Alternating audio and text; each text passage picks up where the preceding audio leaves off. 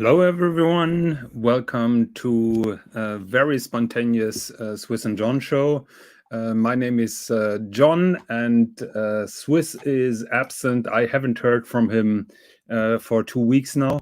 I guess that he's flooded with work and very busy meeting his family and enjoying the beautiful time before Christmas.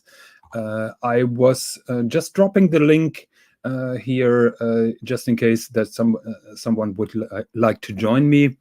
I thought that I'm firing up the Swiss and John show because there is no horology dungeon, and probably some of you guys are available or are in the mood of just listening to something very irrelevant what we have to say.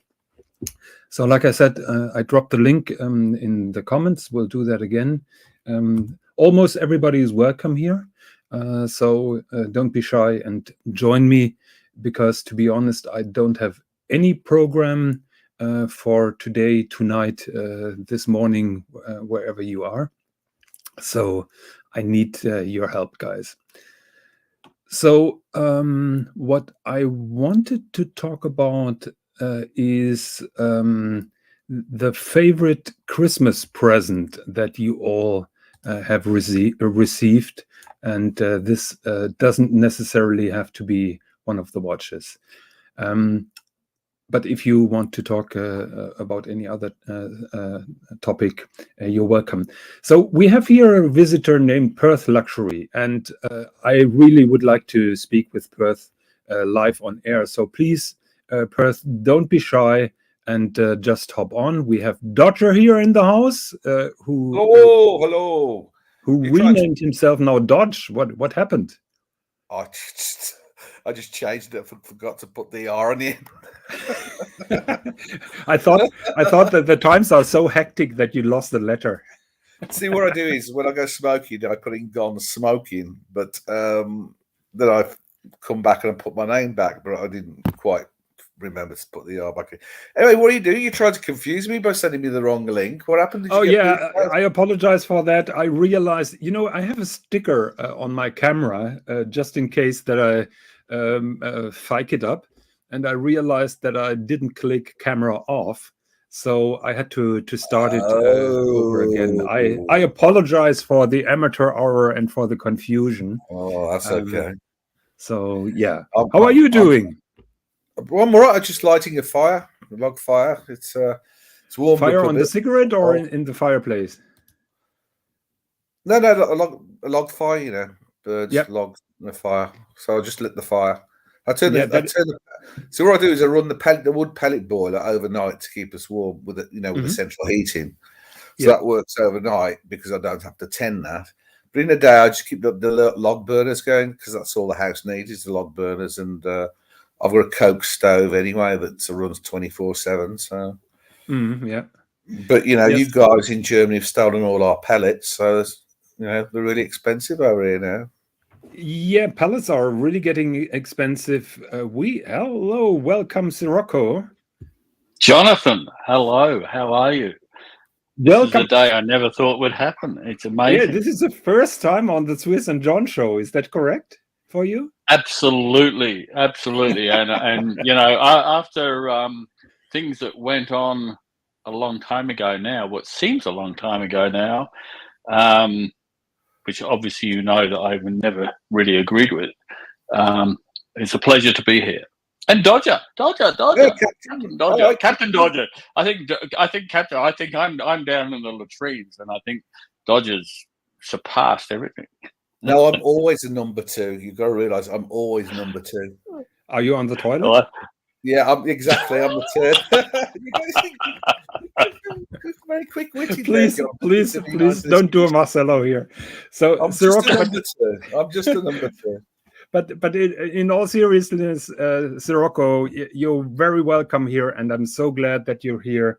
I think we never lost really contact, and I think we always went okay with each other.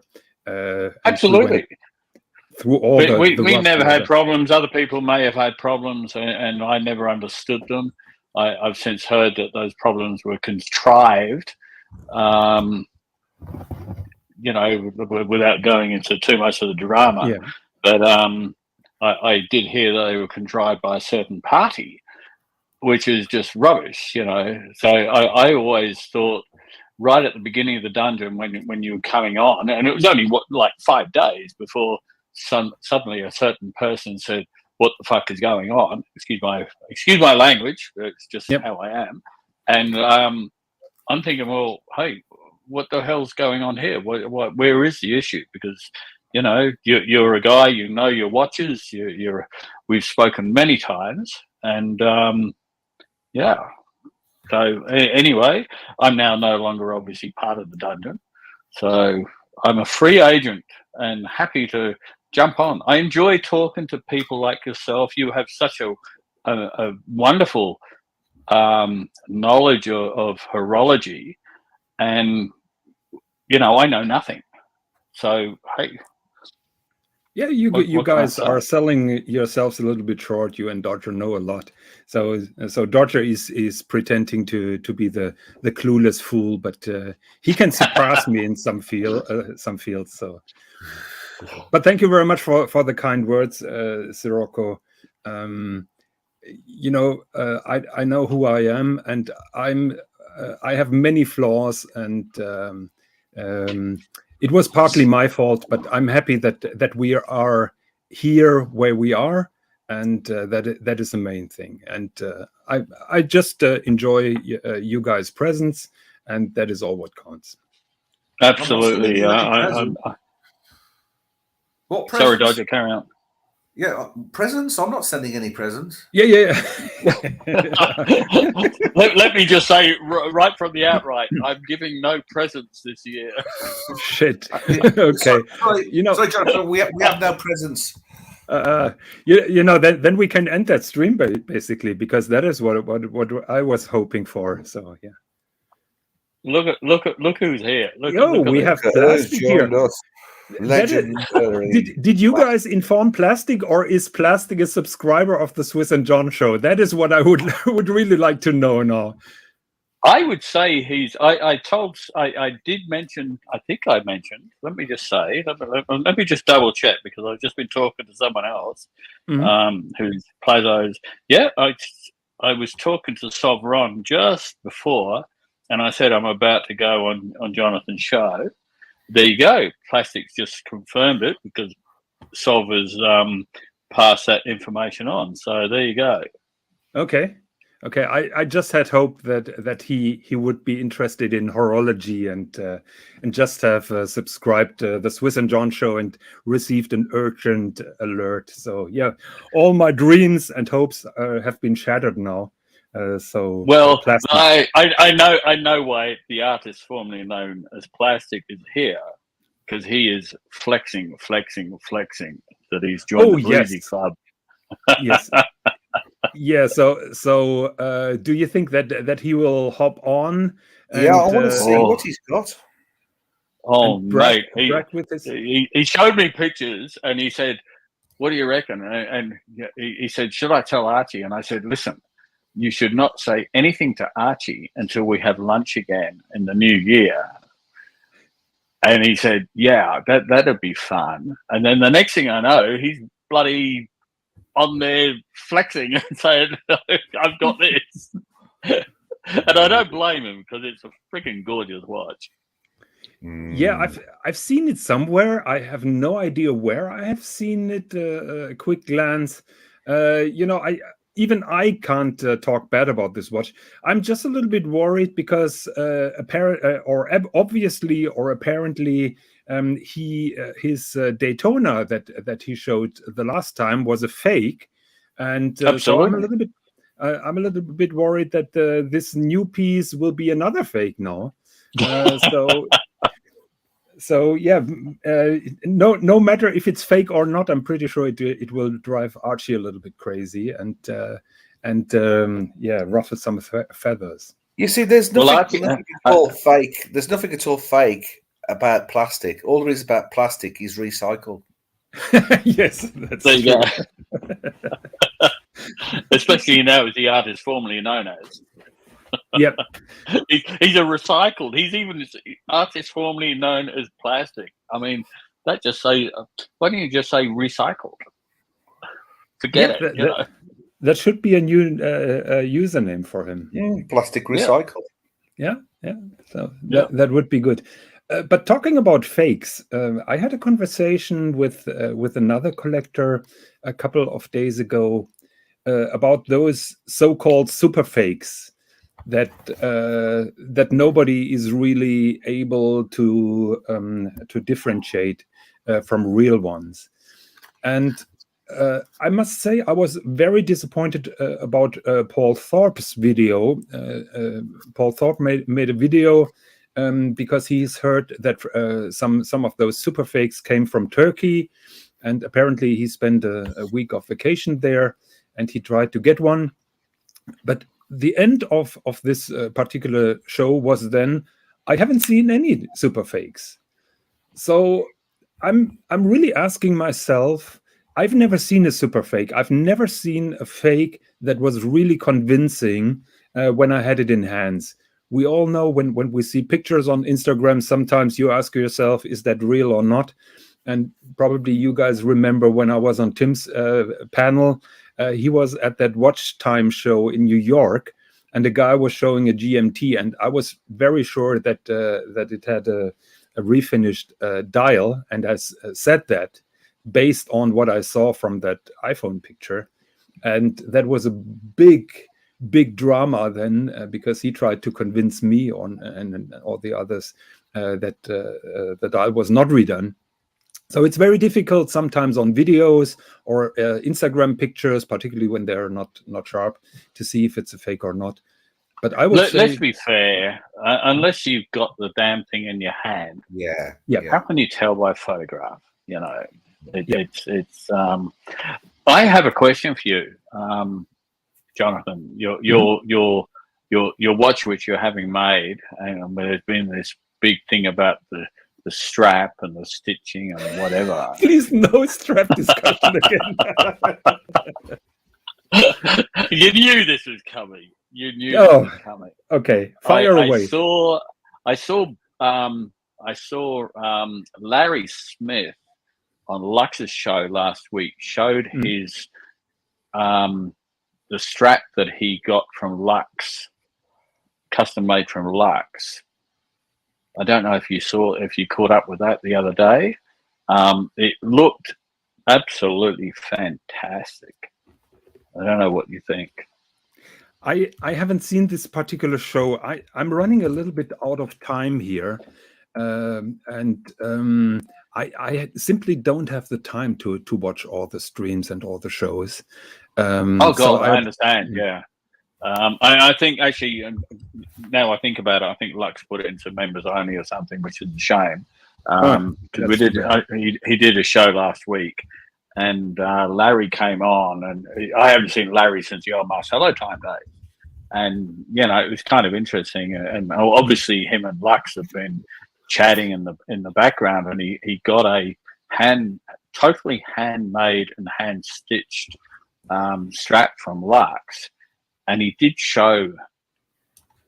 God, what can I say to you, Jonathan? Please, don't boot me off.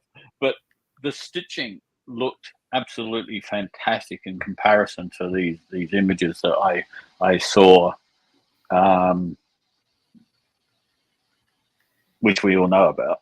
Yeah, I'm trying to pick my words. Look, if I receive this particular watch, I will reach out to Lux. I don't have his contact info, but very sure we will cross our paths on one of the shows, and I will reach out to him and ask about a suggestion. I've just invited him on, so I sent him an invite. But I think he's still asleep. Oh, cool. Yeah, probably yes. So just a short question here. Do I prefer modern Pepsi on Oyster or Jubilee as a Magnum fan? To me, always Oyster. In my opinion, professional models must be on an Oyster bracelet and not on a Jubilee. But that is my personal opinion. So, this strap talk, I'm pretty sure that everybody just does that to wind me up, because we all know that a strap is the least important thing on a new watch, because you can so easily change it. So there is no big deal if I happen not to like this particular strap, I'm getting another one. So absolutely. So there is no big deal, and I'm just getting annoyed, and people know that. But this is all joking, or this became a running joke now, that everybody's talking more about the strap than the watch, which is totally okay. How about the? Did you fix the New York? Yes and no. So the status is.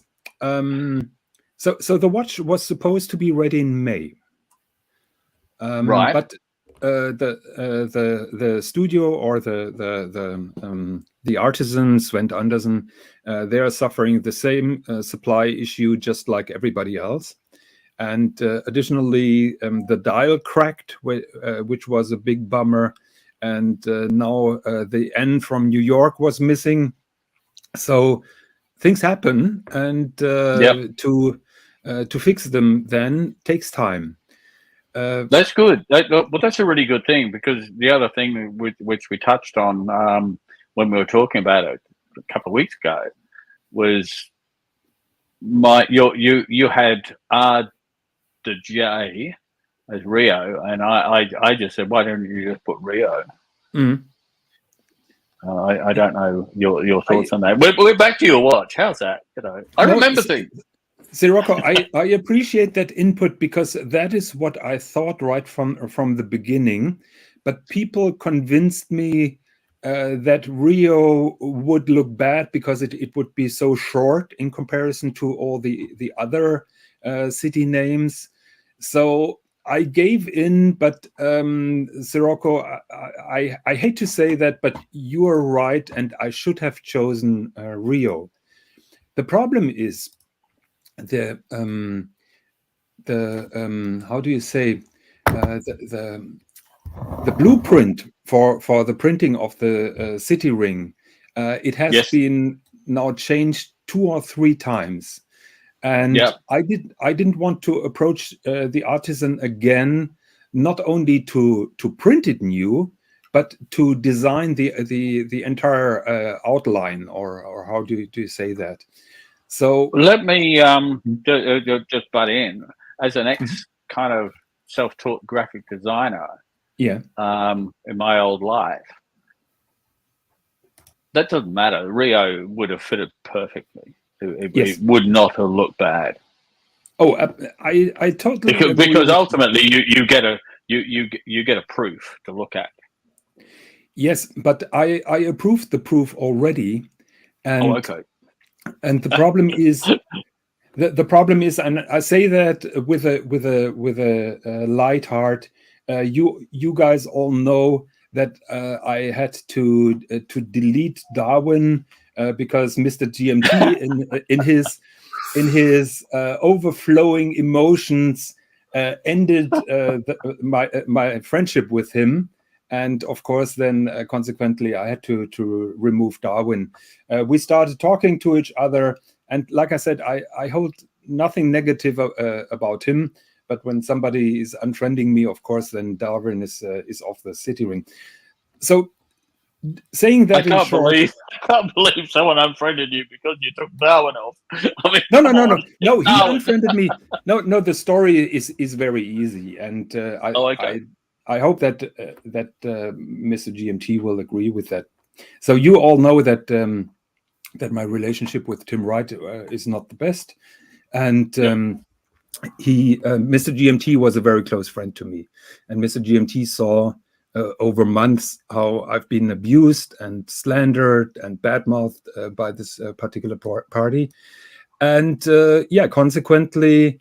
I cut all ties, and Mr. GMT was also treated very badly by Tim, because Tim gave him an ultimatum: you choose me and the Archieverse or Higgins. Yep. Dodger? That was bad news, that was. I mean, what the fuck's that all about? Giving people ultimatums where they can and cannot go. For fuck's sake. It's absolute fucking rubbish. And again, excuse my language, but it is. And I always thought the same.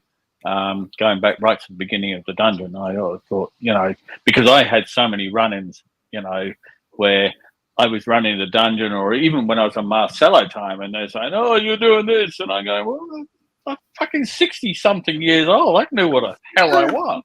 Exactly. Exactly. I'm over 60 years old. I don't need this shit.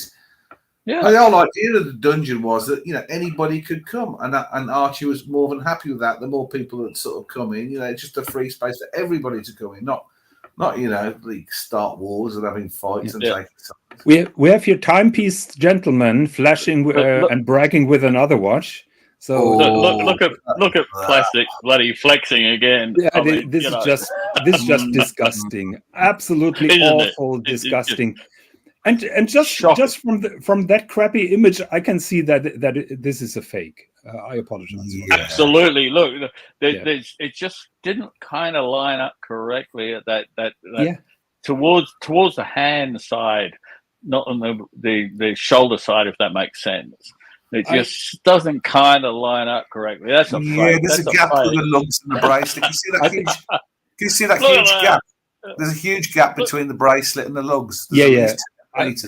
I can see that as well, and I can see over the holidays, Plastic gained some weight because this bracelet is pretty tight. Don't you agree? Yes, absolutely. So he became a fat fuck, I would say. I got to tell you, I've having had lunch with Plastic a couple of times now. He is a fat fuck. Oh, okay. So here's the confirmation now. So look at that tinny bracelet on that. Look, he's sitting on the toilet as well. How's that? If that was gold, Plastic, show with your fingers, number 1 or number 2. If that was gold, that head would have dropped by now. See, it's not gold. Yeah. We all know how weak he is. Yes. Yeah. So we have here, as usual, all the viewers who are really experts. Is that the new Invicta? I think it is, but it's got a fake Rolex dial fitted. It's the Invicta with a fake Rolex dial. I would say it's a fake Invicta because this looks so fake that it's even not a real Invicta. What do you say? If you look very closely, if Plastic can rotate his wrist, see that blue? There's actually a little bit of. I can see it now. Yeah, there's a tiny little spot of blue on one of the lugs where they forgot to polish off the paint. I think another hint is that they spelled Rolex Lorex, so we should be very careful with this kind of stuff. Yes. Okay, but thank you very much, Plastic, for showing. Plastic, have you lost your voice or? Come on, Plastic, do your best, mate. Hardy, har, har, har, ha, ha, ha, ha. Hello, Reverend. Aww.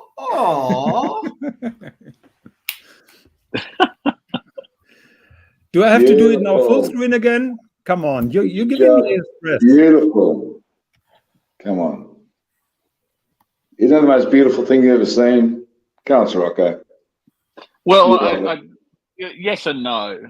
Yes, in terms of watches. Let's put it that way. How's that? Yeah, I was about to say the same. Actually, yes. Yeah, you can't rate it. You can't rate I mean, if there was a choice between Charlize Theron and the watch in front of me, I'd be jumping over the watch to get to Charlize. Let's put it that way. Plastic, are those your kegs over there in the shower that you was on? Listen, I'm just in the shower by myself, mate. Listen, he's echoing. He's sitting on the toilet. He's doing a Marcello. Your kegs match your watch. Fully clothed, mate. Fully clothed. Well, that's something. Thank God. So, Plastic, when you're taking it in the shower, are you putting a shower cap over the watch? I haven't taken the shower, to be honest. No? I've just I've been taking it off and just keeping it. Yeah, I've been wearing it every day, but no showers or pools just yet. Are you scared of getting it wet? It's only been a week, mate. Come on, let me ease into it. Did you put a scratch already inside? No, I've got RX8 on it. That's the protective coating, the RX8, the protective stickers. Okay. Seriously? Yep. Okay. Because I yeah. I want to wear it for a few months and enjoy it. I'm wearing it every day, wearing it to work, so I just want to enjoy it, have fun with it, and not worry about putting a few scratches on it. I know I shouldn't, but I know I've never had. I've had the gold one before, the white gold Daytona, but I never really wore it. And Sirocco knows why I didn't really wear that one. And this one, I want to wear it every day. So. Okay. So, Plastic, do you have an Instagram where you can put the warranty card with the stamp and everything up so that nobody's questioning? I'm not. I don't need to do that, mate. I don't need to fucking play those games. Look, I bought my watches. I love my watches. I don't need to show receipts or anything like that. So Sirocco's seen them all. Archie's seen them all. Sol's seen them all. I don't need to play games to appease anyone on the Haven't seen this one. You bought it after lunch. Well, I will next lunch. Yeah. And hopefully Archie will get that bluesy and stop fucking around thinking about other shit. Yeah, I just want Archie to enjoy his bluesy. And we can all be bluesy brothers together at the next lunch. Oh, absolutely. The harmony. I can't believe it. Well, you can't pay for lunch anymore. What's that? You lost your jobs. You can't pay for the lunch. Yeah, well, we paid last time. Yeah. We bought him lunch the other week. Yeah, only 2 weeks ago. Feels like so much longer. So, is there any schedule planned already for the next lunch, or maybe after Christmas, New Year, sometime? I don't know. Whenever Sirocco can come down, it's hard. That's the thing. It's basically it's a 9-hour drive for me to get down there, and did you drive the last time? Yes, yeah. I had the girlfriend with me. We're taking her home, or taking her down to Brisbane to put her on a plane, and I drove It's just easier to drive, and when I get there, I don't have to stick her in a taxi to go to the airport. I can take her there and park the car. Although I did get in trouble, I double parked, and the Australian Federal Police screamed at me when we were just saying goodbye. And they screamed at me. I turned around and said, "What the fuck? Oh, I'm double parked. Oh shit! When I parked, there were a lot of cars. That's why I double parked. And then I've looked around and there wasn't one park, and there's me in the middle of the road." It's quite funny. But I want to ask John something. The other day, Air King Ben said something pretty nasty on the other show, and I actually had a chat to him and said, "Look, what you said was wrong. It was wrong when B used to say it. It's wrong now, but I think you said it as a bit of a joke, and no one will really hate you forever for it. But don't you think it's been blown out of proportion by people on I guess the Archieverse side when you think about all the stuff B used to say about you?" I didn't want to talk about that topic. The problem with this kind of name calling is you're always getting in difficult waters. It was wrong then, and it's wrong now. But what I'm saying is it wrong for people who used to do that sort of stuff back in the day to then turn around and say, and then point the finger at someone else? And like the two wrongs, you know what I mean? They don't make it right. Yeah. And it was wrong then, it's wrong now. And I just wanted to illustrate that I didn't support it then, and I don't support it now. Yeah. No one should say Air King Ben is worse than. Yeah. Here we can agree, and I also agree, I will also say I disagree with Curly that this was all planned. This was just dumb and nasty. But there is no big plan behind that, in my opinion. The problem is, and this is why I don't want to talk about that. The problem is we had that discussion. Maybe you remember that when Tim tried to relativize comments, and he said, but he was less racist than before. So I don't want to enter this kind of discussion, if you understand what I mean. 100%. I just don't think the people on this side, or whatever side you want to say, because I know that Bear and yourself have made up, but then to forget all the wrongs of the past and then say, well, someone else is doing it, let's just throw the book at them. It's never right then, it's not right now. So just want to call it out and say, I think it was a spur of the moment, silly thing that was said. And I think right, you're absolutely 100% right. It's never right, regardless. Because at the end of the day, what AKB said was wrong. The comment he made was wrong. I don't think he did it as a premeditated thing. I think it was a flippant, silly remark. I think he probably regrets it, and I think if he had the chance, he'd apologise for it. That's my opinion. Yeah. So let's leave it that, because to be honest, I'm pretty upset about it, but I don't want to broaden this. Listen, my heritage is very, very like similar, going back to yours, Jonathan. Mm-hmm. So I've got a lot of ancestors from that part of the world too. And growing up in Australia, you know, I copped a little bit of that sort of thing that you did, and I know exactly how fucked it is, and I agree with you. But I've also learned to try and laugh it off and shake it off and say, well, you know, tell the person to fuck off, or I don't find it funny, whatever. No, so I think I'm with you, mate, on that, and I'm also, you know, you just need to. My mother was German. Quite happy to say that she was born in where the hell, near Dortmund. You probably know Dortmund. You've got to cop this stuff occasionally. Yeah. I copped it big time and growing up in the 60s. Absolutely. You know, and you just brush it off. And for supposed adults to keep bringing that shit up, I think it's a bit out of order. I think it's just bullshit, you know. Well, my father, when he came to England, you know, as immigrants after the war, after he was demobbed from the British Army under the Polish Second, people there were giving him Nazi salutes. Go figure that. These people, I mean, they're just morons. They're just mindless, thick morons. Yep, it's rubbish. It's total rubbish. Yeah. I think it was just so I understand with you, Jonathan, it's a lot deeper because you grew up in the whole rebuilding phase and post-war and all that. So I get all that. Hey, not that old. Well, I heard you were considerably older than most of us on this panel. Yeah, actually. But I'm not that old. I didn't take a shovel and went. I heard you were pushing the wheelbarrow and picking up the bricks at the end of World War II. Yeah, no, it's definitely not. Okay. No, but of course I heard all the stories. But guys, I appreciate your comments and your input. But genuinely, I really would like to move on.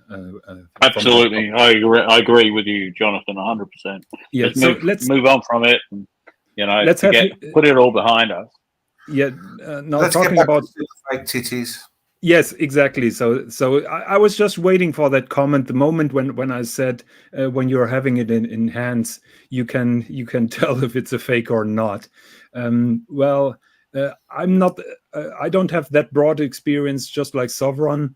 So I can't confirm or deny, but probably Dodger has some experience about that, because Dodger actually is the most dodgy guy from us all, because this guy used to date his teacher, and that is where I gained all respect for Dodger. What a broad move! Has anybody else? This is new. I've never heard this. Breaking news. Higgins, yes? You remember that the teacher was Mr. Smithers, his woodworks teacher, and Dodger was only 12. You mean Dodger was just dusting off a little bit in the underside department of the teacher? Or apparently so. Yeah. Mr. Higgins was Where did this come from? Dodger said it himself. It's true. Yeah, it is true. Yeah. Ask Mrs. Dodger. You had an affair with your woodwork teacher. What? No. Well, He was a lovely bloke, Sirocco. She was an English teacher. Okay, So Dodger, she was an English. Thank God she was. Dodger, you haven't told us how old she was. She was 26. Oh shit! How old were you? 17. 6 foot. Cool. I thought that There's she nothing was wrong with that. 62. No, she wasn't 62.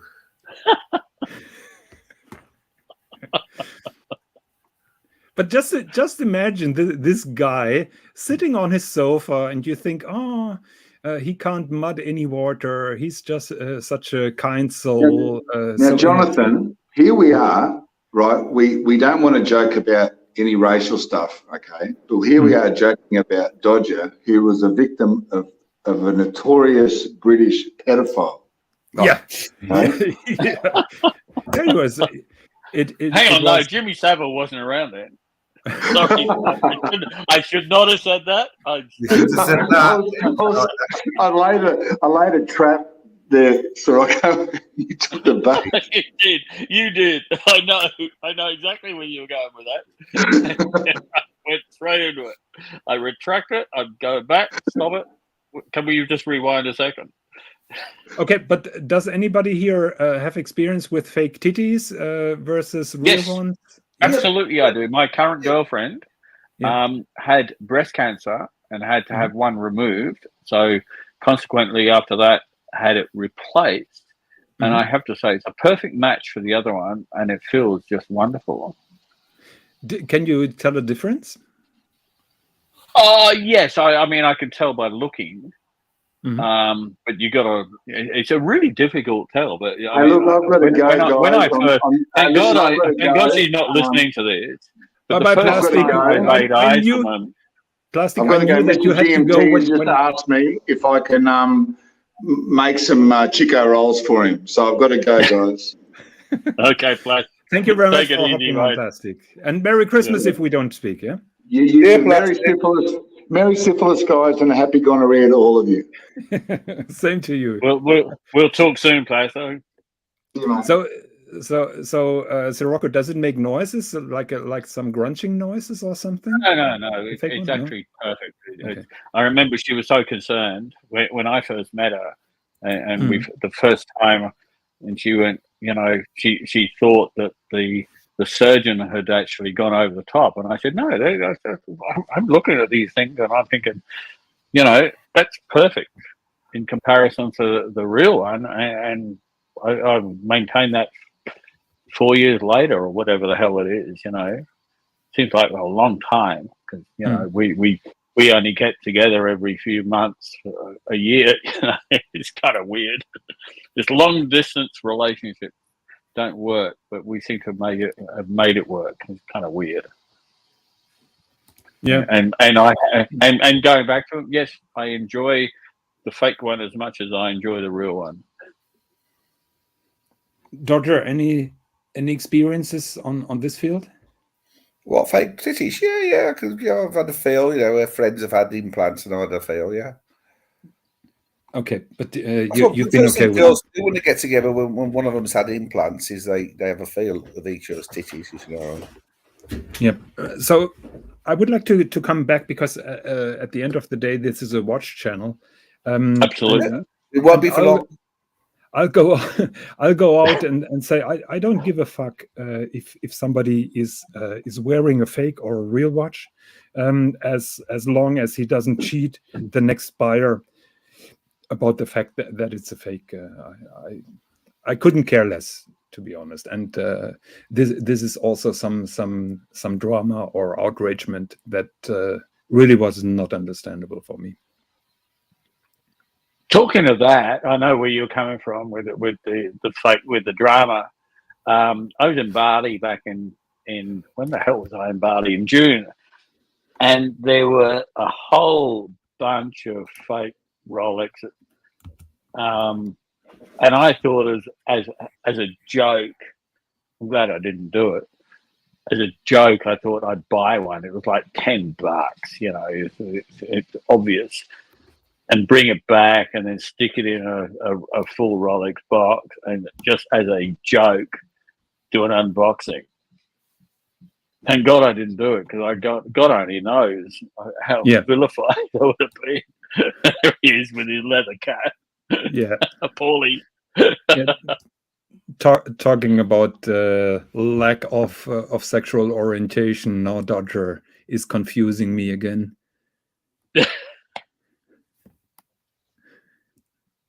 This cap really looks awful. But we lost surprisingly we lost a lot of viewers on this talk about fake titties, which is really surprising. I was hoping that the numbers would go up. Okay, I don't know how many numbers. How are you going with the numbers at the moment? At the moment we have 14, but we peaked over 20. So okay. They don't like fake titty talk. Yeah, which is sensational for our channel, I must say. Over 20 live viewers. That is okay. So Danger Will Robinson has a very important question. So onto a real horological question. John, your last show was 4 hours long and you went non-stop. How did you handle the pee break? Well, Danger, the fact that I'm sitting here in front of my computer doesn't necessarily mean that I don't have a pee break. So how is that? He's sitting there. He's on the toilet. He's doing a Marcello, and he just every time he needs a pee. No, this is what he's sitting down having a pee. This is what plastic bottles are for, I would say. Oh, there you go. Okay, I use AirPods and just walk away. The problem is, have you done a hot mic on the toilet as well, like basically everybody else? No, I do tend to I do tend to mute. Mm-hmm. Because that is a common error. So it seems that people fail to. You got to remember. I mean, the time. I mean, this morning for you. I mean, what's it? I guess in Poland it's probably I don't know 10:30 a.m. No, it's later. Yeah, 12:20 p.m. You're later than UK. I'm not sure Germany where you are in Germany. So with the time frame, I know. Well, here it's 9:20 p.m. So you know, I went to the yacht club at 5 o'clock. So I had to have a couple of beers there, and especially because it's Christmas, I ended up having one or two more than I should have. So, you know, what goes in has to come out. Absolutely. And that is the reason why I don't drink beer before I'm doing a show. Well, it's pretty. Unless you do it at evening, Jonathan, you have a problem doing it in the morning, I think. Yeah, that is true. But to be honest, I toned down my alcohol consumption in the evening. Not that I've ever been a heavy drinker, but I tend to have problems in the middle of the night. I'm not sure if it's reflux or if it's just that I'm too fat and I'm sleeping on my belly. I'm not sleeping on my back. Reflux. That's an interesting one. Yeah. So I'm not sure. I'm usually having difficulties in the night after I drank some alcohol. Okay. If it's reflux, that's weird. Just take some Nexium and you'll be fine. If it's if you just find you need to constantly go to the toilet, saw palmetto is what I advise, and it's an active ingredient, natural remedy. It certainly worked for me when I had a prostate issue a couple of years ago, and it brought my PSA level right back to normal. You know, and seriously, as I say, it's worked for me.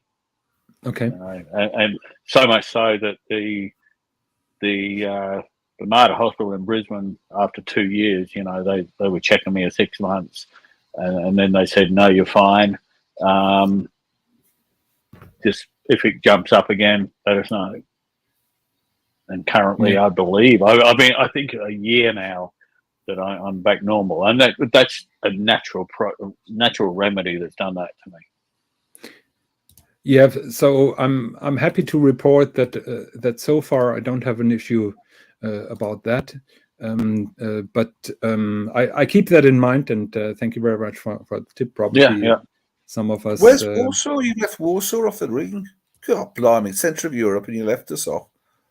I don't. Stop it, Dodger. You can't. You have to leave. You can't talk to Jonathan anymore. Warsaw's not there. What's going on? Yeah, what's going on? Why isn't Warsaw there? Sorry, sorry, Chapek. I'm stirring the pot. The Meridian goes through Poland, not through anywhere else. Yeah. You wish. It so is. It's just Gorlitz. It goes. The line is straight through Gorlitz. Yeah. Sorry, it's Gorlitz. So there you go. No, I just wanted to illustrate again what Sirocco was mentioning earlier. So we have here Rio de Janeiro quite on the bottom, and my idea was to make Rio, because to spell out Rio de Janeiro would be too long and would look cramped. If you have a look at the Wellington, Bora Bora, San Francisco, it is already very cramped, and I didn't want to repeat that. So the I'm still compromise. looking at Rio de J, and honestly, I'm ignoring New York, but Rio on its own, it would have looked perfect. Seriously, you would not have noticed. You are absolutely correct, and you were basically just turning the knife in that fresh wound by mentioning it. I'm going to put some salt in it. I only add the salt into twisting the knife. I think the bird brand logo would have been good there. I think the bird that would have been hilarious, yes. But who knows? Maybe Marcelo is unfriending me, so then I have to remove the bird brain again. So shall I send him a link? I'll send him a link. Funny thing, I've just unblocked Marcelo from WhatsApp. Oh, okay. Yeah, did he spam did you? that. I just to see what would happen, and nothing's happened. Nothing happened. Last time when I had him blocked, he didn't even know. He was sending me messages. He didn't even know. Do you think Marcelo cares if you block him or not? Well, he did before. I think now might be different. I don't know. How often have you been fired by Marcelo, Sirocco, if I may? I'm sorry, I missed that. How often have you been fired by Marcelo? Oh, only the once. Only once? I fired him eventually when he came out to the dungeon. I ended up firing him on every single account that he had. Yeah, I'm proud to say he fired me twice. Oh, there you go. No, I only got fired once, and the great firing. Actually, I think I resigned before he managed to fire me. Yeah, good move. that was in the great Shane and whatever his name was. Shane Mark. What's he called? Yeah, I've actually spoken to what's his name? Mark. I spoke to him. What the hell did I speak to? On another show, another stream. We kind of got on well, but I do remember I just went, nah, fuck it, I've had enough, and clicked off. And then you switched to YouTube, and it was like, oh, he went, oh, good riddance. I went, oh, okay, there you go. I think this entire thing was just crazy, just like everything Marcelo does. I don't know whose idea that was, if it came from Shane. I've been talking a lot with Mark, and I think he's a very kind guy, and I get along with him pretty well. I think he was very silent. I think Shane was the guy who was really pushing forward. It was Shane. He identified us. He'd been apparently been doing an analysis of us all over a month, and he decided that we were all toxic. Yes, yeah. The fact that we were the only ones running the show when Marcelo wasn't there. You know, the funny thing is when they try to eliminate the toxic people, they should have looked in the comments and not so much on the panel or within the admins. I think that was the crucial error in judgment. Yeah, but that said, the comments, the chat, make every show. That without the chat, you don't have a show. That is true to a certain degree, but you may know that we have here a brutal regime of a guy named Danger Will Robinson who will allow no. I read that one before. Yeah, So he's one of the mods, and he knows no mercy. Every misbehavior will be punished heavily. And you were running, so you were almost banned when you started this strap talk again, Rapport. So you were working on thin ice.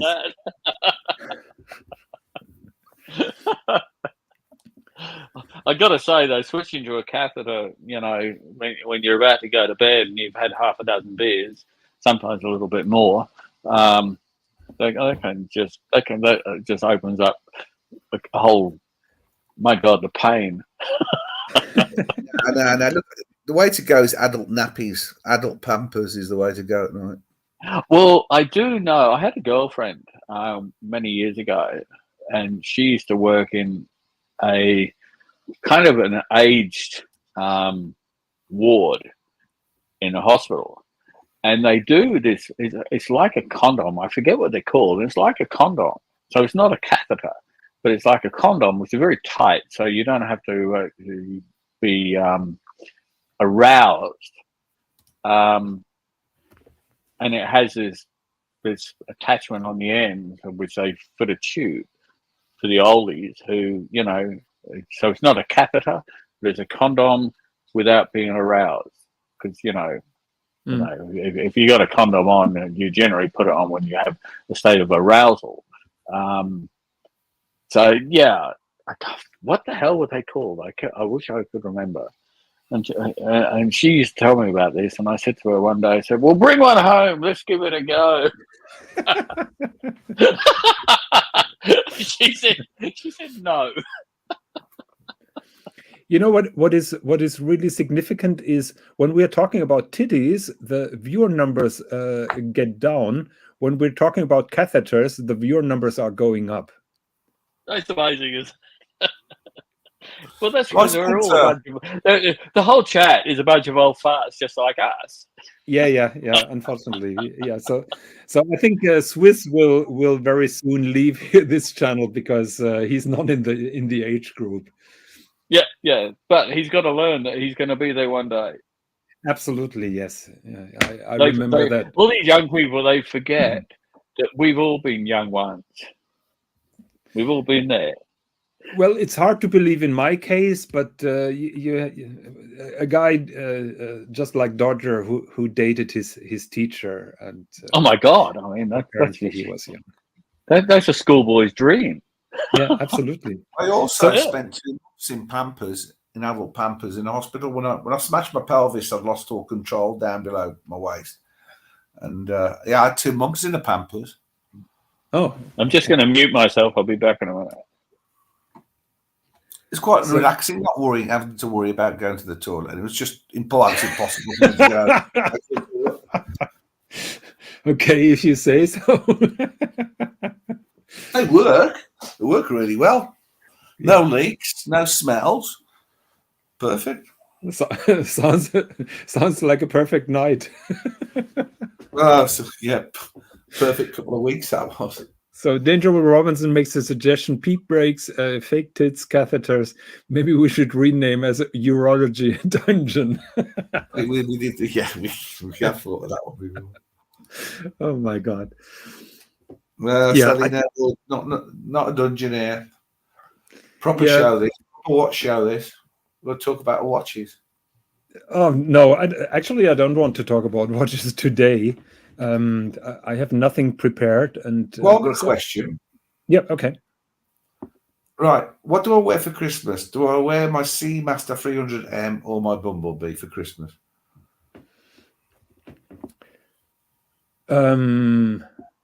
What? That is a difficult question.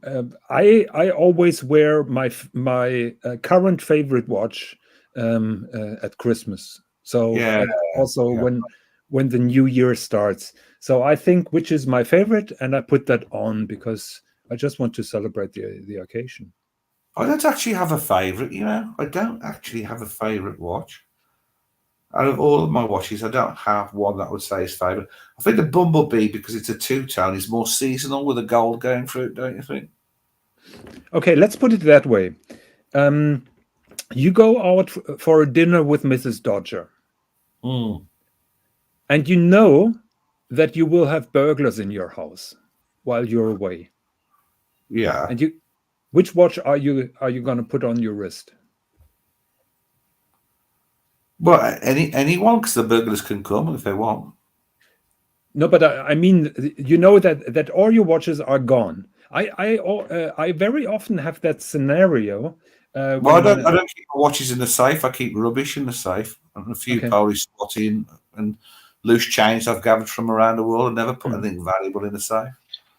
That would be an interesting question, because if you were to go, what watch do I don't want them to have? Yes, you would only wear one watch. Exactly. That is my point. Yeah. That's right. Okay, I see where you go. Yeah, I suppose you'd only wear one watch. So I have another question. I've been listening because I muted myself, and because we were talking catheters and things, which I don't have on at the moment. So I had to mute myself. But while I was listening, there was a watch question, and I know Jonathan doesn't want to talk about watches, but I have a watch question. So in Australia, there's a mob called Vintage Watch Company, which you've obviously heard of Archie talking about. Yeah. And they had or have a Yacht-Master 42 December 22, so it's brand spanking new. And Sovron sent me the link, which I'd already seen it because I really liked the Yacht-Master 42 on oyster flags. $44,000. It's $39,500 retail if you can get one from the AD. Let me pull that up. Now, Vintage Watch Co? Vintage Watch Company. Once I looked at it and went, "You're bang, bang, bang." Yes, I love it, and whatever. Unfortunately, it's white gold, and I want yellow gold. But that aside, before I realized that it was white gold, I was thinking, do I just buy it outright at $44,000 and maybe hope to get a discount, because I had bought watches from them in the past. I think they'll discount it. As I say, it's $4,000 over retail, which is not a bad premium, I guess. I'm just wondering how much movement they have. The question I had was, I don't even know the reference number. It's a Yacht-Master 40 blue dial platinum bezel, 2018. Would I trade that, or just keep that? And because I have that one and a two-tone. So do I trade in the stainless steel blue dial platinum bezel for this, or just keep everything and buy that? So we're talking yellow gold. We're talking about this particular watch that is on the screen right now? Yes, absolutely. It's $44,000. Yeah. So you know that this particular watch is 42 millimeters. So that's going to be bigger than your steel watch. Yeah. Yep. Yeah. It's Yacht-Master 42. Yeah. Absolutely. I've tried one on. It's beautiful. So as far as I know, so this is going above retail. Is that correct? $4,500 above retail. Okay, so 10%. Yes. As far as I know, and maybe some viewers will correct me. As far as I know, this is not impossible to get at retail at an AD. As far as I know, but I'm not the Rolex guy. So well, I'll give you background. Back in October, actually October the 9th, after Sovron, Plastic, and myself had lunch with Archie, we went into Hourglass Jewelers in Brisbane, and Plastic and I both tried this watch on, and we both said, "Yeah, that's beautiful." And I said, "Well, I'll have one now," and they said, "No." So there is no doubt that this watch is gorgeous, and I was just waiting for Muhammad Ali to chime in, because he has one, and I know how much he loves it. So This watch is beautiful, gorgeous. If you can pull the size. Yes. I've got a photo of me wearing one, and it fits perfectly. It's beautiful.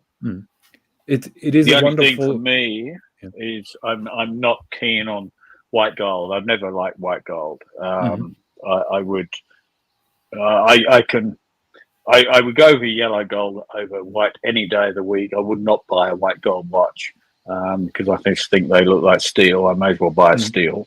I can get my name down on an AD back in Jersey because we have a history there, and I think. I mean, I got I got my bluesy in Jersey, and it was 3 months wait. Yeah, and I think this would be quicker.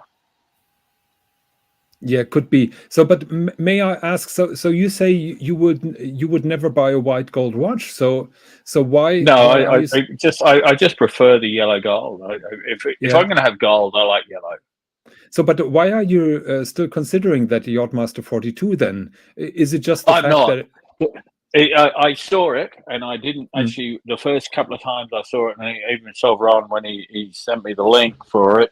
He said, "There's your watch," and I looked again, and it was only actually today that I looked again and went, "Oh shit!"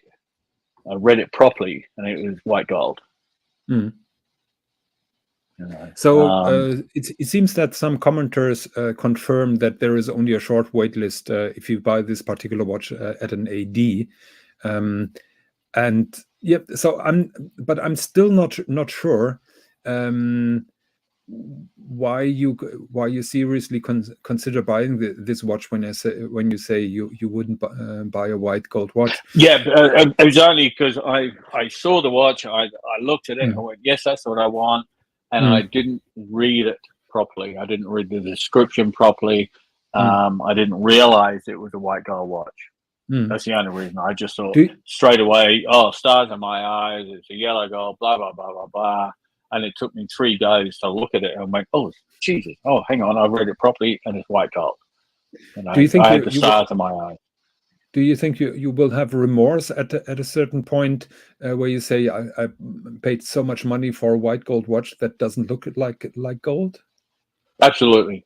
If I just wouldn't buy a white gold watch. No, it's just not for me. I like yellow gold. I was a jeweler many years ago. I had a jeweler store. I wasn't a jeweler, but I was a retail jeweler, and I liked gold, and I sold yellow and white gold, but the white gold, it just never was me. And now I'm into watches a little bit. I've got stainless steel watches, excuse me. I just can't see the point, Yeah. So, but from everything that you tell me, the decision is right not to go forward, because if you have so strong concerns, even though spontaneously you like what you see, I think it's the right decision to step back and. Absolutely! I looked at it and I went, because I was starting to think, well, $44,000. It's a lot of money. I've got, because I have 2 Yacht-Masters now, and one of them I'm actually currently wearing the 2-tone, the stainless steel. I don't wear as much as I wear my Saab, as I wear my 2-tone Yacht-Master, as I wear my bluesy. And I thought, well, maybe I should, because I'm not a flipper. I never thought myself as a flipper, but then I thought maybe if I'll maybe I should just trade this for that yachty until I realized it was white gold. That was the point of I guess of where I was, and then I realized, as I say, it was a white gold, and I like yellow, so I don't want a white gold watch. What's a white gold Falcon Eye or something? I can't remember. I like that ceramic insert on the white gold, and I hope that they will move that to steel watches. But I know that this is controversial because some people don't like that black ring. But I love it. I tried on. Let me see if I can find a photo. It was on my phone, so I'm gonna have to start messing around and Let me see if I can find it. You know that the Yacht-Master was supposed to replace the Submariner at a certain point. Really? I didn't know that. Yes, it was. Okay. As far as I know, the strategy by Rolex was it was just like Porsche a little bit. We need a follow up for the 911, and there they made the 928. And I think it's the same situation with the Yacht-Master. When they brought out the Yacht-Master with a platinum dial and the platinum bezel insert. 1 second. They tried to make it a little bit more luxurious. Oh, it looks beautiful. It is. It's stunning. It's stunning. It's I loved it, and it fits so well. I couldn't believe it. Have you considered putting your steel Yacht-Master on an Oyster Flex strap? No, I never have. No, it's just I just happen to like this watch, and we tried it. That was the day I was out with Plastic and Solve, and I'm not into seriously messing around. I buy a watch, and it comes with this, and I like how it looks, and you know what I mean. I don't want to start messing around because I don't know how to. The Cartier that I tried on a Cartier Santos ADLC, I think it's called. God, I've got to look at it. Look at the photo of that. The blue one, or no, it's black. Black. Okay. Look. Oh no, that's not it. That's a. See if I can. Oh shit! Let's just see if I can. Tried this on the other day. Dodger was running away already. He disappeared. We're just going to go back to this.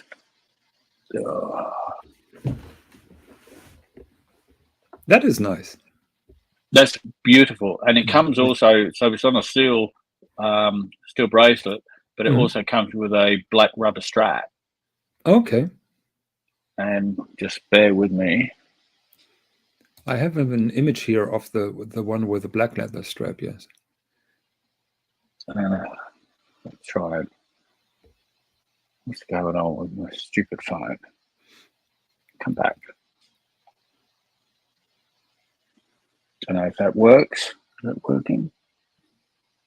Yeah, pretty well. So that's on. And I was so close to pulling the trigger on this. Understandable. Just absolutely beautiful. So here I have a stock picture. Is it that one? Okay. Yeah, I guess that's a better photo. No, that's a different one because that's a leather strap. You had the rubber strap, correct? I had a rubber strap, so it's basically a stainless steel case with a black bezel and a stainless steel strap, and then a rubber strap. Yeah, that's it. But that's the black, total black. Here, that's a rubber strap with the screws, correct? Yeah, but again, the case on this was wrong because the case that I tried on is actually stainless steel.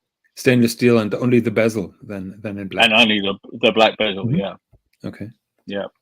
And the problem even with those coatings, with those modern coatings, is keep in mind those wear off, unfortunately. Yes. So I have this this black Porsche design watch, and I've been wearing it now for a year, and I can see that the coating is wearing off, even though it's called diamond-like coating, but it's certainly not like a diamond. Yep. Yeah, it's look at the end of the day. I mean, I tried it on. I really loved it, and went, yeah, I'll let me come back. And then after talking to Plastic, so Ron, Archie, even my girlfriend, and then my sister, they all went, "No, that's not you. It doesn't suit the lifestyle." And then my sister turned around because I also sent her the photo of me wearing the Yacht-Master 42 in yellow, and she said, "Yeah, that's the one you need to buy." Thanks. It's only 3.5 times the money. So yeah. Anyway, we weren't talking about watches. Now we're talking about watches. Yeah, Doctor, what happened? Did you put too much wood in your oven, so it's too warm now? I saw him fanning himself. It's too warm. Yeah, I've forgotten to turn the damper down, so it's quite. It's almost setting fire to the chimney, I think. Wow. This is what happens, Dodger, when you escape from the dungeon. You know, you go up a level, things heat up. Yeah. Yeah, up a level now, having to talk about watches. Great. Yeah. Yeah, unbelievable. And Sirocco is asking Rolex questions here, and I'm certainly the wrong person to reply to them. Well, I don't know much. I know very little about watches. I know what I like. So I don't know movements. I don't know serial. I don't know model numbers. I just know what I like. Yeah. So here is a comment by a user. I won't spell the name, but he said Tickers had the Chapek CEO on. That is new to me. I must check that out. The CEO of Chapek is a very kind, knowledgeable guy, and this certainly must have been a very interesting show. So I encourage everybody to look for T and Ticker's show and search for Xavier de. I don't remember the name, but his first name is Xavier, and he's a very interesting. When did he resurrect that, Jonathan? It was resurrected. When was it actually Chapek resurrected? Only a couple of years ago, but years, not long, is it? So I think it's 5 years probably ago. And in my opinion, it's not really a resurrection. Basically, it's a new start. They got the rights from the name. There is nothing from the old Chapek. But I keep on saying those young companies managed to achieve things that those old traditional companies are failing to produce. So I have the greatest respect for what Chapek has achieved in the last couple of years. They started as a startup, and their movements are amazing, and their products are. I'm going to say, I don't know anything about them. I mean, are they movements in house? Are they use it based on somebody else's movement and tart it up, or? So they're exclusive to them, as far as I know. Agenor makes them to a high degree. So, but they're exclusive to them, and they have a lot of input to them, and the movements are gorgeous. So let me just. So hang on, is it their own movement, or is somebody else making an exclusive movement for them? So the movement parts are exclusively made for them. They have a couple of watchmakers that assemble them, but most of the movement parts are outsourced. Right. But nonetheless, the movement is absolutely gorgeous. Let me just pull it up. So, for example, but absolutely nothing at all to do with the old Chapek Patek. No, nothing, zero. And the CEO Xavier is very, very open about it, and that is what I really appreciate. There is zero remaining. Right. So that is their current movement in the Antarctique. Beautiful. They now make the rotor in platinum. Here it is shown in gold, and it's absolutely gorgeous. And while Patek and AP are doing very cold and very rational movements, this has a soul, and this is a feast to look at. Comparison to. That's obviously a micro-rotor. Yes, micro-rotor. Yes, beautiful. That'd be hard to fake. That's for sure. That would be. No, you can't fake that. Yes. Mm-hmm. So, do they have display back cases so you can see this movement? Of course. Mm-hmm. 1 second. All right.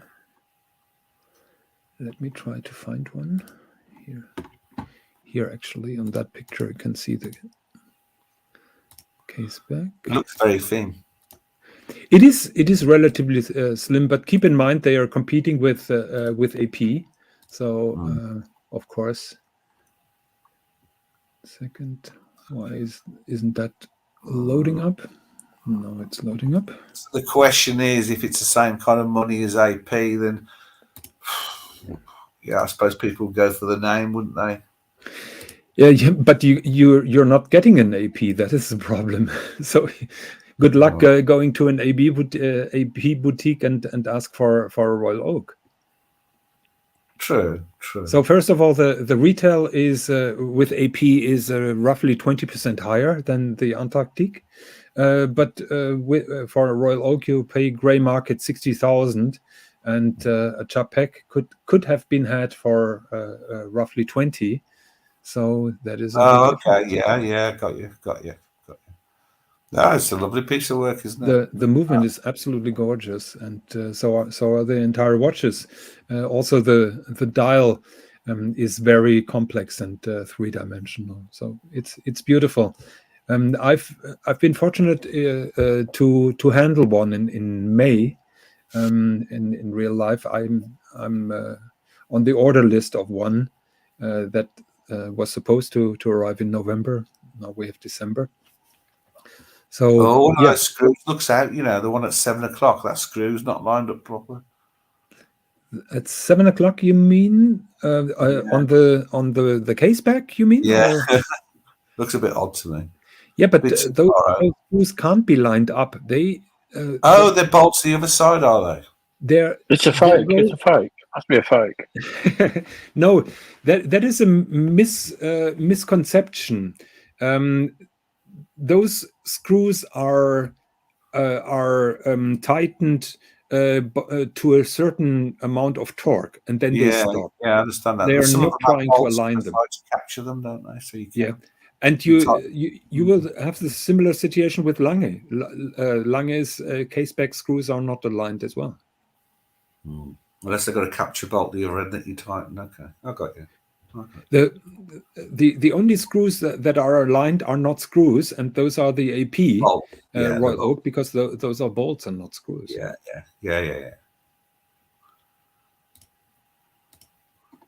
Well, a bolt's a screw with a nut on the end, so there we go. Straw. So, Dangerous Wife, why isn't she called Mrs. Dodger today? Jonathan, I wish you and Mrs. Higgins a Merry Christmas. Oh no, Mr. Danger is Danger? Dodger. What? No, Danger. I think this is Danger's wife. My wife's out shopping. A Danger's wife. Okay, no, I got it. Okay. Danger's wife. My wife's shopping, so she can't be here. Fortunately. So, are you getting any Christmas gifts this year? Well, I didn't get her many. I'm not expecting anything this Christmas. We'll just be happy with our health. I mean, we've had so many scares over the last few Christmases and family losses. We just want a quiet Christmas together. Not even the once a year Christmas present, a special Christmas present. No, I'll be going somewhere special. I'll be going somewhere special in the new year. That I'll go Christmas. We'll do some special Christmas shopping when we're out there. So Merry Christmas to Dangerous Wife. Merry Christmas to Dangerous Wife. Hope that you have some enjoyable days, which would then mean that Danger Will Robinson is out of the house. I doubt that will happen. But Merry Christmas to you, and thank you very much for being always there for me or for us. Yeah, I'm not getting any Christmas gifts, or I'm not expecting any gifts this year, because it has been a very eventful year in terms of watches. And the craziness will continue next year, I can tell you. Yeah, I'm with you. I know I'm getting nothing special for Christmas. I'm not buying myself anything special for Christmas. I'm not giving anything special for Christmas except people peace. My Christmas present is going to be sitting off a beach at a tropical island, and the weather just seems to be working out perfectly. There couldn't be any nicer atmosphere for Christmas, I would guess. So James, the advisor, is onto something because you have been bad, Jonathan Quell Higgins. Well, some people would agree with you. Oh, we have Design Atelier here from Aruba. Hello, good to see you again. Hope that you're doing well. Talking about nice beaches and view for Christmas. Yeah, that's a name I haven't seen for a long time. Mm-hmm. Yes, design. sometimes he hops on, but I think he's very busy because I'm still waiting for a sketch from him for a watch idea that I had. So I hope next year, Designer T, I will be able to present that suggestion that I made. Yeah. Yeah, we were talking about this special watch that I'm having in the making, and the company is really trying hard to get this watch ready before Christmas, and I refuse to give them pressure because, in my opinion, they have more important clients than me, who are waiting for their watches and probably are more anxious than me. I gave up pressuring myself or anybody else to get a certain watch. I have plenty of them. I enjoy when they are ready, but I'm not trying to push them, particularly when those are artisans. I never push artisans. I'd seriously just, if it's not too late, maybe say, hey, can we just rethink this design on that bezel? I'm sorry, but I just have to say it. If there's any chance that they could, and not delay things by very often, because look, it's 2 minutes to put the design in. I must shatter your hopes, because because 1 second, let me try if I find the picture again. No, I deleted the picture. Actually, the latest news from the watch atelier was the city ring arrived. The watchmakers checked. The N is there at New York, and they are trying to get the watch together now. So, okay. So the hopes are very little that there will be. I guess you can. I guess in the future you could always change the bezel. Yeah, but those city rings are bloody expensive. So I'm sure they are. Yeah. Because everything is custom made and bespoke, and so they're charging 3,500 euros for a new city ring. So yeah. Wow. But okay. That is not the worst part. The worst part. I'm not going to ask how much the strap is. No, it will. No, it will take 2 years to get another one, because they are so booked out. They are so booked out with orders. The earliest point where I could get a new city ring would be then 2024. Wow. And how long has this been on order? I think we started last November, if I remember correctly. Yeah. Okay, so 12 months. Wow. Yeah. Amazing. Yeah, but to be honest, the main problem was that the totally custom-made dial cracked, and that was that was a big throwback. Otherwise, the watch would be long ready, I guess. Yes. And then additionally, when it's ready in Switzerland, the watch is not here in Germany, because I have to pick it up at the AD in Berlin. So the watch must be then shipped to Berlin, and I must go to Berlin to pick it up then in person. So no hope to have it ready at Christmas. I was going to say, you're not going to get it Christmas, and you're not going to get it New Year. So it's a New Year gift. Yeah, but really. I'm not going to be without a watch on my wrist over Christmas. So I'm absolutely sure of that. May I ask, how many watches do you have in your collection? My wife would say too many. Yeah, so that's what wives are for. we did a count on watches over 2,000 euros, because I still have a lot of Seikos and Swatches that belong to my James Bond collection. Right.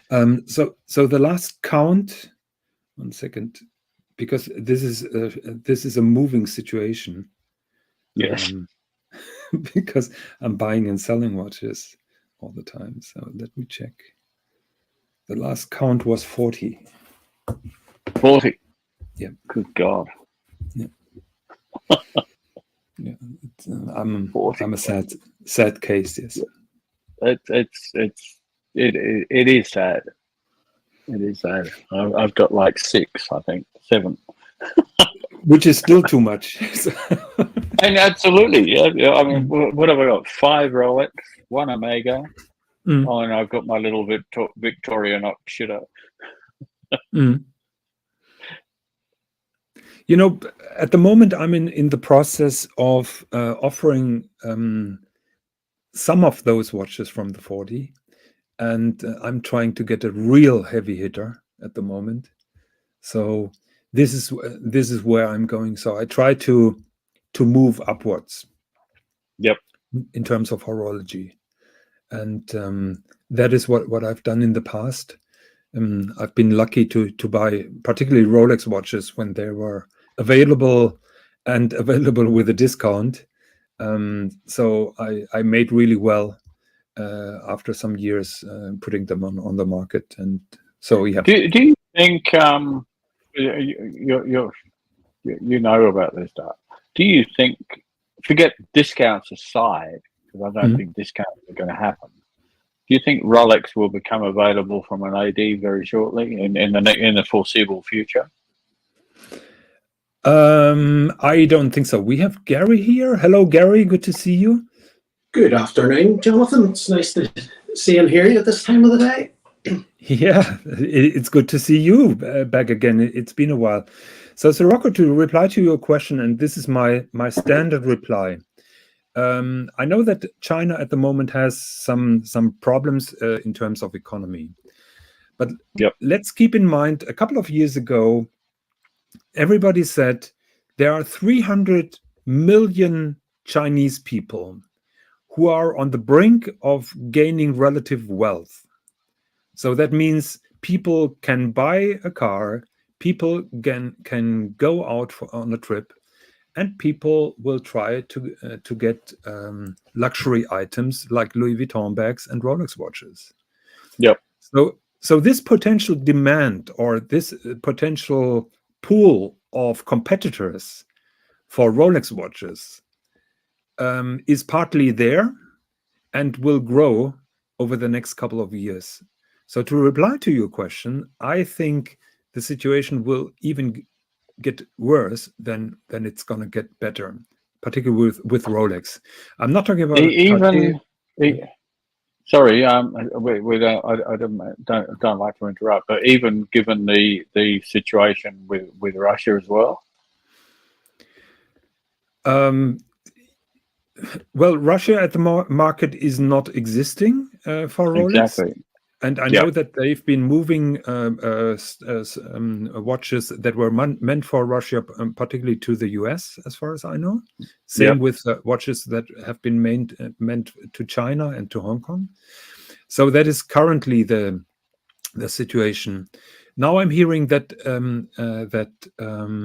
China is opening up. They're changing their COVID policy, and I think the situation in Asia will relax because of that, and that means that demand will increase again. So I have no hopes that the supply situation will really significantly improve. Yep. Okay. No. Interesting. Yeah, it was just a question. I mean, I've heard other people talk about it, and I figured, well, let's ask you the question because I've never heard anyone ask you the question, and you probably have been asked before. But usually I think when your show's on, I'm asleep. Yeah, no, but take my opinion as my opinion only, and with a grain of salt.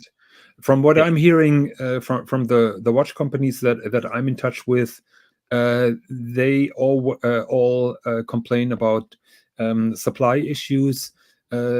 Additionally, keep in mind a lot of watchmakers retire, and it's even difficult to replace those gaps. So it's not only a shortage in terms of material or watch parts; it's also the human skills that are lacking. Yep. So Gary, but I guess you know, as guys retire, there are new people coming in. You would imagine. I can't imagine that they're not taking on. Yeah, but you have to educate them and train them.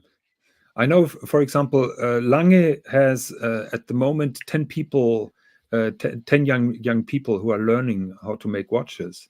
And the CEO of Lange said those 10 people, usually 8 or 9 are staying with us.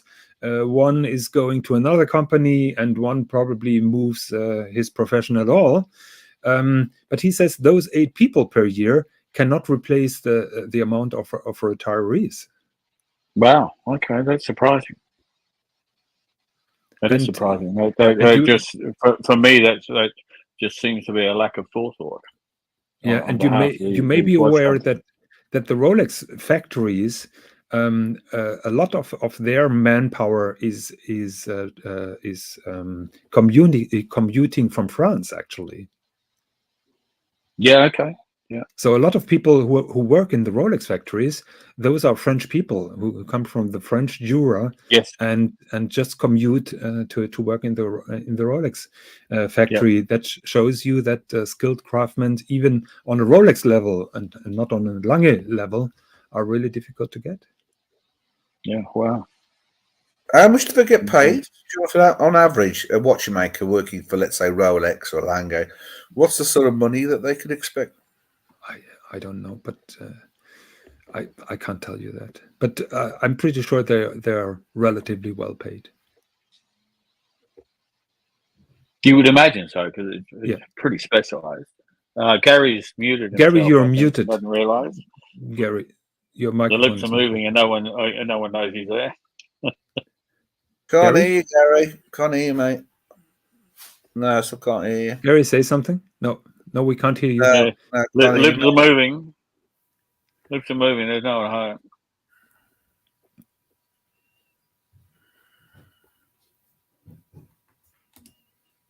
home. No, right now. Yeah, Turtle Knight is also saying something right. It's about attracting the people, not just about planning. That is also an issue for many families who have been suffering during the quartz crisis, and they don't allow their children and grandchildren to go back to the watch industry because it was a terrible time, and a lot of families suffered during that time. So nobody from those families and probably cities and towns is really willing to come back to watchmaking. Wow, that's amazing. Well, that's interesting. People not coming back. We're just because they're scared of contracting the disease. Well, they're scared that, or they have been aware that this is not a one-way street always, and so they try to find something safe. And just talking about me, when I entered this horology world back in the 80s, I really wanted to become a watchmaker. My interest was the technical side of watches. I didn't want to sell watches, actually. But the perspective back then was quartz will take over the market sooner or later, and the couple of mechanical watches that are still out there to be serviced are then going back to the companies. So as a watchmaker in a store, you will be a battery changer and nothing more. And I didn't want to become a battery changer. Jonathan, this will sound probably pretty weird and ignorant. Can you give us a basic synopsis of your journey through the horology experience from the beginning? I would like to do that, but then take too long. No, it would be a little bit the problem of doxing myself. So okay, yeah, fair enough. So I've been selling watches and jewelry. The basic word in. Yeah, I've been selling watches and jewelry for almost 20 years. Never lost the interest, but moved many years ago to a different field. So since over 20 years, it is only a hobby and an interest, and not a business anymore. Yeah. Gary. That's fair. No, we can't hear you anymore. We can't hear you. Sorry, Gary. Gary, take a look at your mic settings. You may not have your correct mic set. Yeah. Yeah, just go in the settings, and if you're using AirPods, you might have to change it from your computer to AirPods or something. Yeah. So Turtle Knight made a comment. I don't get that. We could have Recep Higgins on our hands. Recep. So Recepi is the head between Akrivia, and Recepi makes one of the most beautiful watches at the moment. 1 second, let me pull there. I'm not sure what he means. Well, he means that probably if you'd have gone down a watchmaking path, you could be one of the top. Okay. Oh, yeah. Actually, I'm not a gifted person in terms of working with my hands. So, and I lack the patience. I'm not the most patient person. So I'm not sure if a career in watchmaking really would have been something for me. So here, that is the current watch from Recepi Chronomètre Contemporain, which is one of the most beautiful three-handers that is out there, but it is totally unobtainable. I think he made 56 of them, sold them all. Oh God, 56. Here, have a look at the think of the money. Yeah. The new one was like 120,000, but sold out within a very short time. So that the most that expensive watch I've ever come across was a what the hell was it? I can't remember. Shit. Nautilus. Okay. Tried one on back in October. I just happened to be in a pawn shop in Brisbane, and this guy, I was looking at a pocket watch, and the I guess he was one of the owners said, "Oh well, I'll swap it for your bluesy," and I went, "I don't think I'll do that." And his mate came out from the back and said, "Oh, you like watches?" And I said, "Well, I kind of like them. I know nothing about them." And he came out and said, "Well, just try this on." And it was a Nautilus, and I said, "Yeah, it was actually too small. It was like 36 or 38, I guess, at a rough guess. I really don't know." And it was 185,000 Australian dollars. Wow. And I went, "Yeah, okay, no, thank you very much." And they just sold one the week before for 400. Yeah, and I went, "Yeah, these numbers are just mind-boggling." Looking at the thing, going, "Jesus Christ, the money I could spend on my boat for $185,000." Yeah. No, thank you very much. Anyway, but that's an aside. Sorry. But you have to keep in mind those were retailing around 45,000 Australian. Yeah. I remember it's crazy money. Yeah, I remember roughly 10 years ago, I was in Las Vegas and I wanted to buy a Nautilus 5712. That is the same, just like the three-hander, but with the power reserve, the moon phase. And I was at the Patek or at the store in the Wynn Hotel, and she told me that they're getting 10 watches per week. Which was a mind-blowing number, and she could show me one, but she didn't want to discount. And back then, I bought an Aquanaut for a friend of mine with 30% off, and I was just too stingy to pay full retail. Never followed that. Regretting it now. Well, I don't have a single Patek Philippe in my collection. Yep. So Christian Frech says Recepi could become the new FP Journe. I think he's already there because, in my opinion, he's better than FP Journe. In all honesty, what he's lacking are the super complications that FP Journe is doing.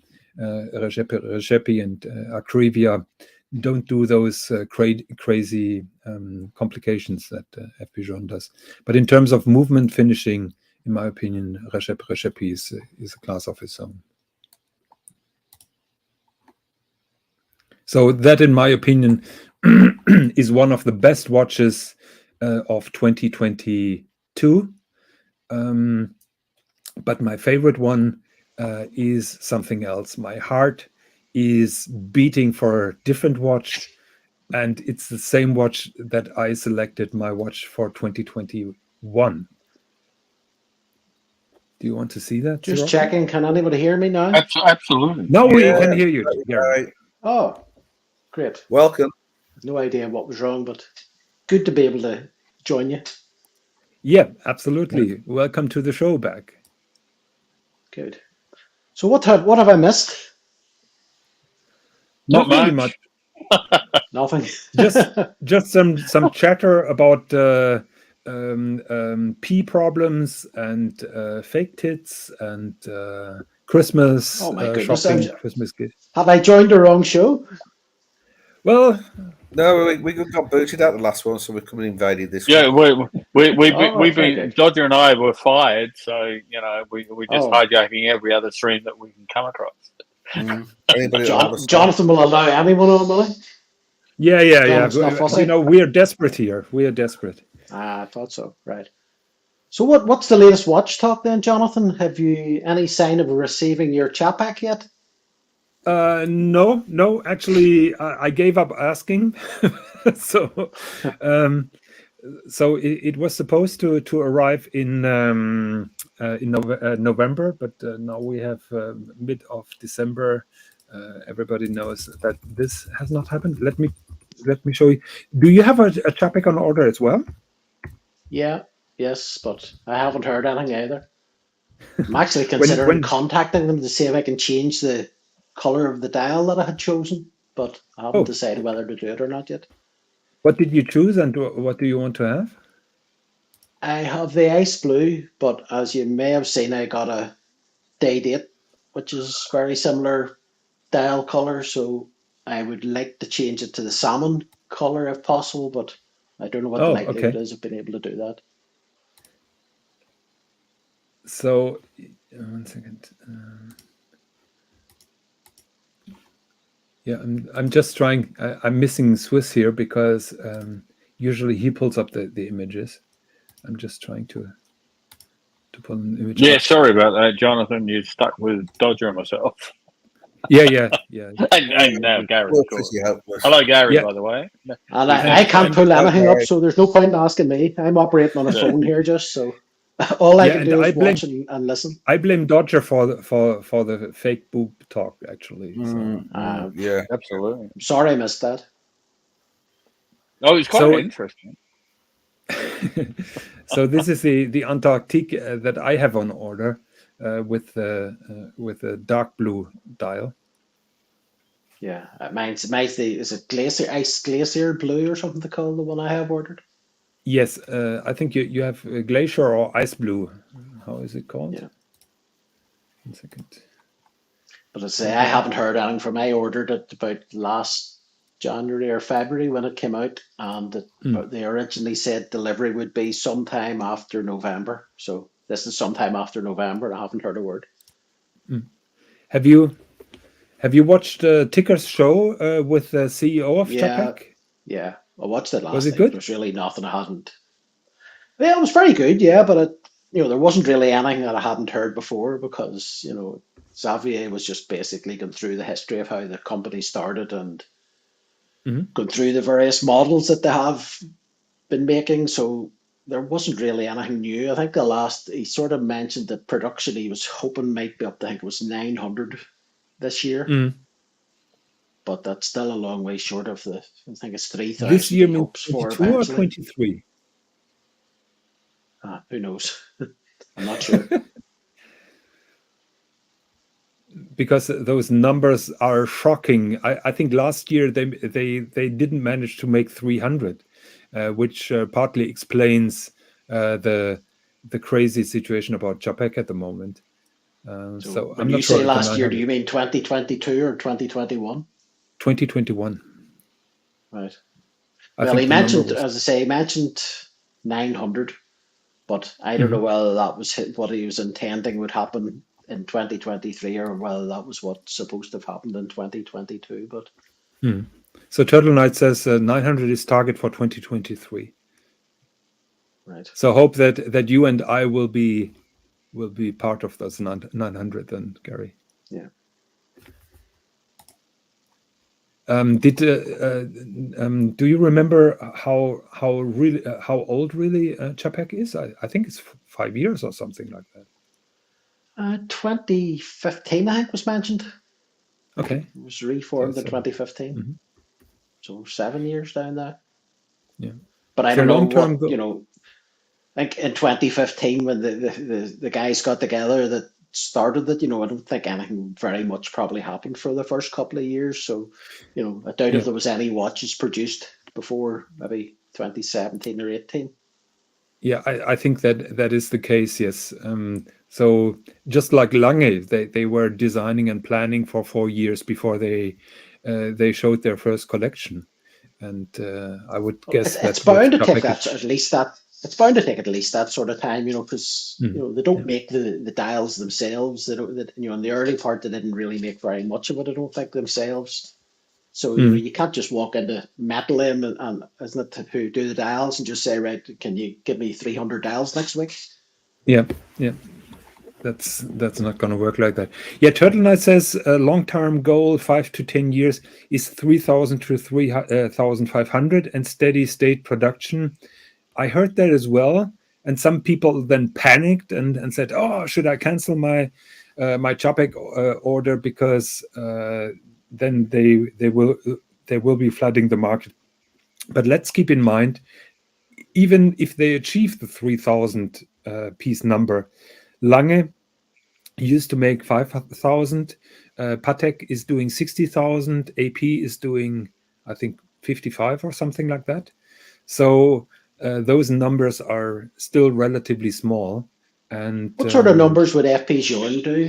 Do you know roughly? I think they are around 1,000 per year. But those are super high complicated watches. So I think that is something very different. But you have to assume it'll be very difficult for Chapek to ever even get to those numbers of 3,000 because, the dial makers alone, they already make dials, don't they, for quite a few other companies as well. So it's hard to say that they're going to be able to lift production, from a few hundred a year to thousands per year. But if the production number for 2023 is 900, and the fact that they ordered they closed the order books for 1 year means that they have a back order of 1,000 at least.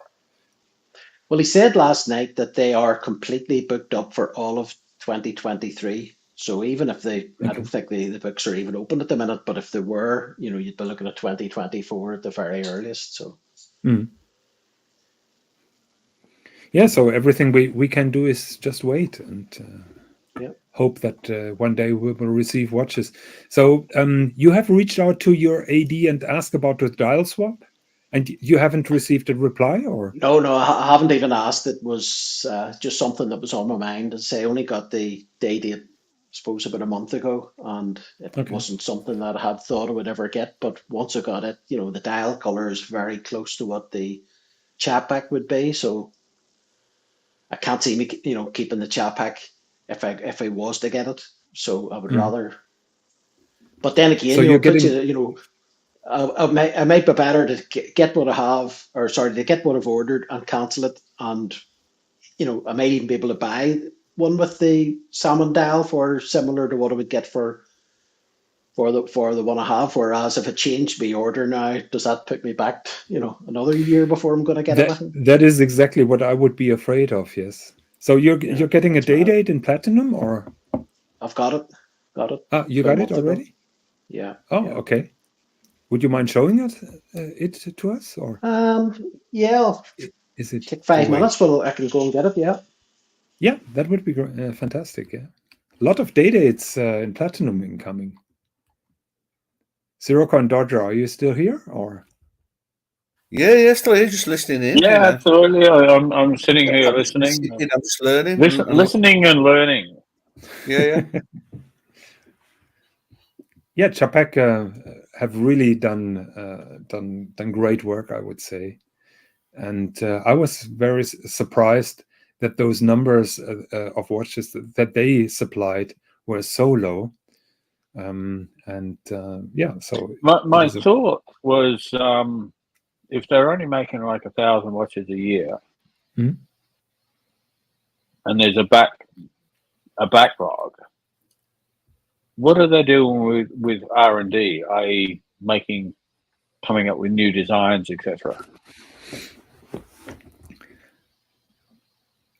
I haven't seen. Or is that a kind of a stupid question? It probably is a stupid question. No, I don't think that is a stupid question, because I'm pretty sure that Xavier is smart enough to work on R&D and to progress, because Xavier is an old fox in the watch industry, so he knows that the success of today may not be sustainable for tomorrow or the day after tomorrow. So I'm pretty sure he has some fantastic ideas, and will always push for new models, for new variants. So not a stupid question. I think legitimate, and it's absolutely. It was just while I was listening, because I sit back sometimes, I unmute myself because I cough and I drink beer, and you don't want to hear me slurping and coughing, but I do listen, and that was just a thought that crossed my mind. That's all. Yeah, I'm hearing that as well, that they improved slightly the Antarctic movement as they go, and apparently they're planning new models. So Gary, welcome back. Yeah, just to fill you in on exactly how it happened. I was in the AD, and my wife was actually looking at some jewellery, and I had been for quite a while trying to get my wife a Rolex, and she had put her name down for 36mm Datejust with the green palm dial, and the cannabis got a call master? to say, pardon, sorry? The cannabis master. Oh, is that what do you call it? Well, she had, whenever we were in, they offered this for her, and this is what got her. You see it? The mint green 36mm Datejust. So when I was in with it, I had been talking to the guys before about, I think I'd said to you before, I was on a trip in London and with Rolex, and they were showing us this year's new models, and I had tried on and said I really liked the new platinum with the fluted bezel. So I was waiting in the hope maybe to get one of those, but I then got told that they had this platinum, but it was the older model with the smooth bezel, and would I be interested in it? So I had gone down and looked at it, and I would still have preferred the fluted bezel, but I prefer the dial on this one, and this dial doesn't come on the fluted. So I decided to bite the bullet and go for this one.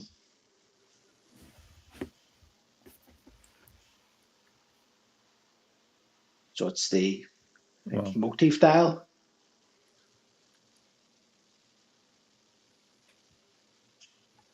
So that's is the that latest. the baguette dial that you have?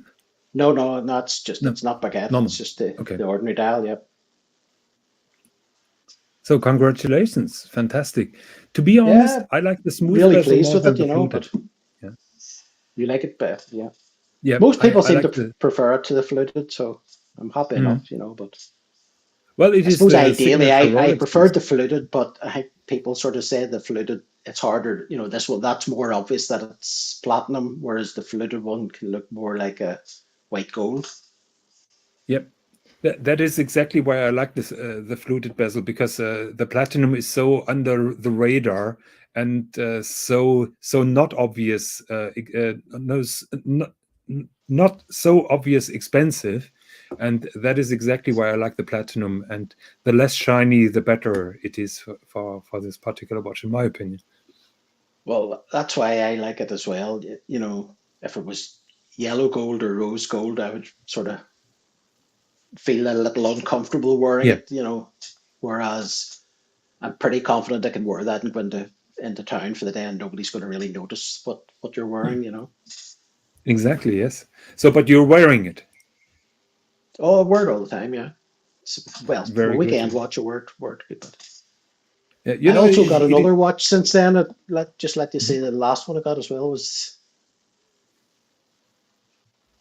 Okay, Milgauss with a green dial, Milgauss, green yeah. crystal and blue dial. Yeah, blue dial, yeah. Very nice. So that was a few weeks ago. So been quite busy the last few months. Yeah, But buying a lot of Rolex. Buying a lot of Rolex, indeed. So, are you still waiting for the green dial for your wife, or did you take the mint instead? No, she took the mint. Okay. So she did. She actually preferred it when she seen it. It was originally the palm one that she wanted, but when she seen that one, she was perfectly happy to. Okay, so the palm dial was also available. No. She had been waiting for one. She had tried one on at a Rolex event, probably about a year ago, and was still waiting for the call for it. But when she was in, they offered her that one, so that's what she has now. Wow, a lot of Rolex talk today, and Dodger knows that Mrs. Higgins is also waiting for a Rolex. So I'm also guilty for being on the Rolex bandwagon, and we're waiting for a Rolex. I was going to ask if you got any idea when it might come. I'm on the list now on 3 different Rolex ADs in 3 different countries where I have relationships to, but nobody came up. But apparently, one AD told me something very interesting. He told me it is not the high demand for this particular watch. It is the slow supply. So let me pull that up. Right, because they are available on the grey market. They're going for between 13 and 15k sterling. Yeah. Yeah, but I'm not paying grey. So. No, same here. I'm not paying grey either. Okay. Sod that. Yeah, that's why I'm sort of the Yacht-Master 42. I'm thinking maybe just stick my name down in the UK and Jersey again. And hey, it only took me 3 months to get the bluesy, and then another year to get over there because of the pandemic to pick it up. But yeah, I'm just thinking, do I just bite the bullet and say stuff it? Say to my sister, just contact, because my sister has the relationship, not me. And she's bought a few watches through them, and because when I went in there after I picked it up, the guy was just, I won't even go into how they treated me, considering I bought the friggin' watch from them, just because it was in my sister's name, and I'm just going, well, I can contact my sister and say, put my name down and find out how long. I was amazed, 3 months. Because when I went in, the guy turned around and said, no, you're talking shit. It should have been 2 years. And I said, listen, I know when I ordered it, I put my name down for it, and I know when I paid for it. It was 3 months to the day. It's crazy. It's crazy. And the Yacht-Master 42, they're talking 6 months from what I understand on the net, but I think I get that pretty quick. Yeah, I'm pretty sure that I think it's down a little bit to luck. I don't think the ADs know exactly what they're going to get in at any, until very close to the time when it arrives. So I think to some extent they give a guesstimate basically as to when you're going to get things. I imagine that they'll go, send out a wish list, possibly. Yeah. And like Jersey's not exactly a big market. No. So I'm in Northern Ireland, which isn't a big market either, but I think it's still down to luck. You could ask for something and you could be lucky enough that it could come in and you could get it in a few months. On the other hand, you could still be just as good a customer, but you could end up waiting a year to get something, Yeah. If I have to wait for a year, I mean, it doesn't really matter because it's a year that I don't have to spend the money. But because the price I keeps also going have up. to go and get the damn thing. Yeah. Exactly. You have the wrong angles, Rocco, because 1 year means 2 price hikes. So, I'm not sure if that is really I a was smart really way lucky of with the thinking. bluesy. I was lucky in one regard. I don't think the price went up much. I paid £10,000, £10,500 for the bluesy, if I recall, and that was in 21.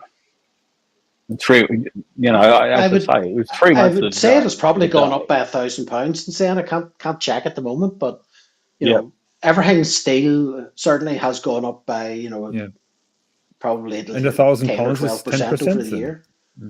Yeah. And the fact that it took me 12 months it was actually 12 months, almost 12 months of the day plus one. Yeah. 12 months To arrive plus or one, maybe 2 that you days. picked it up? That I actually picked it up. I had it, I paid for it, and it was in my sister's safe all that time. Yeah.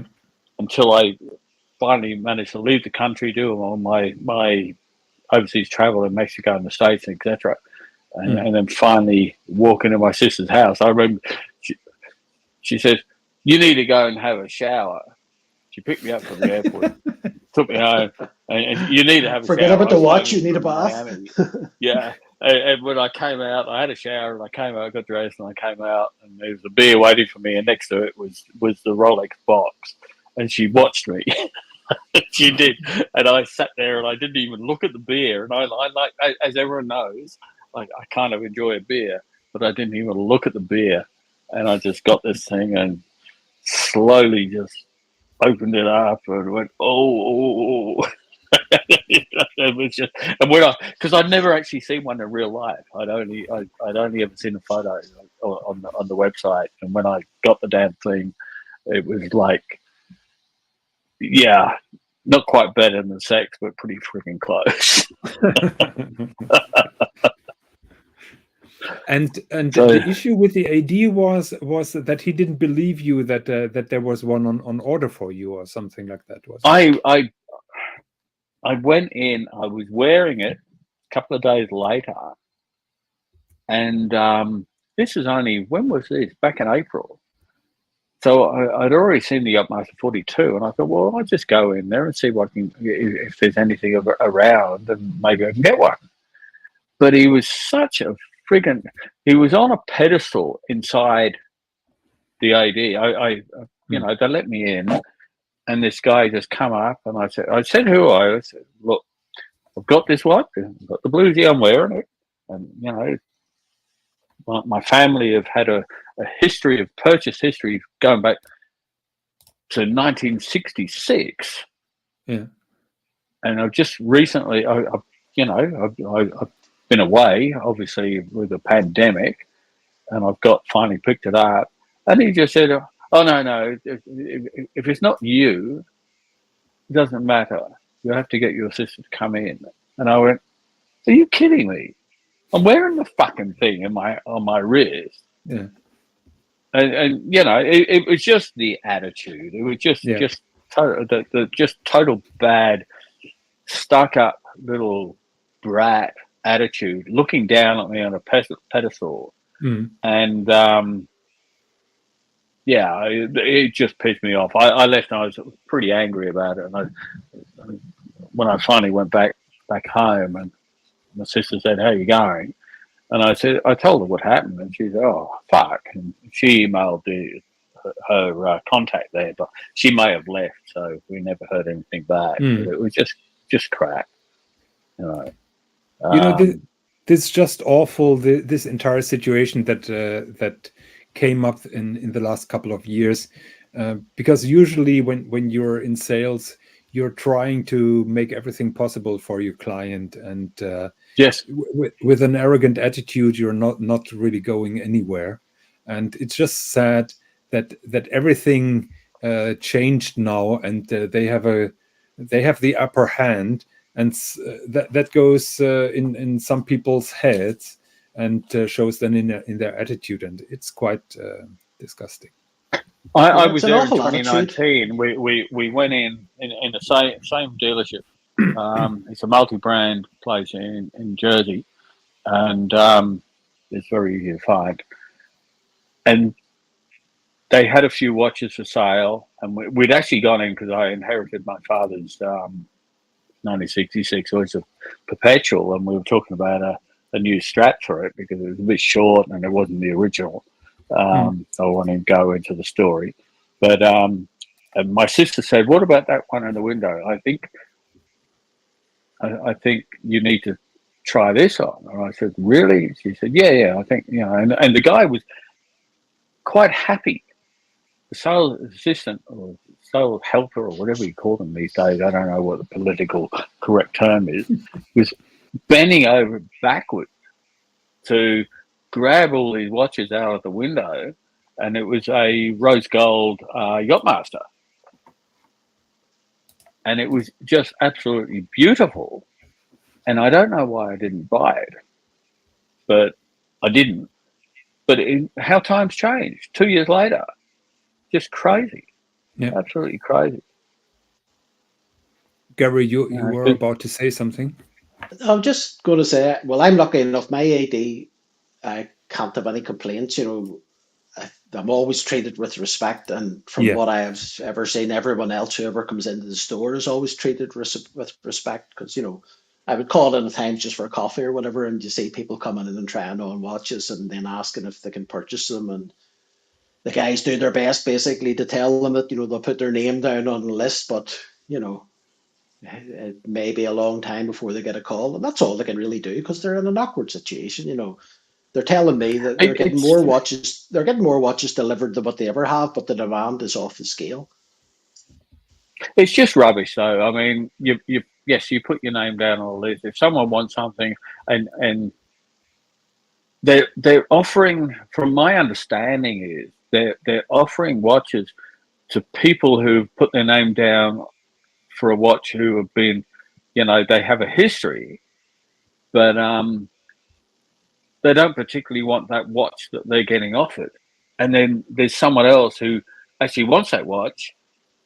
Do you see what I'm saying? That's strange. I don't understand the logic to that myself, because I do see that quite often. You see on forums and that, somebody saying that they've had their name down for a Datejust, but they've been offered a Yacht-Master, or they've put their name down for a stainless steel and they're offered two-tone or whatever. I don't really see the point in that. It's just the most bizarre thing, because you're not increasing your customer base. You're just rolling over the same people. It's rubbish. I've been in sales all my life, and it's just, I find that just totally bizarre. Unless these people are, well, I mean, this, going back to the Yacht-Master that we were talking about before, Jonathan, the Yacht-Master 42 in Vintage Watch Company, that's a December 22 white gold bloody Yacht-Master 42. Now, what the hell? Some AD has sold it, and then they've immediately flipped it for maybe for the money, they're only probably only got $1,000 profit. Yeah, but probably he sold it for less than he paid, because those are the people who are after a Nautilus and think those purchases will bring them any closer to a Nautilus or to a Royal Oak, and so those people are just buying watches like crazy in terms of getting higher on the preference list of their AD. But then those things happen, that those watches end up on the secondary market, brand new. But to be fair to the Rolex, it's just bullshit. Yeah. But to be fair, I don't think there is any easy solution for the ADs. People sort of keep, you'll hear people coming on who don't really know the business very well, and they'll be saying, "Oh, they should just be put into the window and first come, first serve."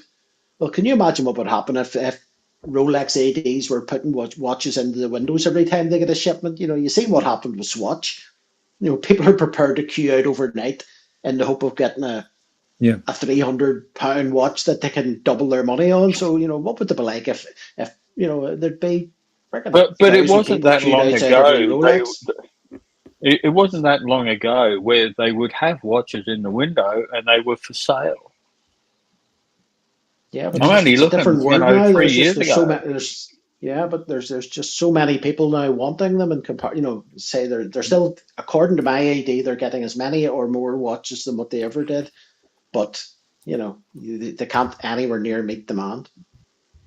Yeah, be interesting to see what happens over the next year or two now if there isn't the same money to be made out of flipping watches, whether or not demand does become any easier. If this recession that we're supposed to be getting happens, that will be interesting. Yeah, we'll see.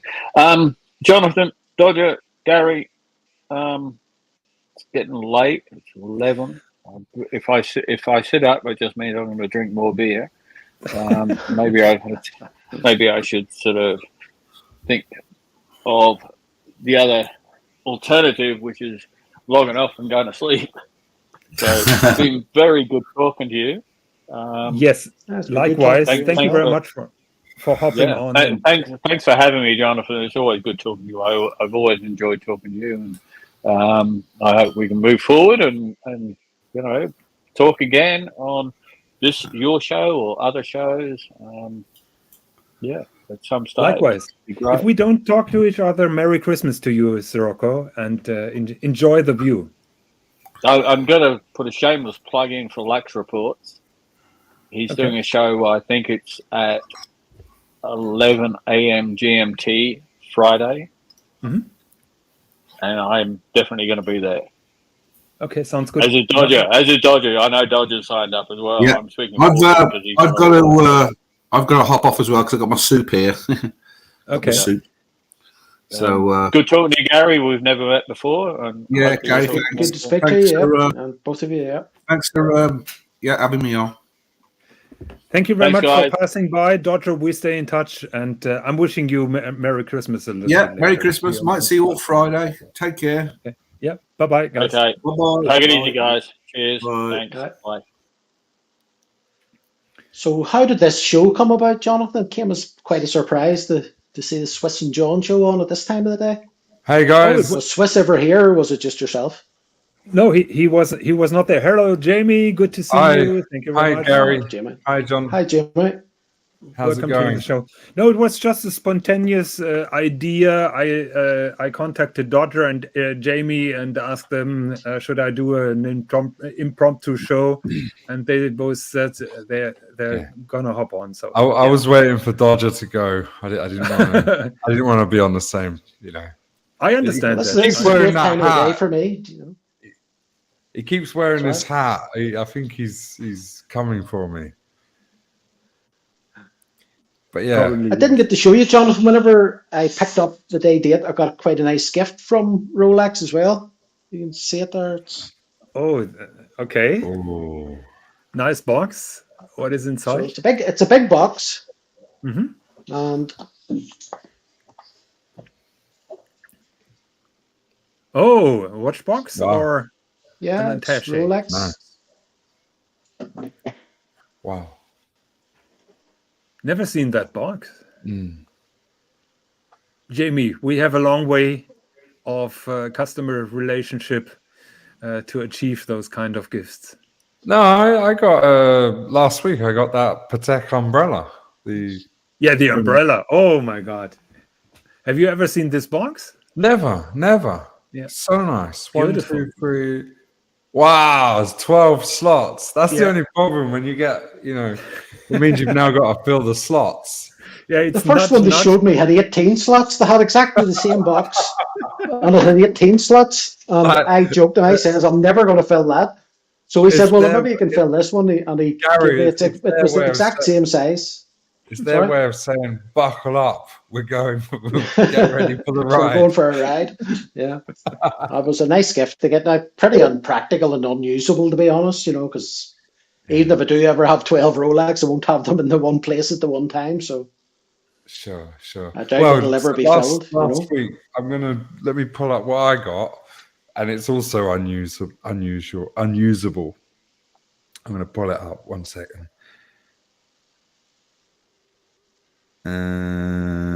Here we go. Full screen on Jamie. Yeah, I'm going to have to just quickly send it to my laptop.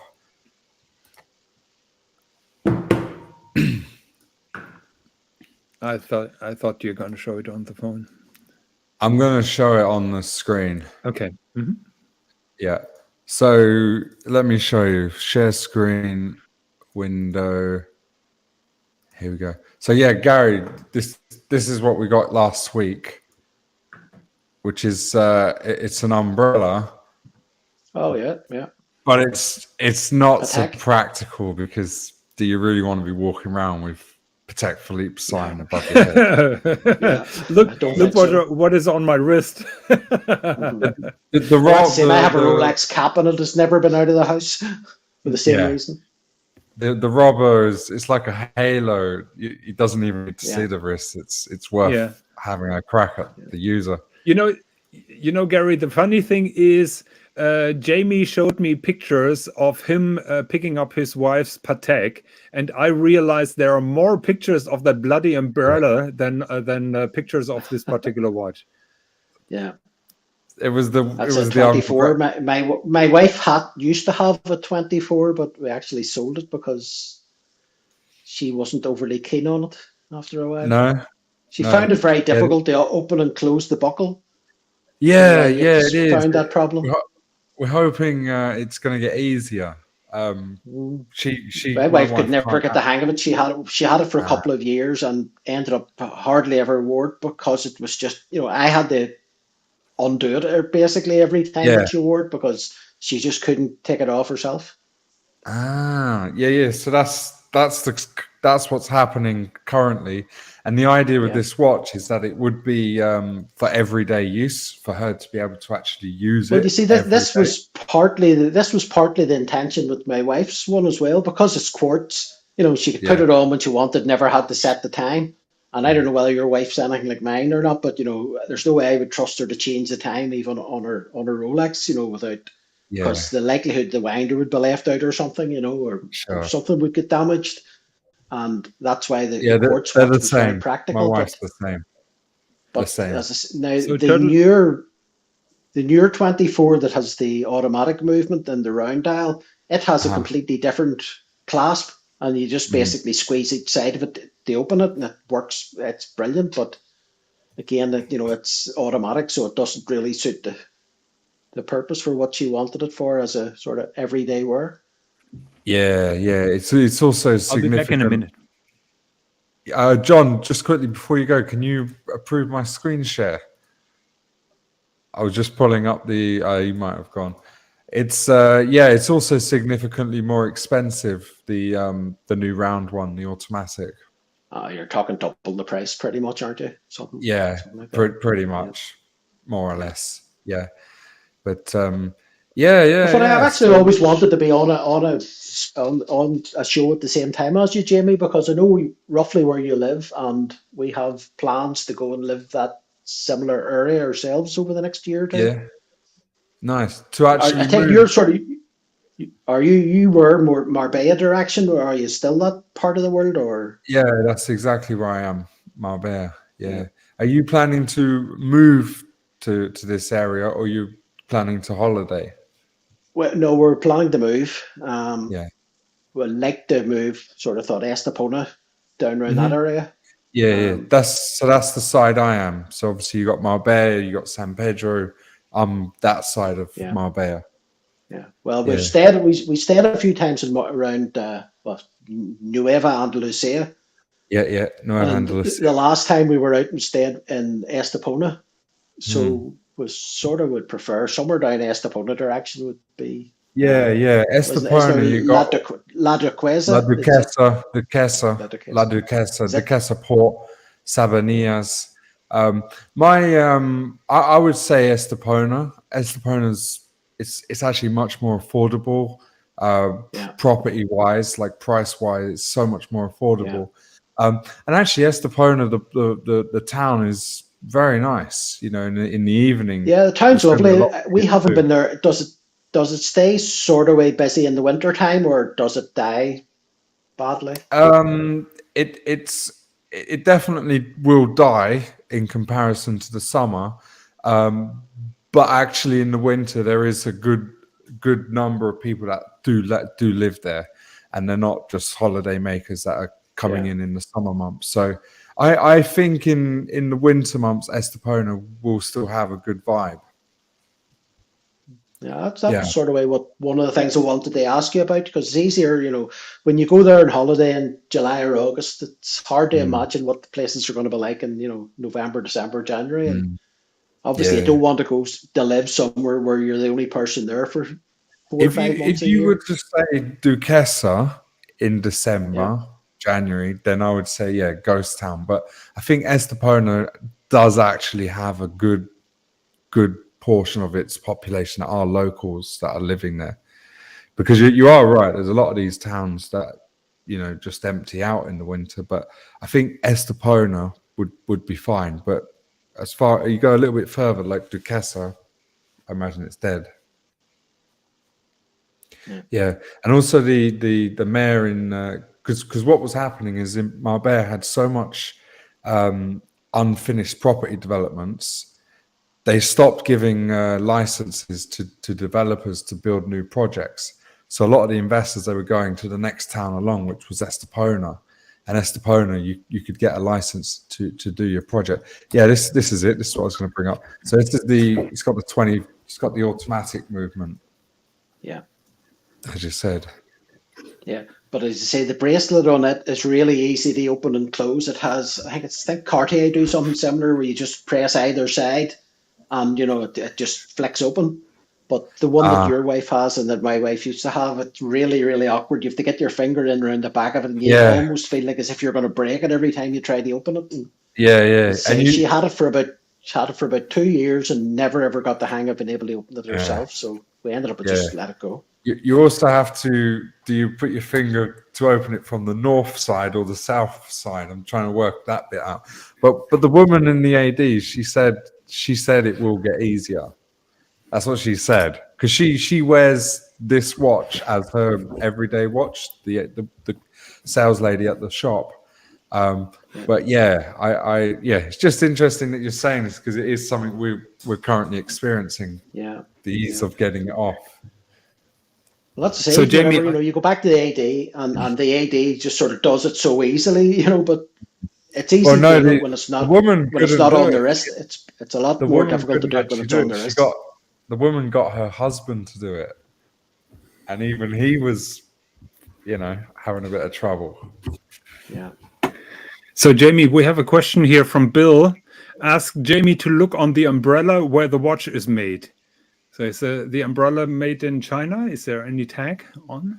No. With these, what I've noticed, like for example, I've got this this wallet from Patek. Without doxing myself, they don't put any. It's completely white labeled, if you know what I mean. So like the umbrella and this, and there's some other stuff we've got. None of them have who is the original maker. It's all white label goods. Yeah. I think any of those things, unless you actually get them from the AD, it's almost impossible for them not to be fakes. There's so much out on the internet and on eBay and places like that, and they are completely fake. Yeah. Well, that's right. A lot of people sell on eBay, and then obviously there's a lot of fakes that get mixed in with those listings. Yeah. But this is from Patek. But all I'm saying is there is no under anything. There's no tag that says some company that would have actually manufactured it. It just has Patek on it. Maybe Patek manufacture it, or maybe not. What about you, John? Have you had anything from Lange? Any decent gifts? No, well, the only gift that I received from Lange is a little pouch, collector's pouch for one watch, a lengthy pouch. That is all I ever got by Lange. But you know that they've been very supportive when I tried to get my perpetual calendar. They shipped a watch to Spain free of charge. Which would have costed me 600 or 800 euros. So I can't complain about Lange. They've been very supportive and very nice to me always. Yeah. So why so high with the shipping? Is it because of insurance? I don't know why. So the situation was I purchased a Lange perpetual calendar from a Chrono 24 dealer. And then I sent it to Lange to get an estimate to get the dial changed because the dial was in Spanish. And Lange told me that the movement was damaged by an unauthorized party. And so I informed the seller, and I asked Lange to sell the watch directly, to send the watch directly back, because I didn't want to touch the watch. Otherwise, the seller would blame me that I damaged something or something like that.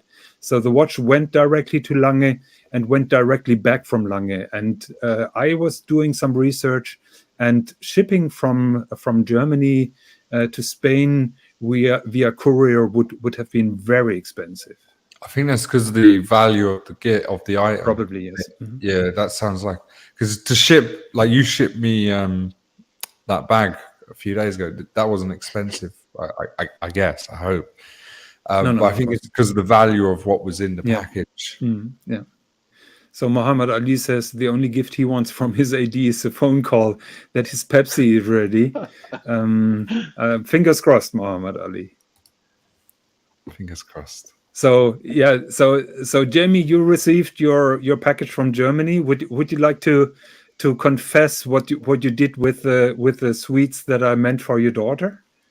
Well, so and can I just ask, why was it shipped in a Patek Philippe cardboard box? Was it Patek Philippe? Yes, it was. I have no idea. I have no idea that actually I was not aware that this was a Patek Philippe box. How come you have Patek Philippe? I have no idea. Going through your house. I don't know. Okay. Is that a Patek branded cardboard box that I sent you? Yeah, the cardboard box. So when you buy a Patek Philippe watch, you get the brown box. Yeah. But the brown box comes in a cardboard box. Mm-hmm. And yeah, I was going to the bin this morning. I was throwing it out because it was the rubbish. Yeah. Looked at it, it was like Patek Philippe. I was like, what the hell? So for the viewers to know, Jamie was looking for a Mont Blanc man purse, and he couldn't get it online or in Spain. So in I went Las to Vegas. I was chasing it for several months. So I went to the Mont Blanc boutique here in Hamburg, bought it for him, and sent it over to him. And apparently the cardboard box where I sent it to you was Patek Philippe, and I was totally unaware of that. Yeah. No, you must have been aware. No. There's no way. But I'm trying to get to the point. How comes you had a Patek Philippe cardboard box? Jamie, I swear to my Lange perpetual calendar, I was not aware of that it was a Patek Philippe cardboard box, and I have no idea how I got it. In my basement, I have a couple of cardboard boxes from them. I think I could use them when I'm shipping watches or stuff like that. And I just took it. I didn't have a close look at it. It is a sheer coincidence. I have no explanation for it. Wow, that's incredible. Yeah, that's incredible. Because as I was throwing it, because I took my car out the garage, went to the bins, I looked at it. It says Patek Philippe. Oh, I better take my, because I had my address on the front. I thought I better rip my address off it. Yeah. I thought I didn't, because people go through the bins, don't they? And I thought if someone sees the box, sees my address, it's not ideal. But yeah, within the box obviously was the bag, but also was these chocolate brownies and these 2 bags of jelly sweets. Yeah. Jonathan wanted to chuck in a few extra, German sweets. I had to pad the bag up. Yeah, we did a good job. Have I ever showed you, Jonathan, the Mont Blanc pen that I got? Not that I remember. Give us a couple of minutes. I'll just go and grab it. Okay. So yes, those brown things are called Dominosteine here in German, and you can get the Dominosteine very cheaply in the supermarket, but they taste like crap. I'm sure I've had them before in maybe like Lidl's or Aldi. Yeah. When I lived in England, I'm sure I had these because they're soft and then they got like the brownie at the bottom. I'm sure I've had them before. But yeah, anyway, the Mont Blanc bag, after taking the sweets out and attacking the sweets as a family, we finally got around to looking at the Mont Blanc bag. That was like 5 minutes later, no exaggeration. So I was shocked to see the picture of the open jelly, and I could see your slippers, your house slippers below. And I thought, oh shit, Jamie opened the jellies which I meant for your daughter. Yeah, but when I was eating them, I had visions of you being on these live streams eating those. I was thinking, oh, maybe this is Jonathan's favorite sweets. Oh, those are, but to be honest, I haven't eaten them for probably 4 years. Because that is part of my diet, and I'm trying to cut out sugar, and those are the candidates number one. That it is, and I was doing so well yesterday. I was doing really, really well, and then they arrived. I had some. It spiked my insulin. I then had something else, and it was a day off effectively, but it wasn't intended to be. So did you put the Mont Blanc bag back under the tree, or are you already using it? I'm not using it yet, but it didn't make it under the tree. Okay. It made it in my cupboard. So, but I liked it. It was very nice, and I like the design because it's got the I'm using AirPods a lot now, so it's got the space for the AirPods at the front. So it's pretty cool. But I found I used the bag very similar when I went to Vegas. It was very useful when traveling, going through the airport, and just mooching around the casino to have some sort of bag with me. Yeah, small bag. I don't want a big bag, but that style of bag. But I spent weeks trying to find the right one, and then when I found it, it was just never available. Yeah. But Montblanc is doing some really nice stuff recently, in my opinion. Their leather goods are really nice and just cool. Yeah, I was wondering if they might get into making like shoes, like leather shoes, because their leather is very good, or maybe some trainers, sneakers. I got my belt. I'm seeing all these briefcases. Montblanc are making great products. More than just, the pen.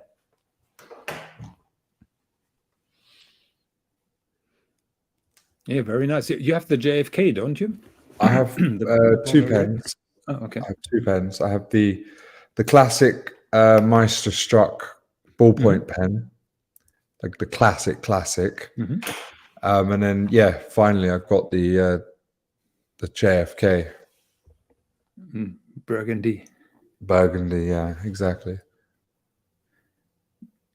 Real nice. So I hope that you're using it quite often. I'm using it every day at the office.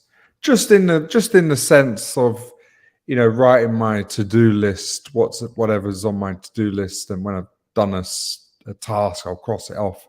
So I'm not using it to sign documents or to do paperwork and whatnot, but I'm using it, and I love it. I love, the art of writing with a fountain pen. But then beyond that, I've got the, so many inks. I've got tons of inks. Is there anything that you don't collect, Jamie? Cars. I don't do cars. Yeah. But yeah. So once you get into the fountain pen, then you start going into like these colors, like a purplish color. Probably can't make it out. A greenish color. Different blues, blacks. But yeah, love it. But I don't want to go further than that. I don't want to get 3-4 pens. I'm happy with just one pen. Yeah, I have one pen only for signatures with a very broad nib, and one with a medium nib just for normal writing. Yeah, mine's medium nib. Yeah.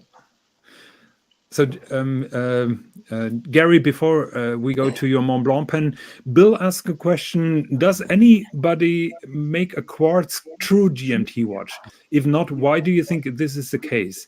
From the top of my head, there is a Grand Seiko quartz watch, which is a true GMT. Looks a little bit like an Explorer 2.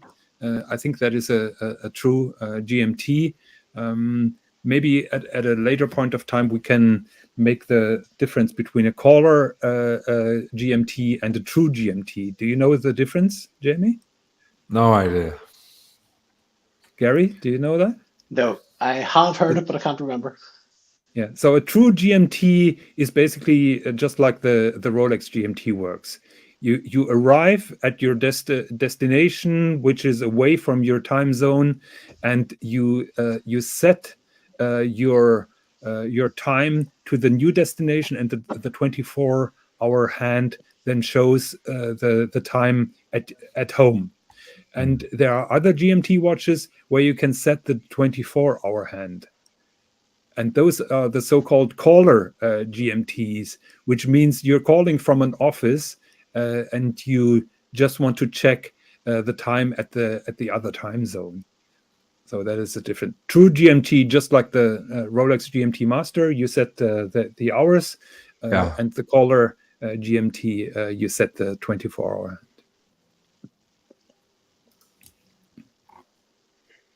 Just saying about the Mont Blanc watch. Mont Blanc in Belfast used to just be within the jeweler's store, but they opened a completely separate unit about last sort of January, February time. And I had gone in and always wanted a Mont Blanc pen, but I had never sort of taken the plunge of actually buying. Oops, we lost Corey. Oh, talking of taking the plunge. I didn't kick him off, so I hope that he's going to return. I'm going to remove him, but Jamie, you see he's there. I haven't banned him. Yeah, no, I'm not saying you did. Oh, now he's back. Maybe not. Yeah, now you're back. Just I had a phone call came through there on the phone, so I had to cancel. As I say, I was just saying about that they had opened the new Mont Blanc store, and I'd always wanted a Mont Blanc pen, but I had never got around to actually taking the plunge. So when I was then looking around to see what there was that I really had liked, I had spotted this. Oh, is that the Marilyn Monroe? No. No, that is Ferrari, isn't it? Ferrari. Enzo.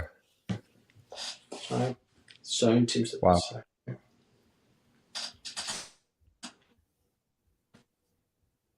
Oh, another call. Gary has received another call. Okay, I'm going to remove him. He will be back. So we have here a question. Are you a fan of the Sky Dweller? Actually, I'm not.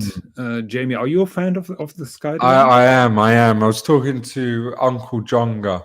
I'm a fan of it because I love to travel, and it's really a watch for traveling, and it's pretty complicated, right? You can see all the different months of the. Yeah. I like it. I wouldn't buy it. I wouldn't have it, but I like it. I'm a fan. I like the complication, and I like the way the display works. But in my opinion, it's a bloated Datejust, and it's just a little bit too bloated from the perspective of wearing it. Other than that, the complication is nice. The way your setting is very nice and well thought through. But I personally, I'm not a fan of the Sky Dweller because it's just too big, in my opinion. 242. You don't like 42 size. and also too thick. Yeah. So with I don't know if you can see my screen, right? Yes. Yeah. So with this, you can see that's probably the bit that gets me excited. You can see the month of the year. Mm-hmm. So this implies it's the 8th hour. So it implies it's the 8th month. You got the red bit. Yeah. That's really why I'm getting excited about it. But that's probably it. Yeah. The month. Yeah. I think it's pretty cool. It's cool from. But although I don't get that excited with Rolex anymore, honestly speaking.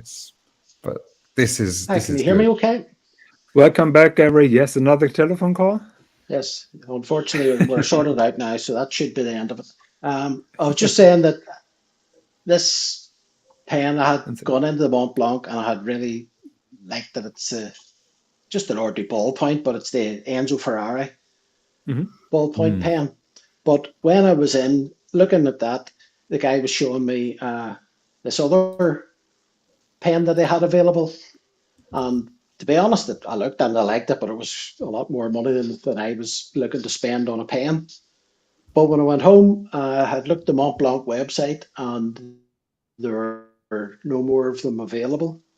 And I had looked on eBay and they were all selling for well above list. So I ended up then with this. Ooh. Very So nice box. again, it's the Enzo Ferrari, but it's the limited edition. Oh, Yeah. okay. Yeah. So where the other one beautiful. isn't limited numbers, this one is. That is the standard pen, isn't it? Oh man! Wow! Did you buy the? Because they've got an Enzo ink as well. Did you buy the ink? I have the ink as well. Yep. Yeah. Is the bottle any different because of the Ferrari, or is it the standard bottle? Nice. Just with the special ink? Honestly, don't know. Yeah, they've got a special ink for you know, like they did Elvis. I've got one of the Elvis ones. I have the Beatles. Yes. Yeah, look. I just quickly show my You see it, Elvis. One second. Yeah, Elvis. Yeah. Elvis has left the building. They've got one for Enzo, haven't they? An Enzo. Yeah. But actually, Jonathan, you're right. This ink, I think, is actually just a standard ink. I don't think it's a precisely. So it says ENCRE blue, Encre blue, which I think is just a standard ink. No, Encre is ink. Okay, blue ink. Okay, but I think they've just packaged it in. Yeah. Unfortunately, yes. But wouldn't it be cool if they made a special Ferrari ink glass? Ferrari red. Yeah. Well, this pen is limited to, I think it's 1898, which corresponds to the year that Enzo Ferrari was born. So that's the number of those that were made. Gary, would you mind showing us the package of the red Ferrari pen of the non-limited? Because Voulez-Vous wanted to buy an Enzo pen for her husband, for her father, and so it would be nice if she could see the. I get it now. Well. Oh, sorry for she bought herself a pen, or I think JL bought her a pen. It's the Marilyn Monroe. Ballpoint pen with a stiletto shape. No. It's got the pearl. It's got a pearl on the tip, on the nib. Maybe it has got a stiletto. I didn't see it that close. Yeah. No, as far as I remember, she was inquiring for an Enzo pen for her father, but it may have been for JL as well. I don't know. No. So So she was inquiring for her father, but as a separate issue. Okay. She now has for herself. Okay, beautiful. Yeah, a lot of Mont Blanc lovers recently. So Bill is asking a tricky question. What's Bill saying? Everyone talks diameter for comfortable fit, but what is the optimum thickness for a watch? First of all, I'm really surprised or astounded how unimportant diameter is. I have 42 millimeter watches that are totally comfortable. I have a 37 millimeter watch very soon, which fits my wrist. So in my opinion, the diameter alone does only say a little about comfortable and fit to the wrist. And I would say the same about thickness. Maybe you recall the show where I was discussing with Swiss the new elegance case from Grand Seiko and the ways to hide the thickness of the movement. So you could do a lot with design in terms of thickness to hide it or to emphasize it. So in my opinion, there is no golden number for thickness for a particular watch. Yeah. What do you think is the right diameter if you were to think of a dress watch? In my opinion, the sweet spot is 38.5. That is the size of a Lange one. So traditional Lange one. That is world time. It's 38.5, yeah. And it's so comfortable. Like, yeah, real comfortable. What about the thickness? What's your thickness?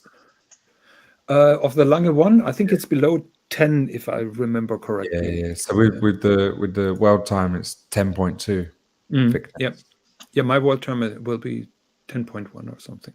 So Gary, you brought the package for us? Yes, this is the. Thank you very much. Oh wow, young Enzo.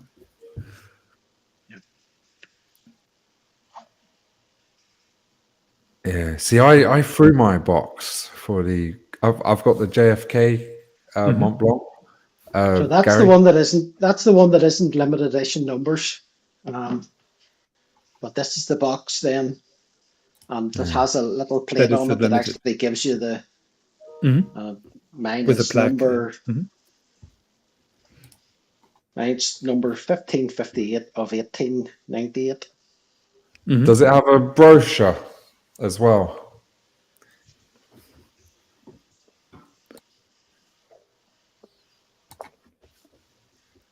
Yeah, exactly. So that's what comes with the limited edition. Actually, I just have a beautiful Mont Blanc pen in hands. Let me try to find a picture because you all know that my former colleague from Mont Blanc has passed away, and at the moment I'm selling his collection. And there is a beautiful pen that. Can you take me off the big screen there, please? Oh, one second. I apologize, Gary. Okay. you know, I'm missing Swiss. You're doing fine. So let me share the picture. Give me 1 second. Okay.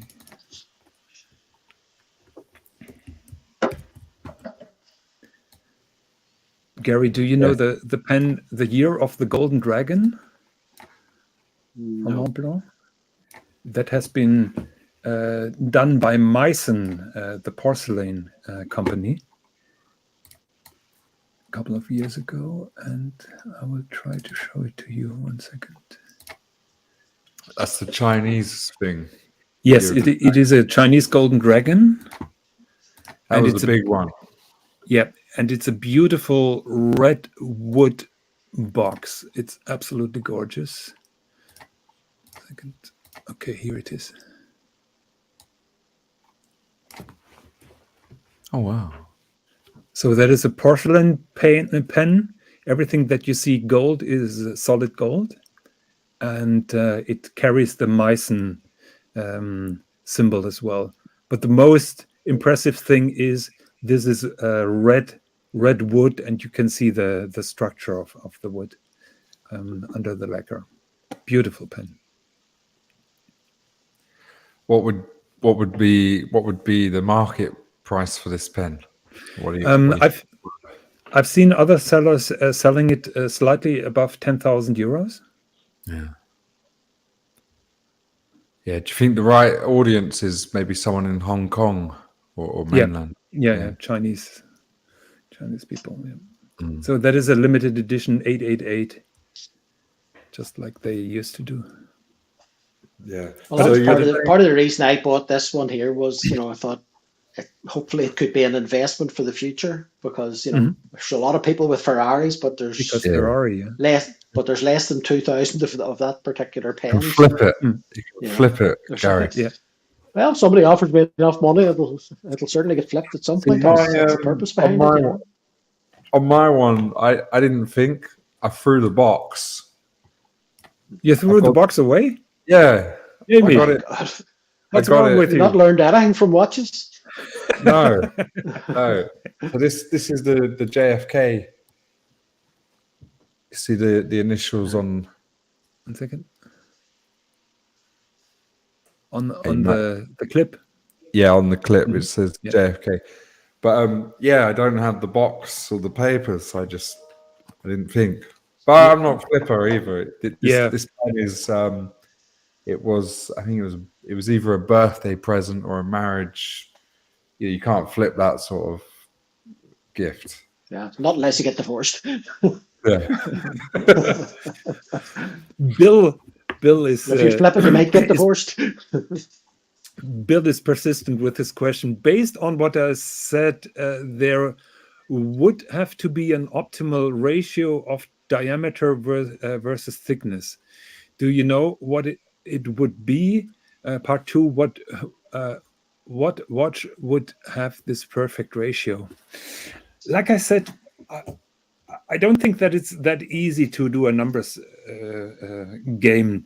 Jamie and I, we agree that 38.5 is a sweet spot and probably 10 millimeters of thickness. But that's on a dress watch. If you were to say, give me a diving watch on a rubber strap, I'm going to go a bit bigger. Yes. Additionally, we just talked about the Recepi watch previously, and this watch has one flaw. I think it's the 39 millimeters in diameter, but it has very long lugs. And those long lugs kill the optical effect, in my opinion, of that watch. 1 second, let me just... So it is a perfect watch in terms of movement finishing, but visually it is not 100% perfect. Would I not buy it because of that? No. I would buy it if I had the money and if I would be able to get one.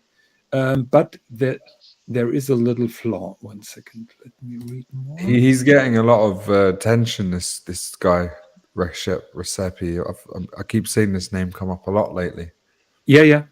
But look at the movement. It's gorgeous. Beautiful. At the moment, he's on the top of the line of movement finishing. Wow. But those lugs are really long. Swiss and I, we saw the watch at the GPHG exhibition, and we both agreed that the lugs are a little bit too long, unfortunately. Yeah. Yes. Can I just answer? Get your freak on. He's saying about the bluesy. Yeah, because I actually sold my bluesy about a month ago. Mm-hmm. But I sold it thinking I would never get it back. I took the decision being sure that it was the right decision. So I have no plans at all to get it again. Okay, why that? Why did you sell it? Just yeah, I just didn't I didn't like it. The bluesy was just too loud, and I wasn't enjoying that attention. That, the yellow gold, the stainless steel, the blue, going to the school. I find myself getting more joy from wearing a reverso, which is, it's just completely opposite. I don't want this attention. I want to be low key, under the radar. Yeah, I think if you wear a bluesy, you want it to be noticed. But yeah, if you don't want to be noticed, well, then it's not really appropriate to wear. I thought that was what I wanted when I bought it, and for a while it was fun, and then it wears off, and yeah, it just got to the point, and it actually felt like it was going to get me in trouble as well, get me robbed. Well, because that would be my view with a day date. Yeah. The same, that's why I wouldn't go for a yellow or rose gold day date, because I think every time you work, you'd spend more time looking around to see who is looking at you than what you would actually enjoy wearing it. In the current, climate, people are getting hungry. It's, tough out there. And you live in Marbella, you're in the Mediterranean, the sun's shining a lot of the time, you wear a lot of T-shirts, often the watch would be on show. But yeah, got it out of my life. So I think that is a very important point.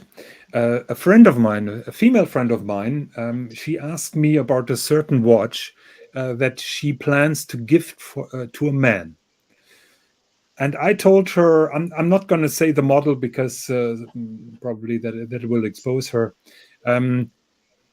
I told her, if you intend gifting this particular watch to a guy, you should know him really well, and he should know himself very well. And I think that is the point. Jamie thought that this bluesy would be for him, so he knows himself. But sometimes we just discover this is not for me when you own a certain piece. And sometimes it's quite the opposite. You buy a watch, you feel cold, and you suddenly realize how beautiful it is. So all those watches are very personal, and sometimes we're wrong, even knowing each other. But that's the great thing with watch collecting journey is you figure these things out through your experience, and you can only figure it out by going through some watches. I think it's very difficult to try and second guess what somebody else would like as well, because even with being on these streams, you constantly hear people raving about a watch, and I look at it and I think that looks like shit. I wouldn't wear that if it was the last watch left, So I give you one example. I used to work for a watch company, a startup, a little bit like Chapek, and they were trying to approach the market, but then they decided to can it. And as a thank you, the owner gifted me his personal watch that he had on the wrist, and this was the watch that I liked the less of his collection. So I was a little bit disappointed, to be honest, when I received this watch, but it grew in my on my wrist and in my appreciation. I still have it. I still love it. So sometimes your first instinct is wrong about a watch. Wrong in the sense you underestimate something or you overestimate something. But our tastes change with age as well. Yeah, obviously. Yeah. And I had a lot of conflict with my wife. She was like, "No, you can't sell this watch. This is the one that is her favorite." For some reason, she liked it the most. But I just had to do what was right for me, and I just felt that it was get rid of it. So we have Russ here in the comments, and I have constant conversations with Russ. About wearing watches, and Russ is the same like me. We are wearing our expensive watches, and I was pleased to hear that Gary is wearing his platinum Day-Date, because that is what you should do, and also Plastic wearing his golden Submariner. Russ has a very strict policy. He says, if I don't wear it anymore, I will sell it. He's mocking on me. I have a couple of watches that are still stickered that I'm just keeping as investment, if you want to say it like that. So I have a couple of watches that are untouched, and they remain that way. But he cannot understand that concept. He says, see, now, like when I look at Sirocco, he has his bluesy. that makes sense. Like it just makes sense for his personality. He's just free spirit, living life, loving life. And why not wear that bluesy? And he's in Australia, the sun's shining. He's on his yacht. It's just what a cool guy. Like, yep. And that is exactly the question here. 1 second. No. He asks if Gary and me are fans of the bluesy. Gary, maybe you want to give a reply on that. It wouldn't be one of my favorites. It's not a watch you would want to buy. So I say yes and no. I wouldn't get a bluesy for myself, but for guys, for example, just like Sirocco or Plastic, it may be fantastic. I've seen a lot of people wearing a bluesy, and it looked absolutely fantastic on them. So not for me, but I can understand that some people really like it, and it looks fantastic on certain people. Not on me. Yeah. And also like I was meeting my daughter's friends' parents, and one guy he came to my house. He had this JLC. I don't remember exactly which model, but it was a pretty decent, high horology piece. And then I'm sitting across from him with this bloody bluesy, and it's just so cheap in comparison. And yeah, I just have to say it as it is. Like, it was just the bluesy in comparison just looks so, when I say cheap, like value wise it was probably the same, but high horology versus this Rolex, nah, not good. So Russ is asking a question which I don't understand. Jamie, sorry, I missed the start of the show. What are you selling that the wife likes? I sold a bluesy Rolex Mariner. Yeah, sold and it. Your wife is pleased that you're selling it? No, she wasn't pleased. She likes the watch. Okay. Oh, she loved it. Yeah, she loved it. I took several months to decide to get rid of it, but no, she really didn't want me to sell it at all.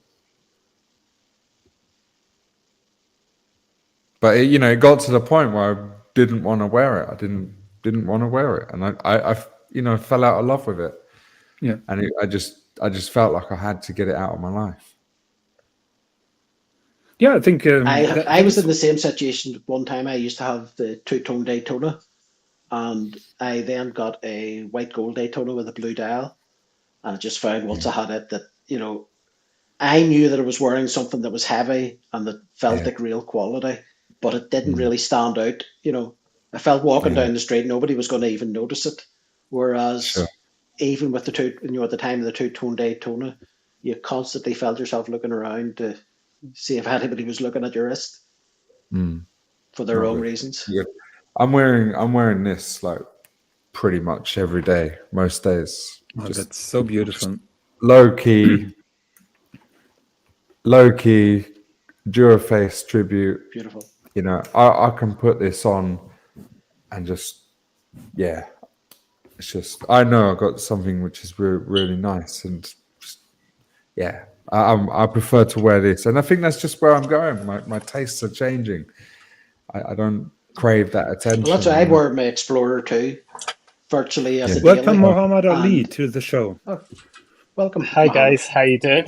Hi. Nice Hello. Nice to hear from you. Guys, I'll be honest. I have here a big dilemma.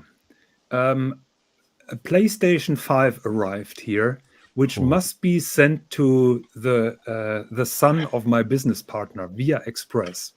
So I have to go to the post office for 10-15 minutes because my wife has the car right now. So can I leave you guys talking for 15 minutes and come back, or do I have to close the show? I would hate to close it, but I can't join you for 15 minutes. Well, I can hang about, or I'm happy to come back in 15 or 20 minutes, whatever suits you, Jonathan.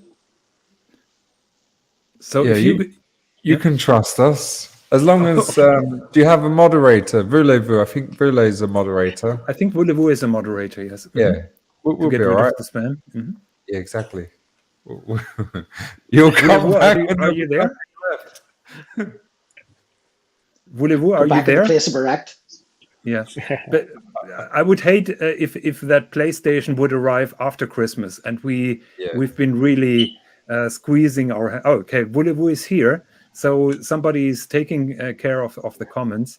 So if you guys agree, I leave you 15 minutes, and I will come back as soon as possible. Is that okay?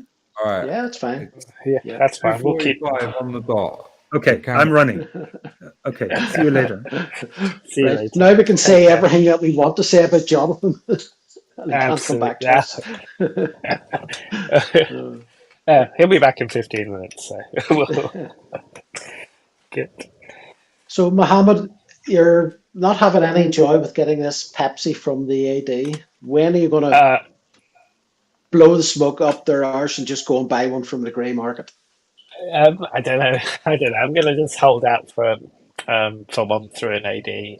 It's taking forever. It's been a long journey. It's been kind of over 2 years, and just focus on getting this one watch from this particular AD. So this particular AD, I haven't got my other Rolexes from them, or the ones I recently got. So it's just been really about getting the Pepsi, and the call has been imminent ever since May of last year. And so, it could be any time. And then every time I've checked up on it, it could be a couple of months. It'll be, So initially it was supposed to be around May of last year. And then it was in the autumn of last year. And then when I asked in the autumn, it'd be unlikely to be before Christmas, but it could be in the new year. And then we've obviously come into this year. In the spring, it's kind of be later this year. We should have it by October initially. And then I kind of, before my birthday, which was in August, I asked in July, just not kind of pushing it, just kind of chatting with the SA. And I've known the SA for 10 years. And I bought watches even before he moved to the AD 6 years ago. And I had bought Rolex. I bought a couple of Rolexes from him in the past as well, in the last couple of years. And he initially said it could be for your birthday, and that was 2-3 weeks before my birthday. It didn't happen in August, and then it would be in October. And then when I saw him last month, he said, he'll do what he can. We should be able to get it in. We're getting deliveries in for Christmas. You'll get the next one. And then I got a text message overnight when I was kind of just saying, will Santa be visiting? He said, we haven't got any more deliveries this year.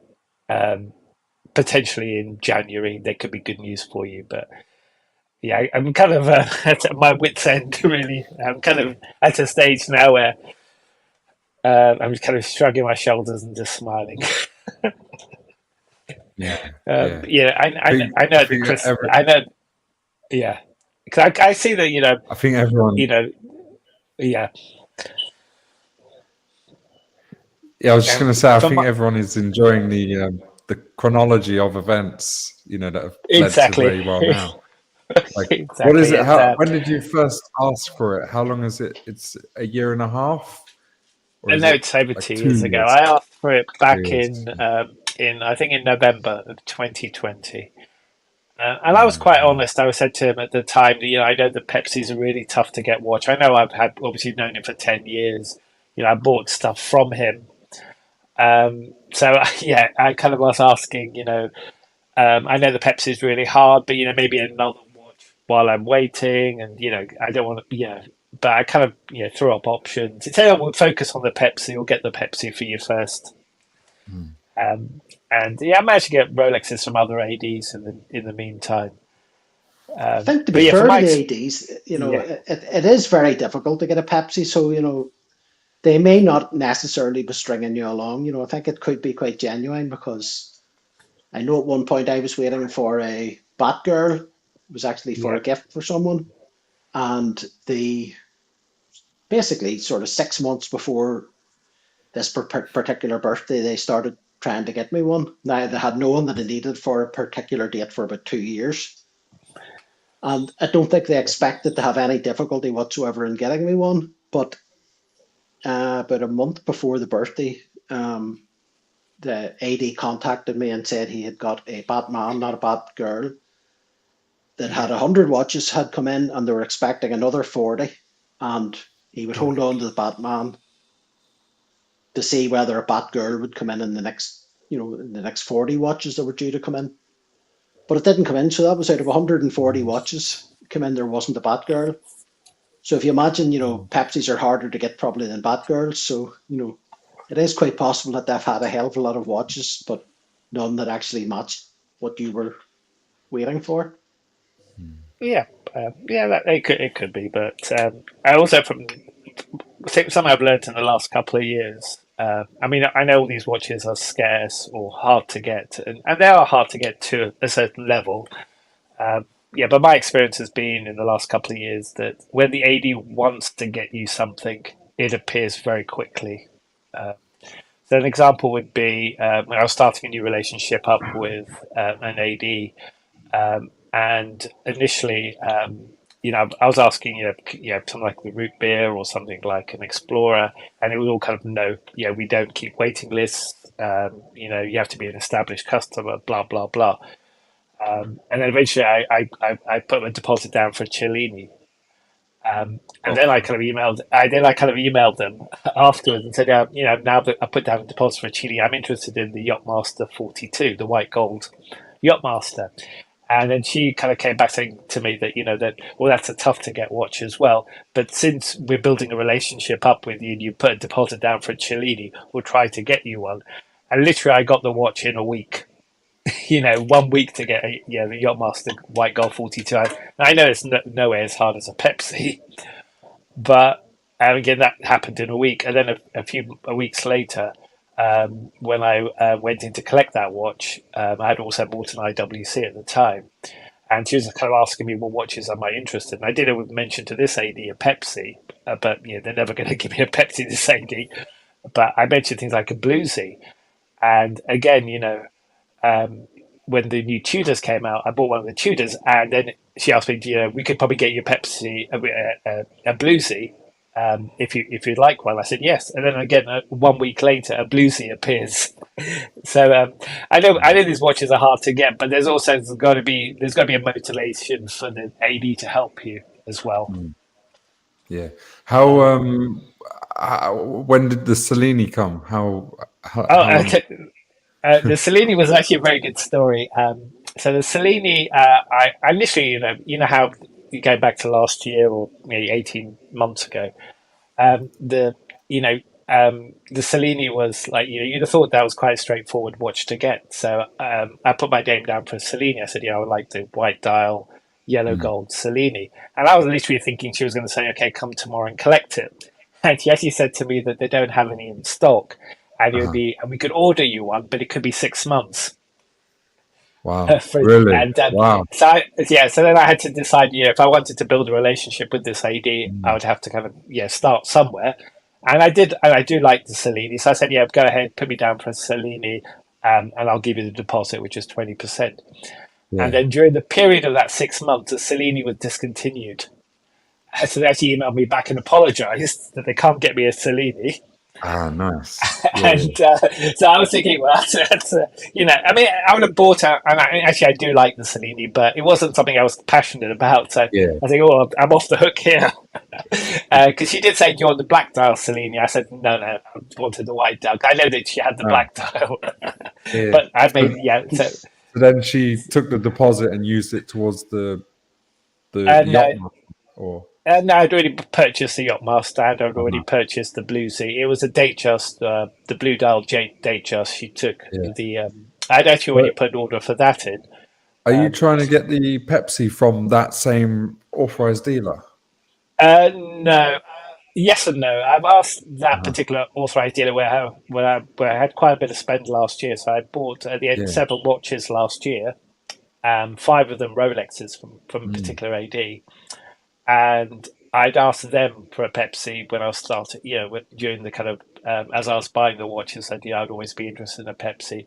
But it's one of the watches that you kind of know that they're not going to rush out to try to get it for you because, we'll put that on your list. Or rather than when the language they use is we're actually going to try and get you one, like with the Bluesy, the Yacht-Master, we'll try to find you one, or we'll make a search for you. it's slightly different. It's more kind of they're putting on a list for you in the future, or something they're actively working on. Is the difference? But yeah, I recently asked the same AD who I do have lots of purchases from last year. That I'd be interested in a kind of a GMT with a Jubilee bracelet, and it could be any of the kind of three which are available. And again, it was a kind of the text conversation was about there's a very popular watches. We have a lot of clients that are interested in them. We'll add it to your profile. Yeah, And so I mean, I agree. I mean, obviously, all the watches, they're hard to get at different levels. Some are easier than others. And, I'm even trying to get a Patek through the same AD as well. I think that's useful, though, that they're selling different brands from the same shop. There's a couple of questions for you. Get your freak on. He's saying, can you please ask whether you're trying to get a Pepsi on Jubilee or Oyster? It's on Jubilee. Okay. And then the second question, how comes you're spreading across multiple dealers? Surely you will be better sticking to just the one. You're probably right about that. I should have probably stuck to one. I did Russell knows what he's talking about. But my counter comment to that one is that when I was trying to get kind of Rolexes last year, I did try to contact the AD, which I had the longer relationship with. Yeah. And I did actually try to contact them to see if I could get the white gold Yacht-Master 42 from them. But my SA didn't contact me for a number of weeks. I did actually try to call. I left messages at the AD. And then I got to a stage where I felt I was kind of bothering them. So I went somewhere else. So I would have preferred to get everything through one AD. Absolutely. Yeah. But you've also got to have that rapport going with the sales advisor. You can't dance like the tango without someone who's not willing to reciprocate. You need from them as well. Absolutely. And I do appreciate, obviously, all the ADs are getting zillions of people asking for things. My kind of disappointment is that I've known the guy for 10 years. Yeah. And even a number of years before he moved to the AD, I was buying Tag Heuers, I was buying Bell & Rosses from him at his previous job. Wow. Yeah, man. So he's saying Jubilee is much harder. That's the problem. It's That's true. It is true, but there's also a motivation as well. My feeling is, the watches are very hard to get, and yes, they are scarce to a level.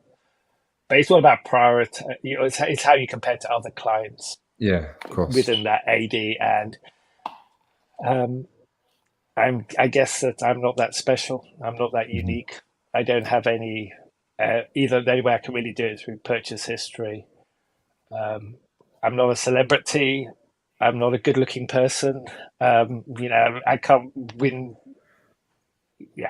Sorry, I don't mean to make this a bit of a sad question about me. But people, a lot of people talk about the relationships, and some of it is to do if you get a good rapport with an SA, if you're a celebrity, or if you have charm. If you have charm, and you're, I know people talk about kind of women going in having a better chance than men. People like this subject on YouTube. This is a good subject for people to hear being discussed. I think they like to hear. I know you just said, "Oh, I don't want to make this about me," but people enjoy to talk about this or hear about this. Yeah. You design atelier. You just described 98% of all of us. Yeah. So what? Yeah, I mean, just got to wait. Basically, there's not really much you can do. Absolutely, it probably does make it more difficult too that you're in London, because as you said about you're not a celebrity. You think of how many hundreds of footballers there are in London who can afford to walk in and buy whatever they want out of Rolex. And I mean, I think a lot of these places if they sell jewelry as well, if you're in buying a lot of very expensive jewelry, they make so much more money out of jewelry than what they do out of watches. That I think that sort of is a big thing as well for them. But Mohammed's already he's already buying other brands from the same AD. He's already fulfilling that criteria, and even with the sales advisor, he's been buying for 10 years. It sounds like. But sometimes it depends who it's not really always just the sales advisor that most places have one particular manager or whatever that decides what's going on. So you could be well in with a particular sales advisor, but he may only get sort of the scrapings of the barrel in comparison to what the main person in the place may get. And you think if you're, I don't know where it is, but if your AD is say Bond Street, I mean, there's so many people earning so much money in London. People earning 400 grand a year, 500 grand a year, 700 grand a year. There's people that many people that want to buy 5 watches that year with that AD. And even with buying 5 watches, if you say maybe one of them's a cheater, the AD's only maybe made £1,000 out of that watch. Or if it's a Rolex and they're making 30% out of a £10,000 watch, it's only £3,000. You could get somebody walking in to buy jewelry, and the AD could be making 30 or 40,000 pounds out of that one purchase because the markup on jewelry is absolutely enormous compared to watches. Engagement. You get a wedding. Somebody could be buying an engagement ring at £20,000, and the AD might be making £15,000 out of that one purchase. Wow. Absolutely. Yeah, I know. It just seems like such a. I mean, I have got watches, and I've been very, I do enjoy the watches I have, and I do have a few Rolexes. But I just seem to hit a kind of a glass kind of ceiling in terms of when I go after the really popular models. When I go after the really popular models that I just don't seem to be able to kind of crack that glass ceiling. So I managed to get the root beer, and I was offered the root beer by the other AD last year. I was offered an Explorer 2 as well. So I have managed to get stuff, but when it comes to kind of the really popular stuff, whether it's Rolex or other brands, there just seems to be that kind of blocker, that filter that I can't pass through. Maybe you've been identified, because I know you sometimes super chat on Paul Thorpe streams. Maybe your AD has seen you, and you've been, possibly. You've been identified. I know. Well, you don't really ever say anything bad about the ADs, so I don't think you would have said anything that would have been negative to your chances. Absolutely, but I think you've been more than fair. I think you've waited long enough that you probably could justify being a bit more nasty, and they couldn't say anything. I think you can get. I mean, I was a bit crestfallen this morning. I have to be honest. I knew, like, when I went last month and spoke to him that and said, and he said, "Oh, we should be able to get a for your Christmas, either that or the Starbucks. You'll get one of those, by Christmas." But then he always says no guarantees, which I kind of knew his way out. So as I left, you feel a bit positive. You had a good conversation, but then you remember the last 18 months and how many times where you've had similar conversations about imminency, and therefore, in my heart of hearts, I have to be honest, I knew that I wasn't going to get it. But you allow yourself to believe what you hear for a few minutes. You allow yourself to be positive. But in the back of my mind, I knew I wasn't going to get it for Christmas. but I thought I'd just kind of at least ping something along this week to just kind of nudge that you did save for Christmas, and this is a week of Christmas, and and reading the forums and stuff, people are getting a lot of watches in the run up to Christmas. There's been a few success stories. Question, not me, unfortunately. Is a question saying, do you enjoy your root beer? I do enjoy my root beer. I don't wear as much as I should do. I did wear it a bit in the autumn, in the fall because it suits the colours outside. But yeah, when did you get the root beer? Last October, I think. Yeah. So was that from the same AD? That was from the AD, which not from the AD I'm looking to get the Pepsi from. There, it's a different. I mean, I agree with the comments. I should have stuck to one AD, and I did try to, but I just felt that when I was even when I thought the Yacht-Master 42 would be a great one to go to my Pepsi AD and say, could I have this watch, because it's a high value, it's a precious metal, it's a popular model but not crazy popular, and that'd be some purchase to go through him. But literally, I'm being honest. I literally tried to contact him by phone 3 or 4 occasions. Left him my name and number, and he knows who I am. With his colleague, they give me a call back, and then he didn't call back for at least 3 or 4 weeks. And only then did I go to the other AD and say, "Could you get me this watch?" Because I wanted the big purchase. Are you visiting these ADs? Are you visiting these ADs in person? I am, yes. But that was during a lot of the lockdown last year. But I do visit both my ADs. I don't try to over-visit them.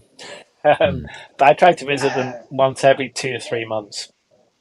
Yeah, I think that's a minimum. I think you need to be trying to, because it's not just about getting to know one particular person in the AD. I think it helps if you can go in and particularly go in when they're not busy, and sit and have a coffee and have a chat about, what you're wanting and what's happening. Because, sometimes if you're dealing with one particular person, it doesn't always work out well to have all your eggs in the one basket. Because, for instance, where the AD that I would deal with used to, to buy a Rolex, I would have went to this particular guy, but he also dealt in Patek and Cartier and Omega and everything else, because it was all within the one the one store. But they've separated the stores now, and Rolex are in an actual separate part with separate staff. But luckily enough, over the time, I had got to know some of the staff by going to other events. I sort of got to know more or less everybody in the store. And I think, it's much more beneficial to know more people than to have all your eggs in the one basket of one particular person in the place. Yeah, I'd agree with that. I think my problem with this AD I'm trying to get the Pepsi from is I really only know the one person. My other AD, which I got, the 5 Rolexes and 2 other watches last year, that one I do know some of the other staff in there. So I know the manager, I know like the assistant manager and stuff, and they all come over and say hi, shake my hand when I'm in, and they make me feel very well. I do know more people. But ultimately, it's your SA that's the kind of the one that fights for you. But I also think you need to be calling in on I would say once every 2 months maximum, just to have a chat with people. I don't think phone calls or emails or WhatsApp really do it. I think how do you do that? Gary, you just off the cuff walk in, or do you make an appointment? Yeah, I would regularly walk in. I would be, when I'm in town, I wouldn't walk. You can see inside whether they're busy if they've got customers, and if there's nobody there, I quite often go in and have a coffee, or just go in and try something on, and you end up having a chat. Because I would say most of my watches this year that I've got have come through being in, having a chat, and the next thing something's on your wrist, and then quite often you find out that something that is marked as display only can actually be sold. Wow. But those sort of things, that is never going to happen over the phone. No, I mean the phone was only due to the lockdown in 2021 in terms of early last year, and that was I was trying to kind of contact the Pepsi AD and say I'm interested in a Yacht-Master, and that was only because of lockdown and because we were working from home. But for this year, certainly from April, which I've been back at the office, I do walk past both ADs while I'm at work. And I have been inside, had coffees and stuff like that, and I do obviously have a look and see when. We try not to be too creepy, but you do have a look through the window and see if the AD, like your SA, if he's with somebody, I'll never bother them. But if, so Mohammed if Ali, he or she's, You're not gifting underwear to your sales assistant? No, I think that's where I'm going wrong. But yeah. So is that what you do, Jonathan? No. That might work. That might work. But yeah, I think. Sorry, Jonathan. We've taken over this show, going through my futile quest to get a Pepsi. But Mohammed, you need to. It's like therapy. You need to talk it out. Yeah, I do need to talk it out. I do need to talk it out because I'm a bit. What's the word I'm looking for? Yeah, I feel like I don't know if Jonathan you heard. I feel I've got to a glass ceiling, and ADs and SAs are very good at kind of providing certain watches. But when I try to push them beyond that, it's kind of a no. It's I mean, I'm not even going to talk about getting an AP or anything else, or a VC or a Patek, one of the popular models. But even at Rolex, I kind of get to that stage where two-tone, some the less popular steel watches, but when it comes to like steel subs and steel GMTs,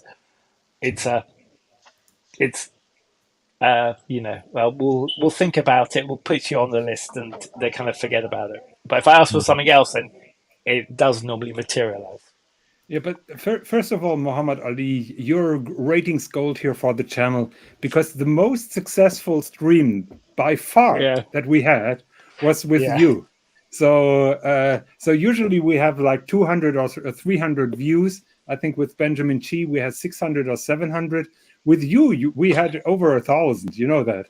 So so you were responsible. Your presence was responsible for the most successful show that we had. And I told you this morning, and I was really sincere. I think the wait time or the tension when am I getting this particular watch is probably better than really owning it. And I'm trying to calm myself down now that I'm waiting for the world timer. I say to myself, all those turns and twists and changes are so exciting. Probably I won't feel the same excitement when I'm wearing this particular watch. So I know that is difficult, but it's a little bit like waiting the waiting days before Christmas. You enjoy the beautiful lights. You enjoy the tension, probably also the pressure. But then you have Christmas, and then suddenly it's over. And I'm just trying to see the bright side of it and enjoy the wait time, because it's part of the journey. Absolutely, yeah. I think I don't mind the wait time. If I feel like I'm getting closer to it, then that's okay. And if I, for example, if AP said to me, okay, it's going to be 3 years to get a Royal Oak or whatever it is, I'm okay with that. But just feeling like that, where am I actually part of the AD's plan to get that watch? Or is it just going to be a case of, when everyone else has got that watch and we run out of people to sell it to, we'll give it to you?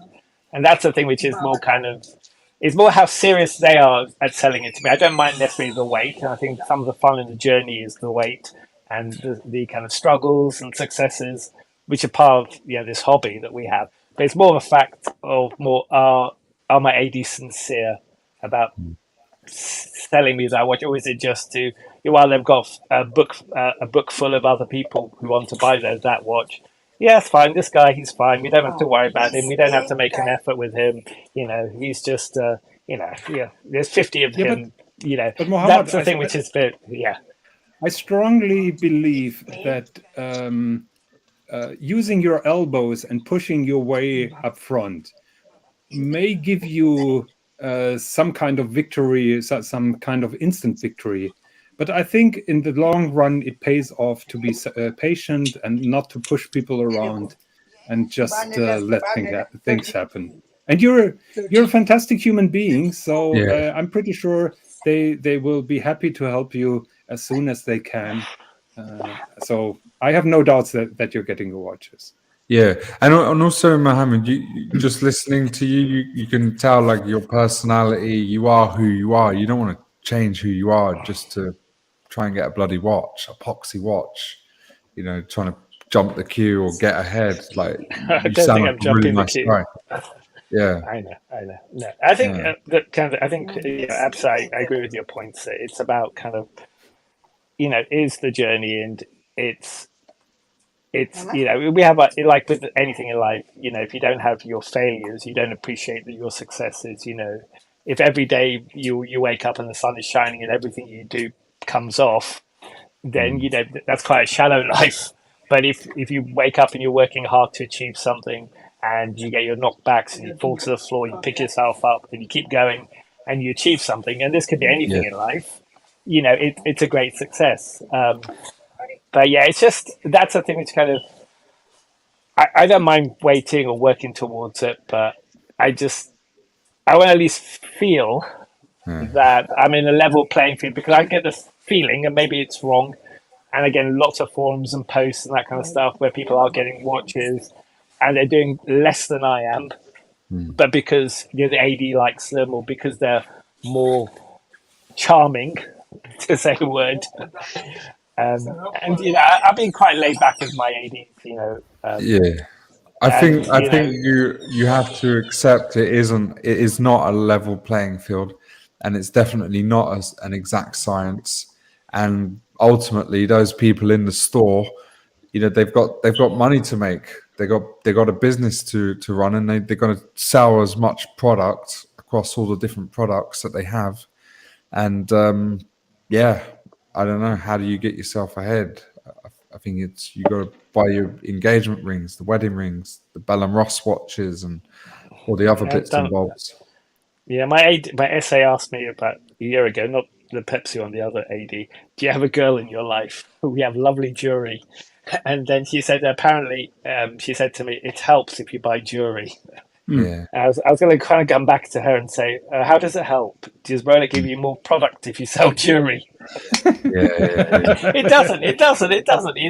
It's all about priorities, isn't it? Getting that. Basically, I think the basic question for an AD and for the sales assistants is, how much money can I get out of every single customer? That is their goal. And how much money can I get out of any Rolex hype model? Yeah. So it breaks all down to that. That's fair enough. Yeah. I get it. So Bill is asking the question, the watch questions here. If he bought a Recipe watch, what accuracy should he expect from this watch? 2 seconds slower in 3 days, is this acceptable or a disappointment? Consider yourself lucky if it goes 2 seconds in 3 days, because don't expect Rolex accuracy from this particular watch, I would say. The finishing and everything is really nice, but nobody beats Rolex in terms of precision. So I would be even happy if it wouldn't reach Rolex precision. If it's better, then consider yourself being lucky. Aussie expat. ADs are very good about sniffing out what each customer is worth, how much they can string them along on soft pieces until they have to feed them a hot watch. Yeah, I'd agree with that as well. I get the feeling, and again, this is just me being self-centered, is because they know I want the Pepsi. Yeah. They are not going to give it to me, because they probably think that the minute I get the Pepsi, it'll be, thank you very much, bye guys. And I don't until know. Until you get tough with them and declare, I don't know, because you don't want to burn you don't want to burn bridges. So it's a case, even when my AD got back to me, I had to say thank you very much for the update. I tried not to share my disappointment. I would like to add to Aussie Expert. I think it probably in the US it's like that, but I know from friends who are still SAs that it's not only all about the money. It is also about personality and how you approach them, and what kind of passion you show for a certain brand or for watches in general. So if you can't put out the numbers in terms of money, You have only one chance. Personality. Convince them that you're the right person to receive this particular watch. Yeah, that makes sense. Like if you think of, say, an AD in Las Vegas, where Aussie is, there's such a high footfall of people coming and a lot of wealth. Maybe some of the ADs, they lose their soul and it just becomes about the numbers. But if you go to a family-owned jewelers in, I don't know, in Berlin, for example, who have been there for years and years, like 50, 60 years, 80 years, they probably still do have those family values.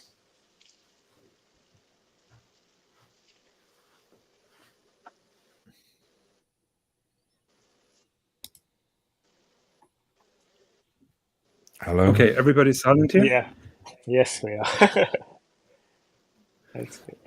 Yeah, but that's it's life, isn't it, guys? Yeah, sometimes you're successful, sometimes you're not, and you've got to sometimes accept that, shrug your shoulders, and move on. But I appreciate that. I appreciate the kind of therapy session I'm going through. And you guys are a lot of fun. I do love you. We love you. We love you. Yeah. But we'll see. Maybe the new year. But again, Russell, I don't want to build up any hopes. They might also know that you're dealing with multiple ADs. That's coming from Russell. It could be. I would say. I'm not sure how far the context is, but sometimes sales associates from one company are befriended with other SAs from other companies. So sometimes the lines of communication are very direct. Yeah. But on the other hand, it is just like being on a YouTube channel. If you're dealing with two different ADs, what is wrong with it? What is wrong with being on one YouTube channel and with the competing YouTube channel? I don't see much wrong about that. Yeah. But like I've said already, I made the comment that I did try to keep all my Rolexes to one AD. It was just the lack of response. I think probably because my SA was thinking I was just going to hassle about the Pepsi, so it didn't bother kind of calling me back. But I literally spent 3 or 4 weeks not kind of contacting them that often. And this was during lockdown. And you say, I'm interested in the Yacht-Master. Could you help me with that? With that AD, but they didn't contact me. So I don't know what else to do, because if you ring somebody up and we'll take a message or they'll get back to you, and then they don't get back to you. I think, Hey, Ozzy. Good day, gentlemen. Hello, Ozzy. I love your videos, Ozzy. By the way, they're great. Oh, thank you. I really appreciate it. I don't have many subscribers, so thank you. No worries. Ozzy, can you post a link to your channel in the private messages? I'm happy to. Oh, thank you. I will do that. I agree with you 100%, Jonathan Quayle. I guess my comment on the sniffing out how much money you have is really about it's the other side of the coin, in that there is whether or not they like you personally and how much they can squeeze out of you. The ultimate in terms of getting only like a first purchase Pepsi would be if you're dirt poor but extremely likable, right? So it can happen, but they're very good at sort of understanding whether or not you're just holding out and not buying a soft piece because, who knows what your reason might be, but you get what I mean. Like they typically have a good sense of how much money you have, whether or not you're holding out, and then also how much they like you. So it's complicated. Not everyone's path is the same, but you have to look at it from their perspective. They probably don't make commission on selling you a Pepsi, so why should they sell you the Pepsi? What's your answer? If I had the answer to that, I would have implemented it by now. So I mean, that's what I'm saying. Is like because they like you. If you're saying you're not going to buy anything else, the only other side of the equation is because they like you, and so that means you have to find the sales associate that you really click with, and it's just fun to have a chat and be around. Absolutely, I agree with that view on that particular point. So the essay that I've known the longest, I do have a kind of a 10-year kind of association. I don't know if we could say friendship because it's quite I would like to say it's a friendship, Right. but with the other AD, which I did purchase. I mean, I purchased 7 watches last year from them, 5 of them Rolex. Okay. And they were a mixture of kind of medium to warm pieces, but they weren't anything like a Pepsi or a steel sub. Even with that AD, even if I've had that purchase history with them, I get the feeling that I've got to spend a lot more money to have any chance of getting something like a Pepsi or a steel sub. Right. So you've got to keep the problem. The problem I have is the problem that I was happy last year to spend money and kind of get lots of watches. But I'm at this kind of stage now where I've kind of had that big purchase history, and I don't know whether I'm looking from a kind of is it really worth me putting a lot more money into it to get the next piece I want? That's a thing which I feel like loyalty is probably a bad word to use, but my purchase history from last year should still be good enough to get a steel GMT, but apparently not. Yeah, it sounds like when they, in the meantime of the Pepsi coming, they're offering you watches that you need to start refusing, and just say no, I'm waiting for the Pepsi. It's the Pepsi that I really want. Yeah, I have refused a few watches from that AD as well. So. But that also can be a very dangerous path in rejecting too much, or probably when somebody is just saying himself, okay, I'm trying hard now to do Muhammad Ali a favor, and then he says no, can also be difficult. So there is no golden rule. My advice is be yourself, and and I am myself. Don't give up hope. I'm true to myself.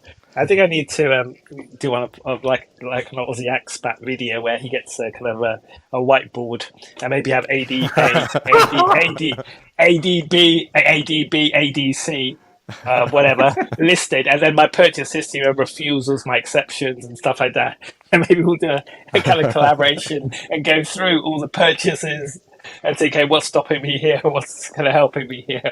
Sure. I guess you saw the latest video, shitters on the way to a Daytona, right?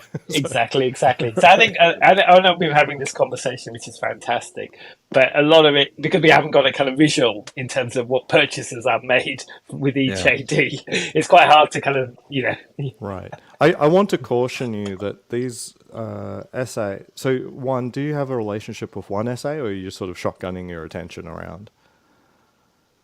I mean, the AD itself? The one that you're trying to get a Pepsi from? I have one SA which I have a relationship with, yeah. Good. That's very specific. That's one good. person. So I think you also have to remember that these are retail workers, and ultimately their biggest pressure is getting sales targets by the end of each month, and purchase history doesn't go very far. It's kind of really tough to say. Purchase history matters in terms of qualifying for pieces and whether or not management will block a sale to a person, but from the SA's perspective, they got to meet their sales target at the end of the month, and selling a Pepsi probably doesn't help them meet their target, as in selling it to someone who hasn't bought anything else. So you have to be very, very cautious about thinking about, well, one, how much your past history really counts, how much it matters, as well as if you buy a soft piece, you have to be very careful, because if they say, oh, maybe I'll get you one next month if you buy this, that they really don't know what they're talking about. And I don't mean they're lying to you. It's like they may hope to do right by you, but it's not a pressing factor. It's not like, oh, there's one in the safe, and if you buy this, then I'll call you next week. It wouldn't be that simple. Now, I'm not saying it won't help.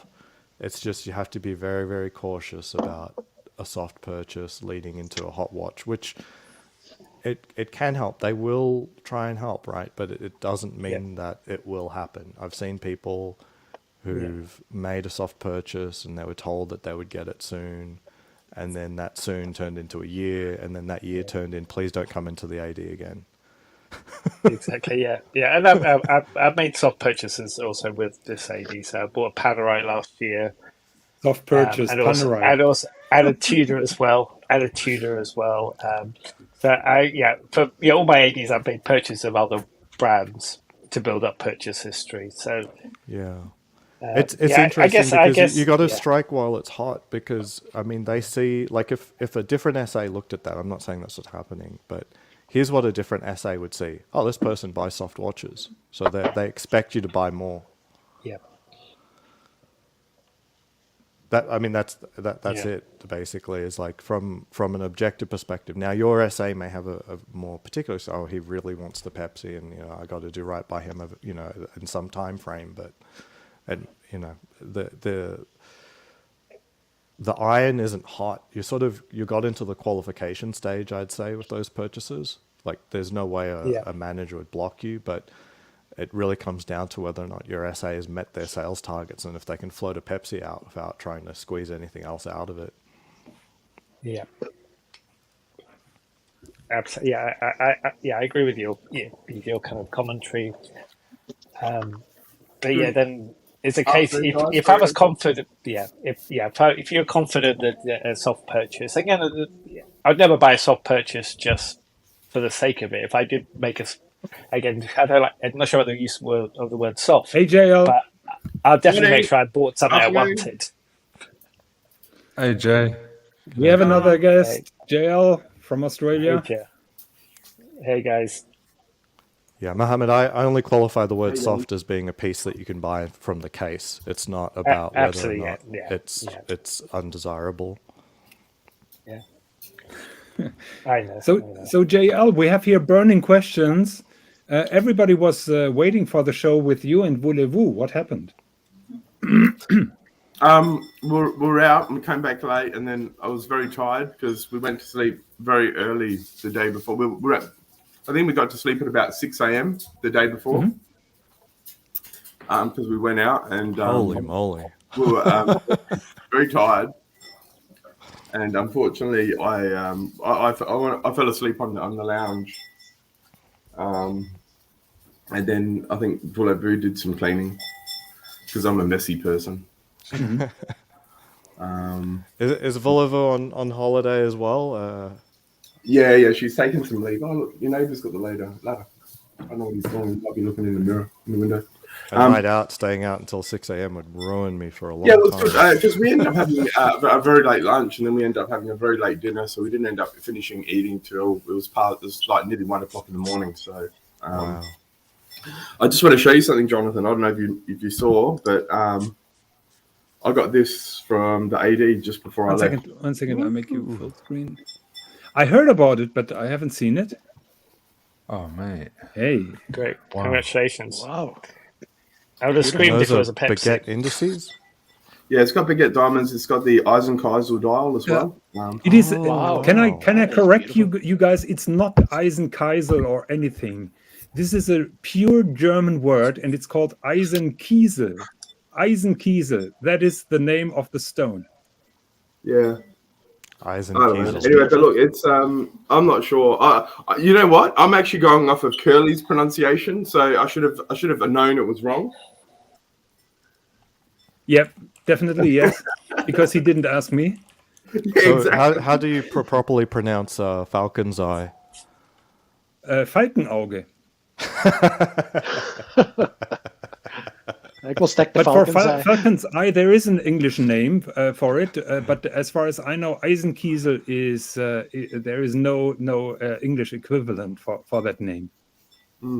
So it's just like Glashütte, and all the Americans pronounce it Glashütte, which is incorrect. So Eisenkiesel is really pronounced that way. It was kind of funny that I got a phone call. I was leaving on Thursday. She rang me, I think, the Thursday of the week before, and she goes, "Oh, I've got a really, I need you to come in. I've got a watch here for you. I think you'll really like it." And I'm like, "Oh, okay, fair enough." So I said, okay. She goes, "I need you to come in today." And I said, "Okay, shit. Okay, whatever. Wonder what she's got." So I went in later that day, and she comes out and she shows me a yellow gold Sky Dweller on Oyster Flex. And I put it on, and you know what? I thought to myself, okay, you know what? This looks a bit funny. So I video called Volevo, and I said, "What do you reckon about this?" I go, "I don't really like it." And she goes, "Oh, yeah, maybe in 30 years' time." It's like an old man's watch. Fair enough. And I said, "Look, I really want something in, I would prefer something in rose gold. Like, I thought I really liked yellow gold, but I like the yellow gold Yacht-Master, but that's got a black bezel, and it's got a completely different look to it." That's way too sporty in comparison. Like, it's a very sporty look. Anyway, she goes, "Oh, I've got something else. Let me go get it." And then she comes back 5 minutes later, and it's still in the coffin. She pulls it out, and she showed me that. I'm like, "Oh, wow!" And I'd never really considered a day-date, but when I saw it, it looked absolutely spectacular. So, I showed her, and she said, "Wow, that looks nice." And I said, "Look, I just need 5 minutes." I go, "I just got to ring someone up, discuss it, and I'll be back in 5 minutes." So I was pretty much sold that I was going to get it, but there's more than what I wanted to spend, obviously. So I went for a bit of a wander. Sky Dweller wouldn't have been cheap either. Sorry? That Sky Dweller wouldn't have been cheap either. No, I think this was about 20 or so more than the Sky Dweller, but it's all gold. You're getting a rubber strap versus a full gold bracelet. And then I didn't even realize like how difficult these watches were to get. So I got Volevo to do some Googling while I was wandering around. Yeah, they're really hard to get. So they are. Yeah, they are. Yeah, they're pretty rare. Tried. I had my name down for one, and nothing ever appeared. Yeah, and then when I got back there, I said, "Yeah, no, look, there was no doubt that I was going to buy it," and I took it. And then she goes, "You know what?" She goes, "The last one we had was 2.5, 3 years ago." So she goes, "It's a fantastic watch. You're very lucky to get it." And I said, "Yeah." I go, "Look, I understand. It's beautiful." And then, then it was kind of funny because here we went to one of her local ADs, and they had 2 platinum day dates. And if I happened to go in a little bit earlier, one of them was available, but we missed out. So, but that was a lot of money. Yes, yeah. So the day dates right now are soft, but that one that you've got, I would say, is hot. Yeah, they showed me a which I really liked. It was a rose gold Daytona chocolate dial on a leather strap, and it looked leather strap. Yeah, on a leather strap. It was a 2018 model. It was pre-owned. The dealers also had a small selection of pre-owned, and just I'd probably prefer it on the Oyster Flex, but. It looked absolutely spectacular, but it was they wanted too much for it. Like it was running around 30% off what Chrono's showing. So, it's just way too much. The other thing they did have there, which was really interesting, they had a 1968 GMT, original dial, original bezel, original art hands. It looked absolutely spectacular, and I wanted that would be Bakelite then. Yeah, it was. They wanted 25 for that, so that definitely caught my eye. What was it? An aluminum bezel or a Bakelite plastic? It was really faded. Like it almost the bezel looked white. 1968, I think it's aluminium. Yeah. Okay. Yeah, I think it is. Yeah. So I'd go back in, but something like that I'd really like, but I'd prefer to get it in my birth year, to be honest. So. I've given up trying to do that, actually. I really, really wanted a root beer GMT in my birth year, but it's too fucking hard, man.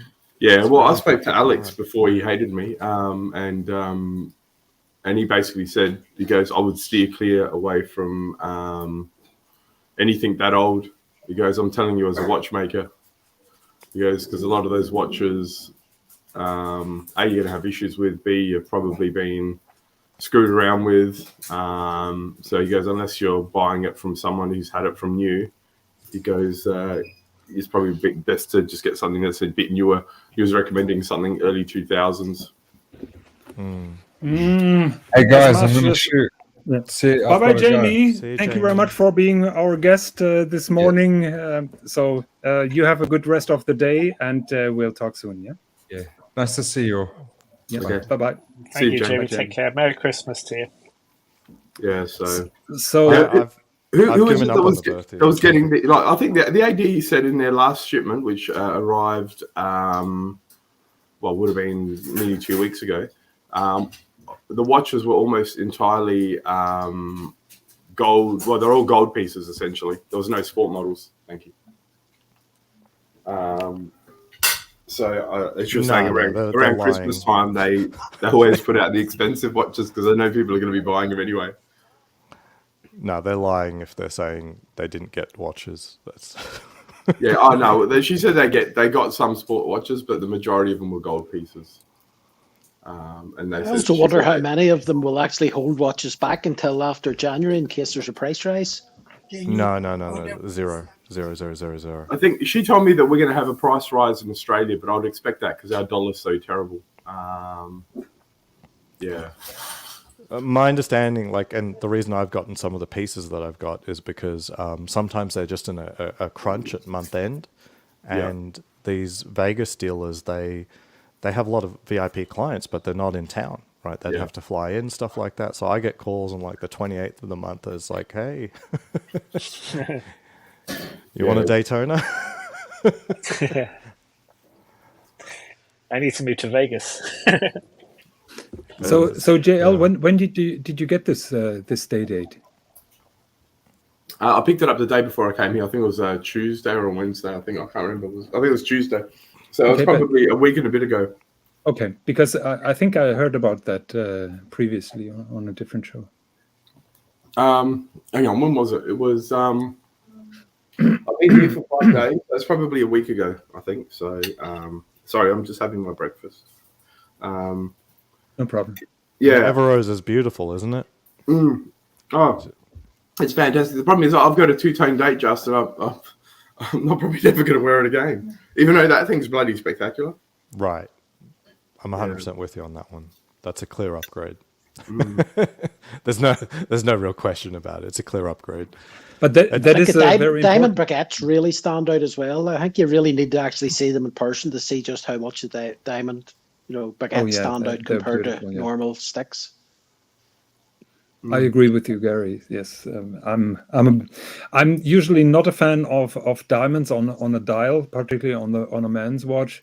But those baguettes with Rolex, or even better, I totally love that anniversary model of the Nautilus in platinum with that icy blue dial and with those baguette sticks. Those are spectacular. I got when I was there, she showed me another watch. So she showed me this. It was a 36 two-tone date just. It had the brick dial with diamond indices, and it had a diamond bezel. And it looked absolutely spectacular. So I bought that as well. Wow. But that was a gift for this lucky lady. It was a bit premature, but anyway, whatever. Okay. So congratulations, Rolex Christmas then. Yeah. So that's you got to congratulate Valerie, not me. Yeah. Going to be a lot of green wrapping paper this Christmas, isn't there? No, it was kind of funny because she hasn't had a Rolex before, and she was trying to work out how to open the box up. I tried to steer her away from Rolex, but apparently it was not successful. Look, if you see this watch, it's actually more beautiful than mine. It really is. She suckered me in. She goes, "This came in the same shipment. Look how beautiful this is." And I'm like, "Fuck, you're right. It is. It's spectacular. How can I not buy this? Jesus." They know how to play you. They know how to play you, these bloody ADs. Yes, they do. 100%. But it's, that's what I was admit, talking to Mohammed. It's much, much, much more better. It's a nicer looking watch than mine. It's so shiny. So please tell her to send me a picture of this particular watch. Yeah, I'd go get it, but I don't know where she's put it. She's hidden it from me to make sure I don't take it back to Australia. Yeah, probably. Yeah. You Australians are a bunch of thieves, so don't right. trust Impromptu. Yeah, I said to her today, I'm going to take you and buy a handbag today. I go, so you can keep all the money that you're going to spend on me in it. No, I think today we're going to go to some museums. Honestly, I think we've got to actually do some stuff. Oh, which museum is on the list? So I think she wants to go to the art gallery. So do I. And they're in a strip here. They're in a line. So there's the Natural History Museum. There's the Holocaust Museum. There's the what else is there? There's a whole bunch. There's a Black History Museum, I think it's called. There's a Space Museum. There's I don't know. There's a whole bunch of them. So when we go there, we'll have a look. But it's bloody cold, man. It's so cold. It's ridiculous. Yeah, well, welcome to the winter. Well, USA is just going through a pretty hard cold snap. Oh, JL, you got to strike while the iron's hot. You got to tell you're probably not going to get this back. Full screen on JL. Have you told the AD what you want next, JL? She's giving me a Pepsi when I get back. Okay. Oh, well, she was giving me a Pepsi, but apparently I need to change it to a back. Muhammad Ali has just hung himself. Muhammad Ali is waiting for a Pepsi, so ask her if she has a Pepsi over. No, what happened was we're discussing getting a Pepsi because I've always wanted a Pepsi, and then Vulavi made me try the Batgirl on, and I'm a bit with her. I sort of like that better. I'm 100% Batgirl over Pepsi. Oops, something fell out. Oh, they're the extra links. But when you see this, you'll like my watch is nice, but it's got the brick dial. Oh yeah. Mm-hmm. I think this is called the fluted dial. Yeah, I don't know. 21 release. But it's it's beautiful. That is 36, correct? Yeah, it's a 36. Ask him why it's not in this book. Oh, it is. It is in the book. Oh, okay. Yeah. It's you can see it. My watch is nice, but this looks far more spectacular, to be honest. So. It's stunning, absolutely beautiful. Yeah, like once you show me that, I'm like, fucking hell! Like you're making it real hard for me. I do love that particular dial. Same with the palm motif. Those laser etched dials with the contrast of yellow gold is very beautiful. And she said like, oh, it's in the same shipment, and it's and she goes, it's a new 2022 watch.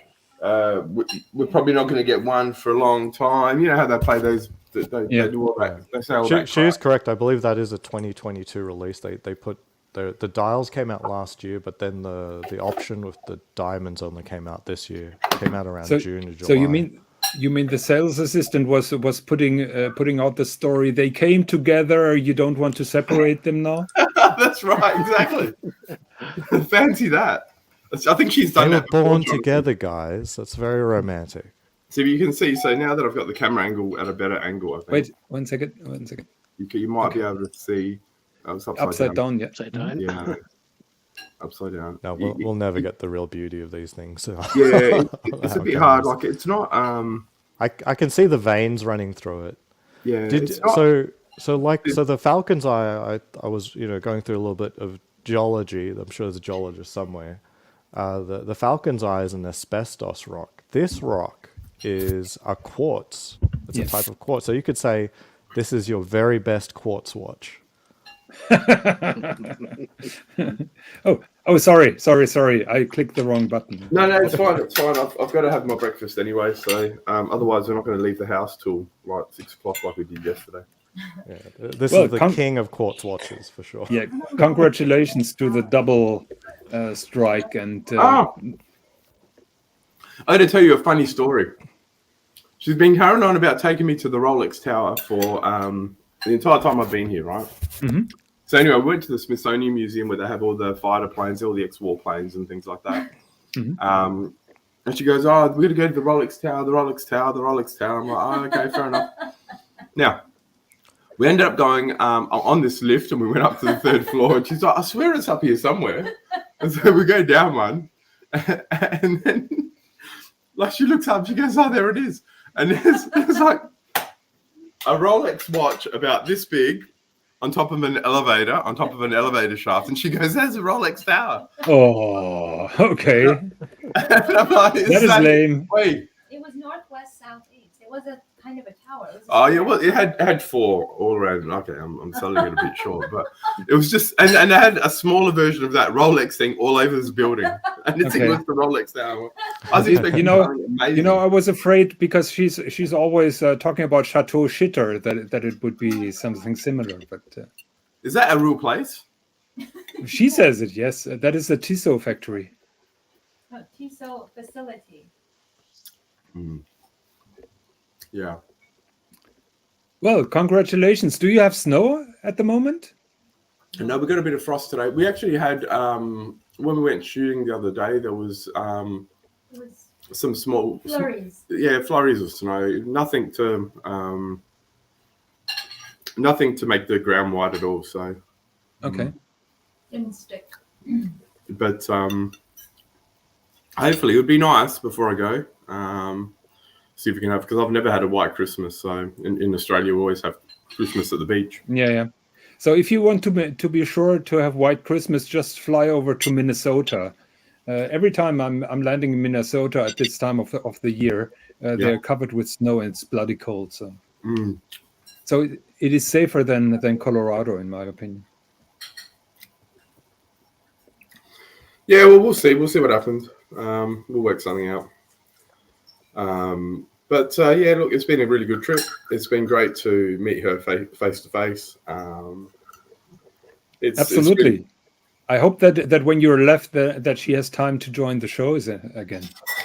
Yeah, well, look, I guess she went through that difficult period with all the videos and all that stuff. But I've been trying to tell her not to let that stuff bother her, because you've got no control over what people say and what people write and what people do. So.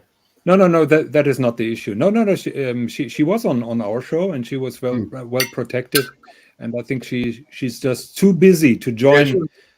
Yeah, she was busy because she had to get. Look, being here for a week, I realized why she doesn't get anything done. She's got a very busy household, and we make plans to do stuff, and it just never happens because we always end up leaving the house late because you got to wake up, you got to feed the dogs in the middle of the night. You've got to let them out to go to the toilet. Then you got to go back to sleep. Then you got to wake up, let them out again. Then you cook breakfast. Then you got to walk the dogs. Then you got to bring them back. Then you got to shower. And then it's like, oh, well, it's almost lunchtime. Maybe we should eat. And then it's lunchtime. The day's gone. Yeah.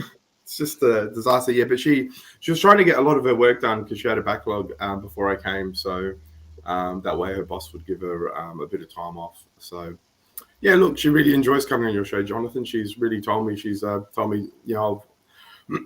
I've been listening in and, I really enjoy your show. It's very different to the others. And I hope that she does come on because she enjoys it. And, if she enjoys it, I'm happy. I want her to do it. So, yeah. Yep. Cool. Woodavoo, come back. No. So what's happening I hope with tobacco? I hope that I see Swiss very soon again because he's gone missing. So what have you done with him? I have done nothing with him, but I know that he's very busy in his job, and additionally, I'm pretty sure he's visiting his family. Not sure what he's doing over Christmas, but I guess that he tries to be together with his family, and he has other issues than going on a live stream. Now this is running for 4 hours. My wife is totally upset with me because I have things to do, which I everything I neglected for the day so far. So that's how it is with live streaming. Mate, it's a perfect time for things for taking too long because you got a bit of extra time around this time of year to enjoy yourself. I reckon Swiss has found the secret girlfriend, mate. I reckon that's what's going on. I hope No. Let's hope Santa brings him a camera so we can actually see him again for the first time in An 6 update months. for the camera would be enough. So Jails, what's happening with that Batgirl? So you think you fancy it? Have you? So what's happening? Oh, she said she'll get it for me. So she said it'll be. So it was funny because she goes, "Oh, you've already had 3 Rolexes. I don't think I got 2 Rolexes from her in the last 6 months. Or was it 3? I'm not sure." She goes, "Oh, we can't sell you any more Rolexes." But then she had no more problem selling me 2 more. But it's funny when you ask for the GMT, you know, they're like, "Oh, we've got lots of VIP customers that have got them and they're in front of you." And I said, "Look, you know, fair enough." I go, "I know how this works. You know, it's not a big deal. But you know, I don't want. I go, if I'm going to have to wait, you know, 6 months, I'm just going to go buy one from the grey dealer." She goes, "No, don't do that. Don't do that." I said, "Okay." I hope that I will bring her very soon to buy a real watch and not a Rolex. Yeah, well, that's it exactly. But look, it looks absolutely spectacular. That was the main reason for it. And it's a beautiful watch. You know, it'd almost be a watch that. Well, actually, I did wear it because it came with the full links, and that's what I need for Rolex, and even. It was good. Looked like I was. Jamie's not here, but it definitely looked like I would have had a good night out at the gay bar. But with all the diamonds. But look, even as a man's watch, like the other day, I tried on the Platinum Daytona. I think it was it yesterday or the day before, and it had the diamond bezel. And the Ponticello.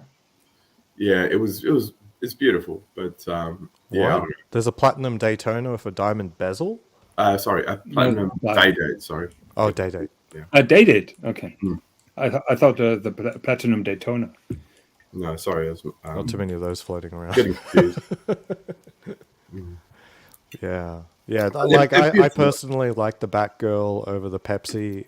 That not many people agree. I just don't think the new Pepsi has the colors right. So the blue is stunning on the Batgirl. It's just such a unique, modern colorway, and it won't be around forever. They're gonna discontinue it. It's gonna happen. Like it's just not something they ever planned on. It's not supposed to be around for this long, in my opinion. It's funny, all the ADs that I've gone to, because there's quite a few around here, all of them have the Batgirl on display. None of them have a Pepsi. Not even exhibition? Sorry? No, not an exhibition. They're all Batgirls. All Batgirls. I don't even think there's one of them. I don't think I've seen one on Oyster, to be honest. One of them may have been on Oyster. One of the ADs that has got... I don't know, quite a few outlets actually had non-working display pieces, which I found quite funny. Yeah.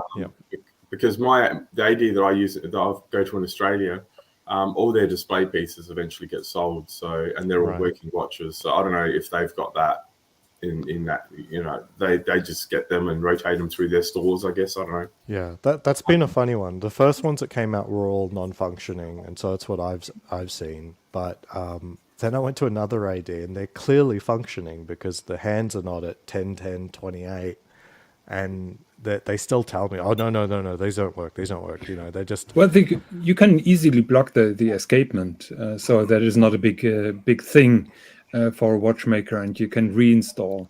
But it may be that they're still running. So yeah. Yeah, maybe that's what they do. Who knows? But yeah, the other thing I did see is the AD at the Rolex boutique at the Melbourne airport had the biggest selection of Rolex I've ever seen. All their displays were full. Everything. They had everything. They had like about 4 or 5 Daytonas on display. They had all the GMTs. They had the black, the Pepsi, I think it was a Batman. They had a Lefty. The other thing I've noticed is a lot of the ADs here have got lefty GMTs with sprites on display. So it seems to be a bunch of them must have come out at some point. But the Melbourne AD, as soon as I showed her, because I was traveling with the Day-Date, as soon as she saw that, she couldn't give me a card fast enough. She wanted to put me on their books as a customer. If there's any pieces that I was interested in, to email her what I want, email my travel dates, so then they can get it in. They hold for 60 days, and then I can claim the tax back as I'm leaving. They were extremely accommodating, and she was a lovely person. And I had lots on. It seems like they must get lots of watches there. She also says there's a lot of international clients that just fly in to pick up watches from there. So they it's one page back. Stupid dog. Smart dog, I should say. Hey,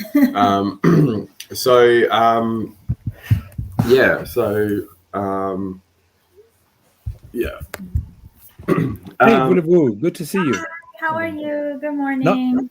Now that you show your face in the camera, we can also make the other stream public, because Swiss apparently didn't Of course, didn't edit yeah, it. sorry for that. No problem. I wanted to ask you, Jonathan, did you ever hear of this 1 second, full screen. Can I make brand? it full screen? Yeah. Montclair? Have you heard of this? Of course. Okay, I just wanted to know, because the sales lady who gave us this, she said that in Europe they don't have this very much. So I wanted to double check, because That is a lie. that's what I thought too. But I don't know. They have to say something. But I also wanted to show you my Van Cleef. JL said he's going to change the strap. It's a work in progress, Jonathan. Is that new as well, or No, this is not new, but I Okay. have straps that I want to put on it. So he's working on installing that. okay? But I have this in platinum as well. But this is the yellow gold, and then the straps are really beautiful. I love the Van Cleef straps. Here's- I have a pink one. Oops, I have it's only a pink one as well. So he's working on that. Yeah. The straps are easy to take off, but the buckles are a little bit difficult. Yeah. So sometimes watch companies supply with multiple buckles, but I guess it's a gold buckle and they're stingy. Yeah, it's a gold bezel, and it looks like there's 2 pins in the side, but there's no screws or any ways of pulling them apart.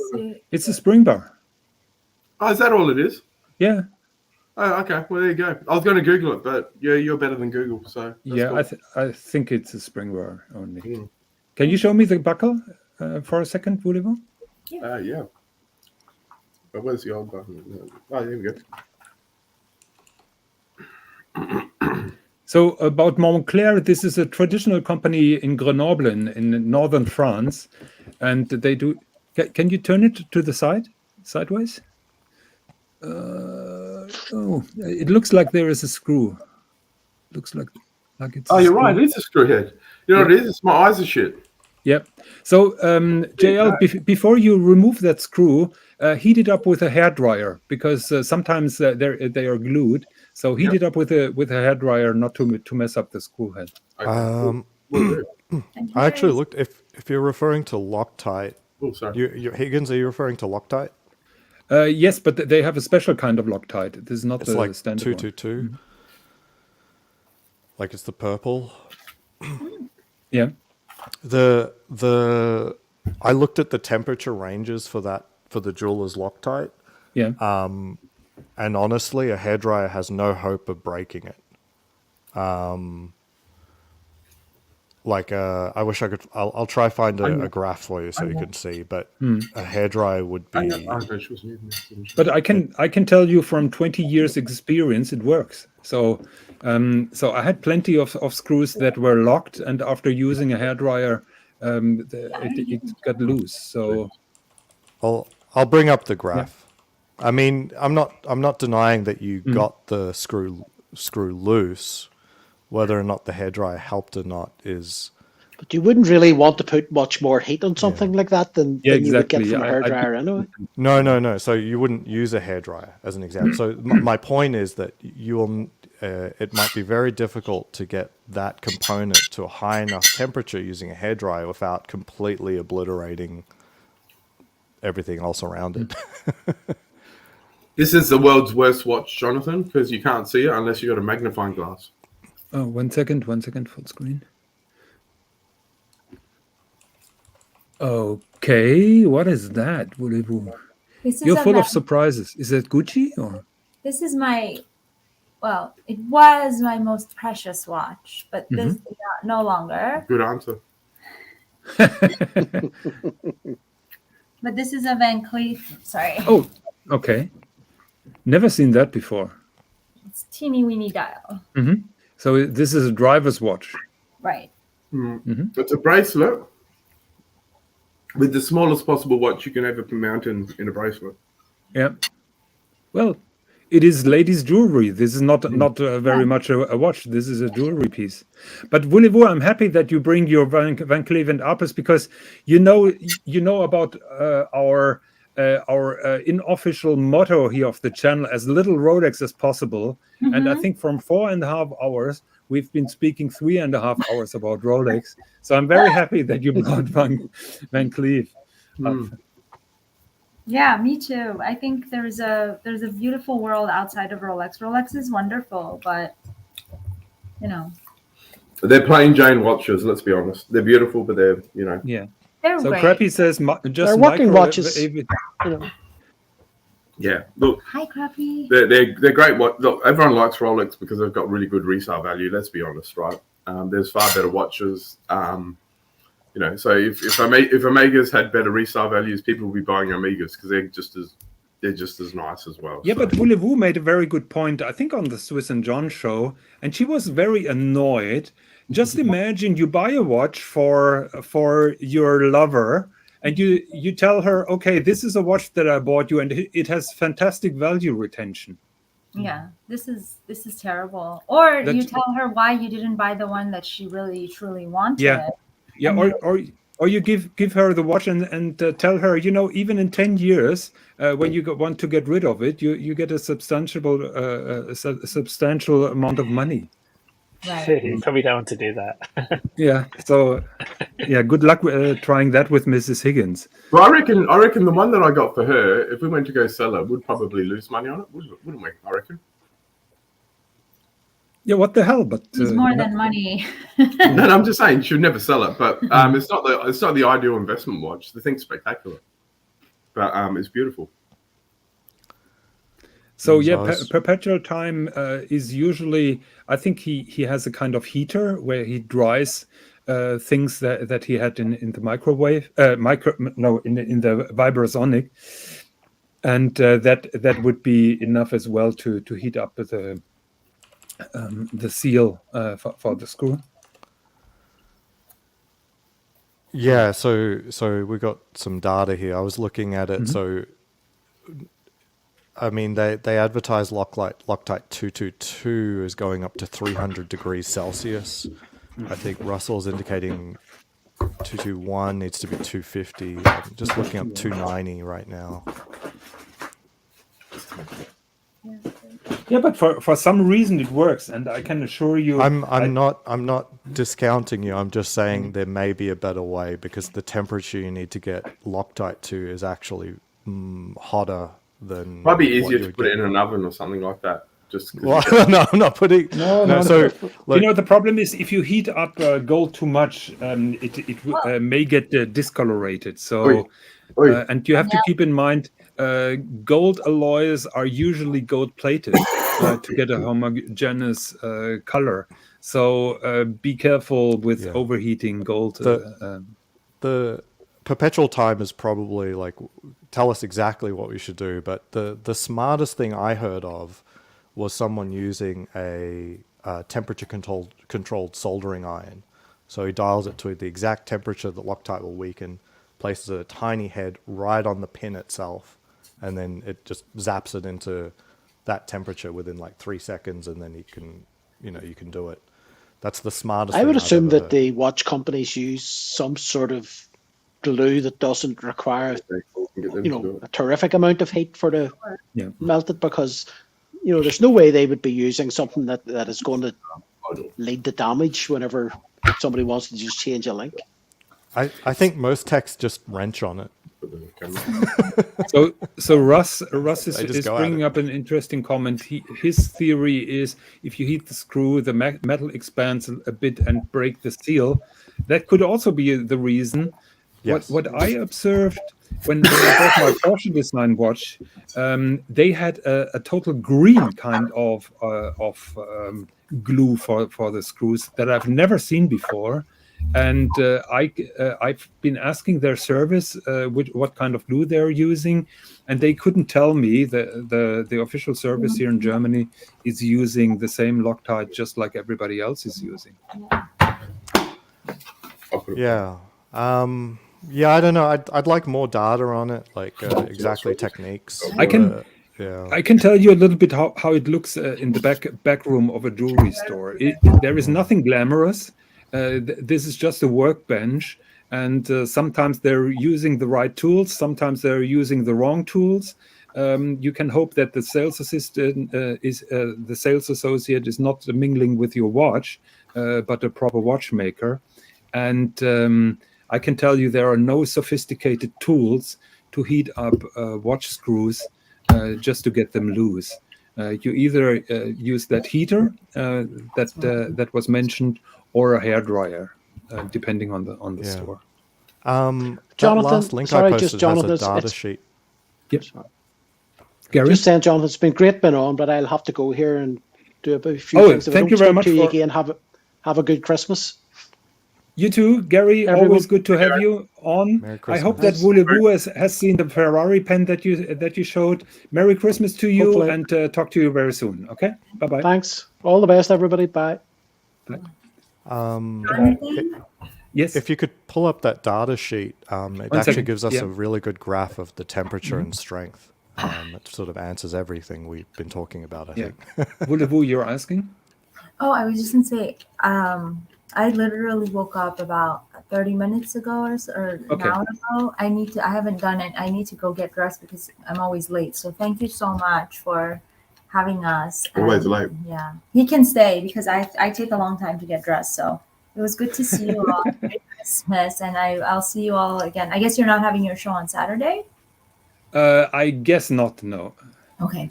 Well, but thank you very much for hopping on. You have a beautiful time together, and thank you very much for being here. Okay, bye-bye. Yeah? Thank you. Okay, bye-bye. Oh, you're hang around. So let me... Oh, I've shared it. I think you're sharing it. Oh yeah. Okay, so 1 second. I'll go on you. Okay. So this is the Loctite 290 that Russ mentioned. Recommended. I use 222, so maybe I'll find the data sheet for that. But he's the expert, so 290 is what he's saying to use. And this is how you break it down. So until you reach about, it looks like 65 degrees Celsius, there's no impact on strength. No, it's fine. I'm fine enough. It looks like you still have about 80% of the strength at 100 degrees, and then maybe at 70% of strength at 150 degrees Celsius. I'm not exactly sure what a hairdryer gets you to, but it might only be to here, so it'll weaken it a little bit, potentially.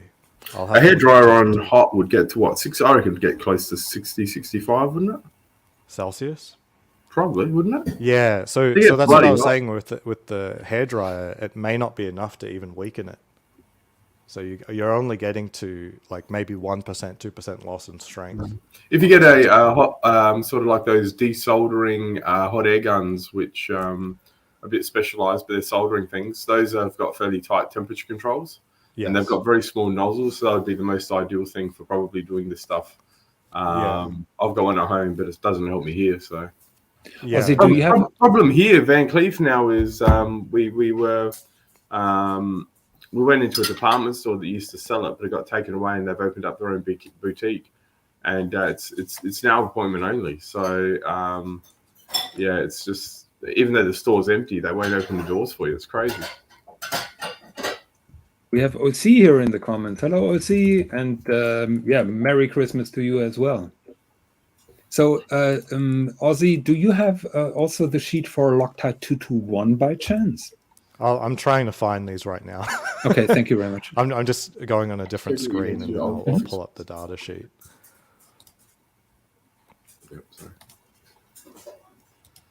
So 222 is what I've been using and was told by someone else to use. And where's the hot graph? Go Hot get strength. Has a similar profile. See you later. Get away from the sink. For 222, but it seems to be different in that the Take it to the bathroom. 290 was much stronger. So 290 was holding 100% strength at 65 degrees. This starts tapering off even at what, maybe 35. But you still have most of your strength until about 75 degrees Celsius, I'd say. I wouldn't worry too much about realistic. I mean, if it's on your wrist, you're still talking about it maintaining between 90 and 100% strength. Yeah. Hairdryer may loosen it, but you can see that, like, to get it really broken down, you need to be approaching 100 degrees. I'm not into those types, but I know that there are two different kind of Loctites, and I know that my watchmaker colleague, always recommended against one particular Loctite which was too strong. So probably that is most your are too strong. 290. Yeah, for sure. Anything like, so the 290, that's the first I've heard of it. I'm not just, he's the expert, so don't take my advice over his. As you could see from the graph before, like this one, it's much stronger. So you could start seeing breakdown temperature here at about 65, and it stays strong all the way up to 150. And you're only dropping down to about 65 strength at 150. While here, you're dropping down to about 20% strength at 150. And it already starts breaking down at 35. So this is much stronger, much stronger. So you gather from that what you want, but that's the data sheet. Let me look up 221. So I've just Googled the temperature of a hairdryer, and it goes up to 120 degrees. And that was the feeling. Okay. You can get gold or metal really hot with a hairdryer, so that you can burn your fingers on it. So I would have guessed that it's around 100 degrees as well. So I don't like how imprecise it is, though. But anyway, so 221, it looks like it has a profile pretty similar to 222, except it looks. So I think 50. Crappy's got the best comment of the day. Put it into an air fryer. Air fryer for 30 seconds. Yeah. Crappy's standard solution for everything is now the air dryer. Has he taken it out of the box yet, or what? Air fryer. I have no idea what he's done. I asked him last night. He's still. The community wants to know. So let's take the 50 degree point, 100 degree point. So this is 222. At 50, it's probably like 85. At 100, it's about 50. Yeah. The 221 is. This appears to be stronger at 50, but then by the time you get to 100, it's the same. So it has a little bit more strength at this sort of 50 degree mark. So that's the main difference. The curve has a little bit more of a hitch to keep it higher at that 50, I think. So this is more gradual. So there's just a little bit more strength in that initial range, which this probably makes sense. Like if I'm looking at this, I would say I'd probably prefer this over 222 because I am in weather conditions where it'll be 50 degrees outside. Yeah. But I don't think I'm going to stress too much about that, honestly. Like, as long as there is a Loctite on there, because a lot of bad techs will not put any Loctite on there at all. Yeah, that is one of the key issues. Yeah, I recently saw a Rolex forum post where someone had lost their watch because a pin had worked itself loose.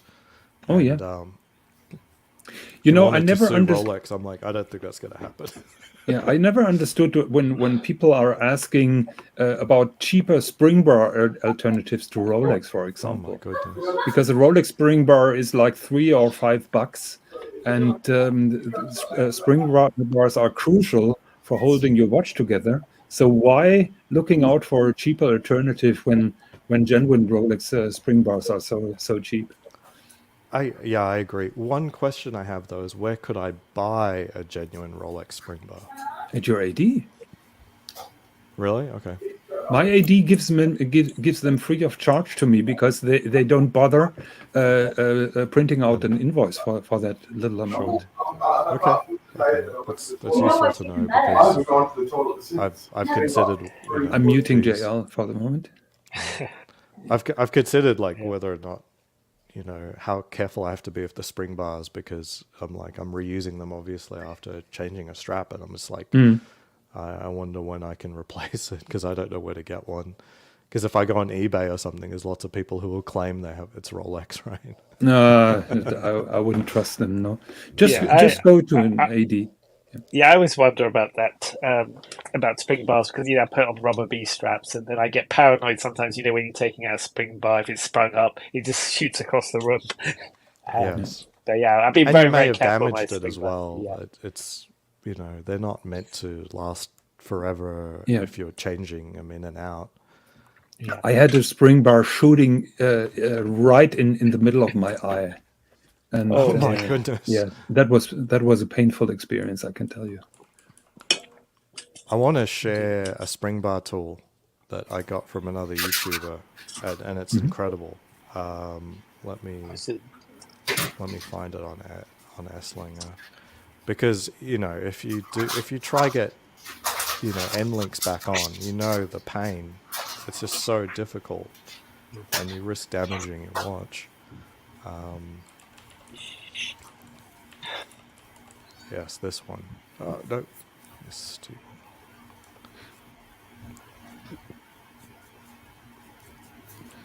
While Ozzy is searching, can I please remind the audience to upvote? It will help us a lot, so thank you very much.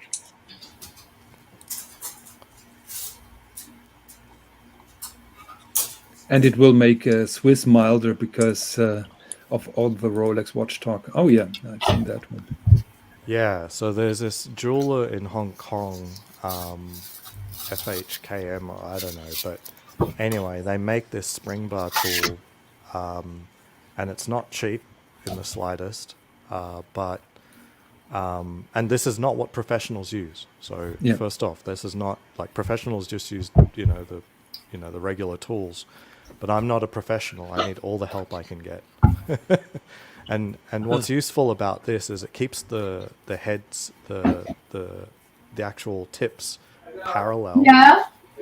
And you can pre-adjust the width so it doesn't go too wide. So not like a how would you say a tweezer, which has an unlimited width compared to say an adjustment on the actual watch. So it doesn't go too wide. So if you let it spring out, it's not going to spring out and damage the lugs or something like that. Yeah. And it's very precise and very easy to use. It keeps it all parallel, and it's very easy to hold. There is no need for manual tension on that thing, because you use that little screw. Yes, yeah, you don't have to work too hard. I like to adjust it so it's exactly at the lug width. I put it down, I squeeze like 0.5 millimeter. It's fully captured the spring bar. I lift it out, no problem. And reverse is exactly true as well. This is a very easy tool to use. And I want to stress, this is not a professional's tool. This is what I use because I'm not a professional. I need as much help as I can get. Wow. So this tool, looks very good. So it captures the actual spring bar. So it doesn't. So it actually keeps the spring bar in place. Is that correct? As you remove it. Yeah, you can compress it and hold it there very comfortably. Okay. Yeah. Volivo says it's also available on Amazon. Yeah. Let me stop screen. I'll check, because if it is, I would do that. I'm not particularly. I don't have anything for or against Essling. It was the only place I could find it at the time. But it may also be the case that she's looking at a tool that's similar to this, but not actually this. So I'll do my best to find it, because certainly Amazon's much easier for most people. Anthony C says, I found tools like that sometimes don't fit into the spring bar opening. That tool fits in exactly. So, he could be correct from the perspective of if the spring bar is for a watch, I haven't seen a watch that has like a lug width smaller than say 16 millimeters, and that thing can go down to about 17, 18. But my Omega has my 3861. The clasp is very, very small in width, and it's got a very, very tiny spring bar, and it's only about 8 millimeters, I think. No, I think he's talking about that little gap in the end link. Oh, well, no. This uses the same tool tips as like most other spring bar tools, so yeah, it'll fit.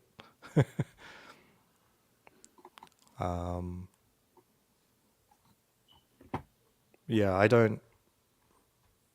I honestly don't know what to even look for on Amazon to find the same tool. Yeah, it's going to be difficult to find. So, voulez-vous, you're free to give me the item number or send me the link on Amazon. That would help us a lot. But I've seen a long string of discussion on the Rolex forum about this particular tool, and it seems that everybody's happy with it. Yes, but everyone's happy with the tool that they've got, so grain of salt from me as well. So this is the one that I see most often. It might be confused for being similar in function. This one. My only concern about this is that it's not actually going to be pressing parallel to the actual. Yeah. Do you get me? So, because the parallel factor is important, because if you squeeze at the same time, you're effectively sort of pulling away at the same time as squeezing potentially. And I would also think the angle will change, because you can fine adjust that with the screw. So when it's not super tight, you will. Yeah. I'm sure this works for a lot of some people. Swear by this as well. You guys, like as I said, I'm not a professional, and neither of these are professional tools. So this is certainly cheaper. That's for sure. And look, I don't scoff at price. I mean, $200 for a tool that I use like twice a year is ridiculous. But ultimately I said, look, I'm probably going to be, trying to change the end links on, a multi, $50,000 watch or something. I'm like, I want all the help I can get. Ozzy Voulez-vous is asking if you could show the tool again. Oh, yeah, sure. Let me bring that up.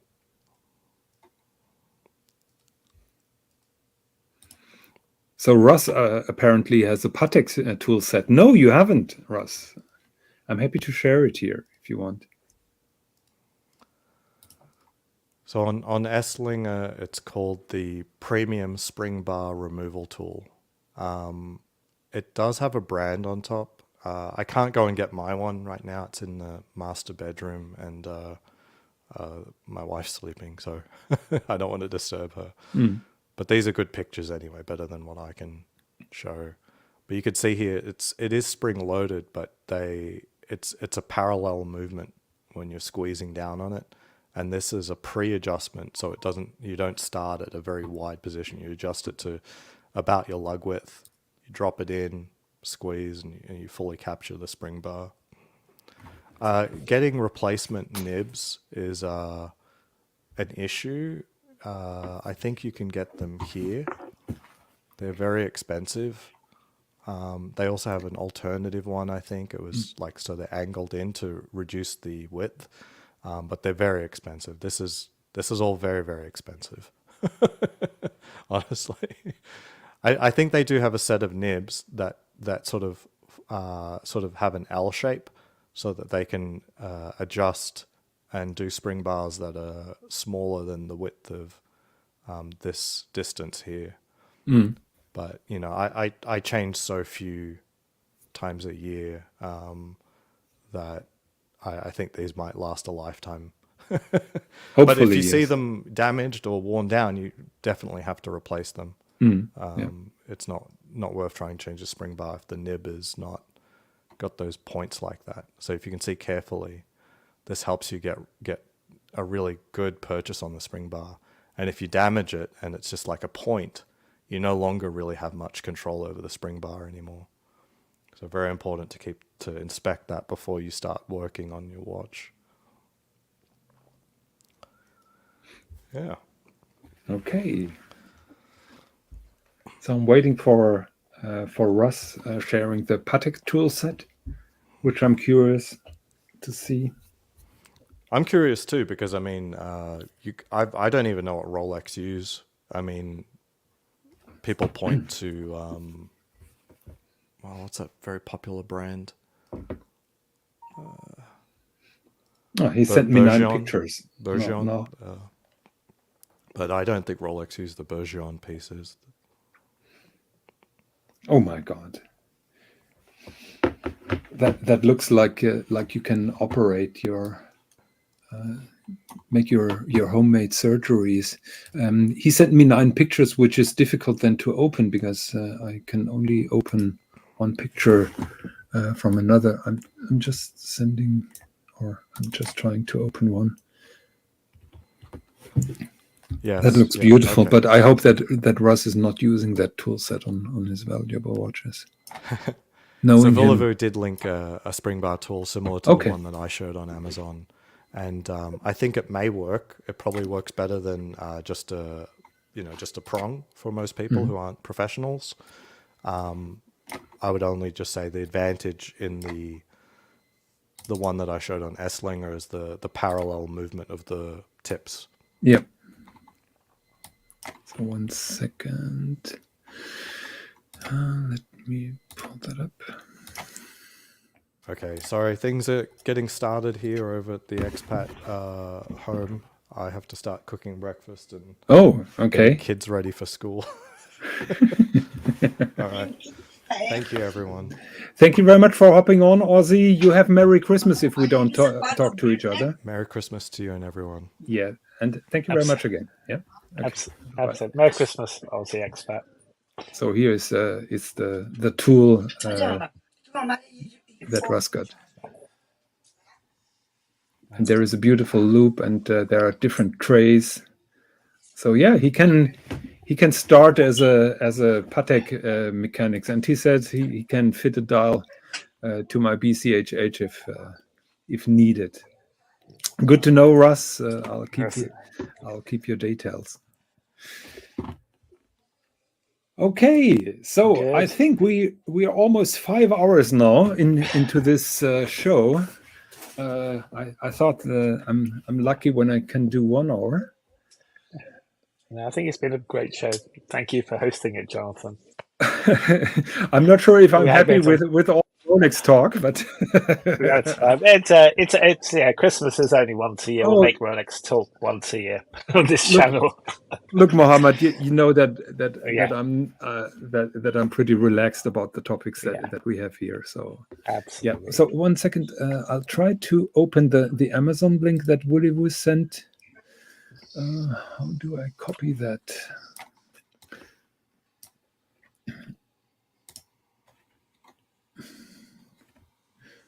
No, that's a different one. 1 second, I'll try to open that. Or share the screen. That is similar, but it has the same problem that is only working on one axle. So 1 second, let me share it. So Wulewu, is that the one that you mean, or that you meant? Because that is very similar to the one from Aussie Expat. The problem is that those two kind of forks are not always completely parallel. So I think the other one is nicer, although it looks a little bit bulkier.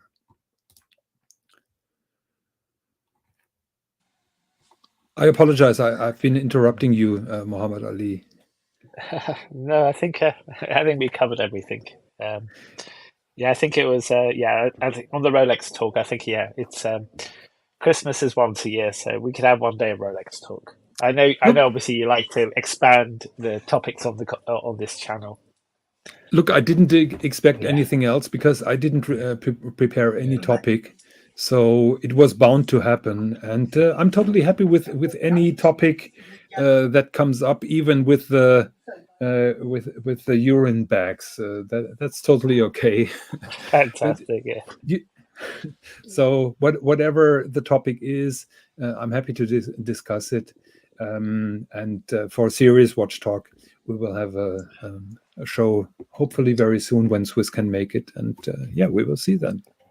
Fantastic. Well, thank you, Jonathan. I hope you have a fantastic Christmas. Thank you. I hope you too. Thank you very much for being such a loyal friend to us. We always enjoy having you in the comments or on the show or in the after show. I'm wishing you a Merry Christmas and happy days, happy holidays, and I hope that your Pepsi will arrive very soon. There's always hope, Jonathan. There's always hope. Don't give up hope. One day it will happen. So I'm not sure if JL and Voulez-Vous are listening to that. No, they don't. So then I'm running the trailer. Thank you very much for... I'm here. Well, Merry Christmas. Merry Christmas to you both. Enjoy the time together. And thank you. Yes, so thank you very much for you've got this the strap changer. This is what I recommended for Voulez-Vous to buy. So she bought one of them, and that made it really easy. Yes, but the other one is a little bit more perfect. But you can work with that. I agree. Yes. Mm-hmm. Yeah. Okay, fantastic. Well, thanks very much for the show. If you're not going to run one later on in the week, I wish you and Mohammed and everyone out there a happy Christmas. And we'll talk soon. Thank you very much. Same to you. I just wanted to say Merry Christmas to everybody here in the comments. Thank you very much for being such a loyal supporter of the show. I hope that we will see great topics in the next year. I hope that I can make a best of show around New Year. Be it with Swiss or probably be it impromptu, I don't know. I'll try to announce it. And so I hope to see you all in best of health and very happy on the next show. And I'm running the trailer right now. Bye-bye. Merry Christmas. Be well.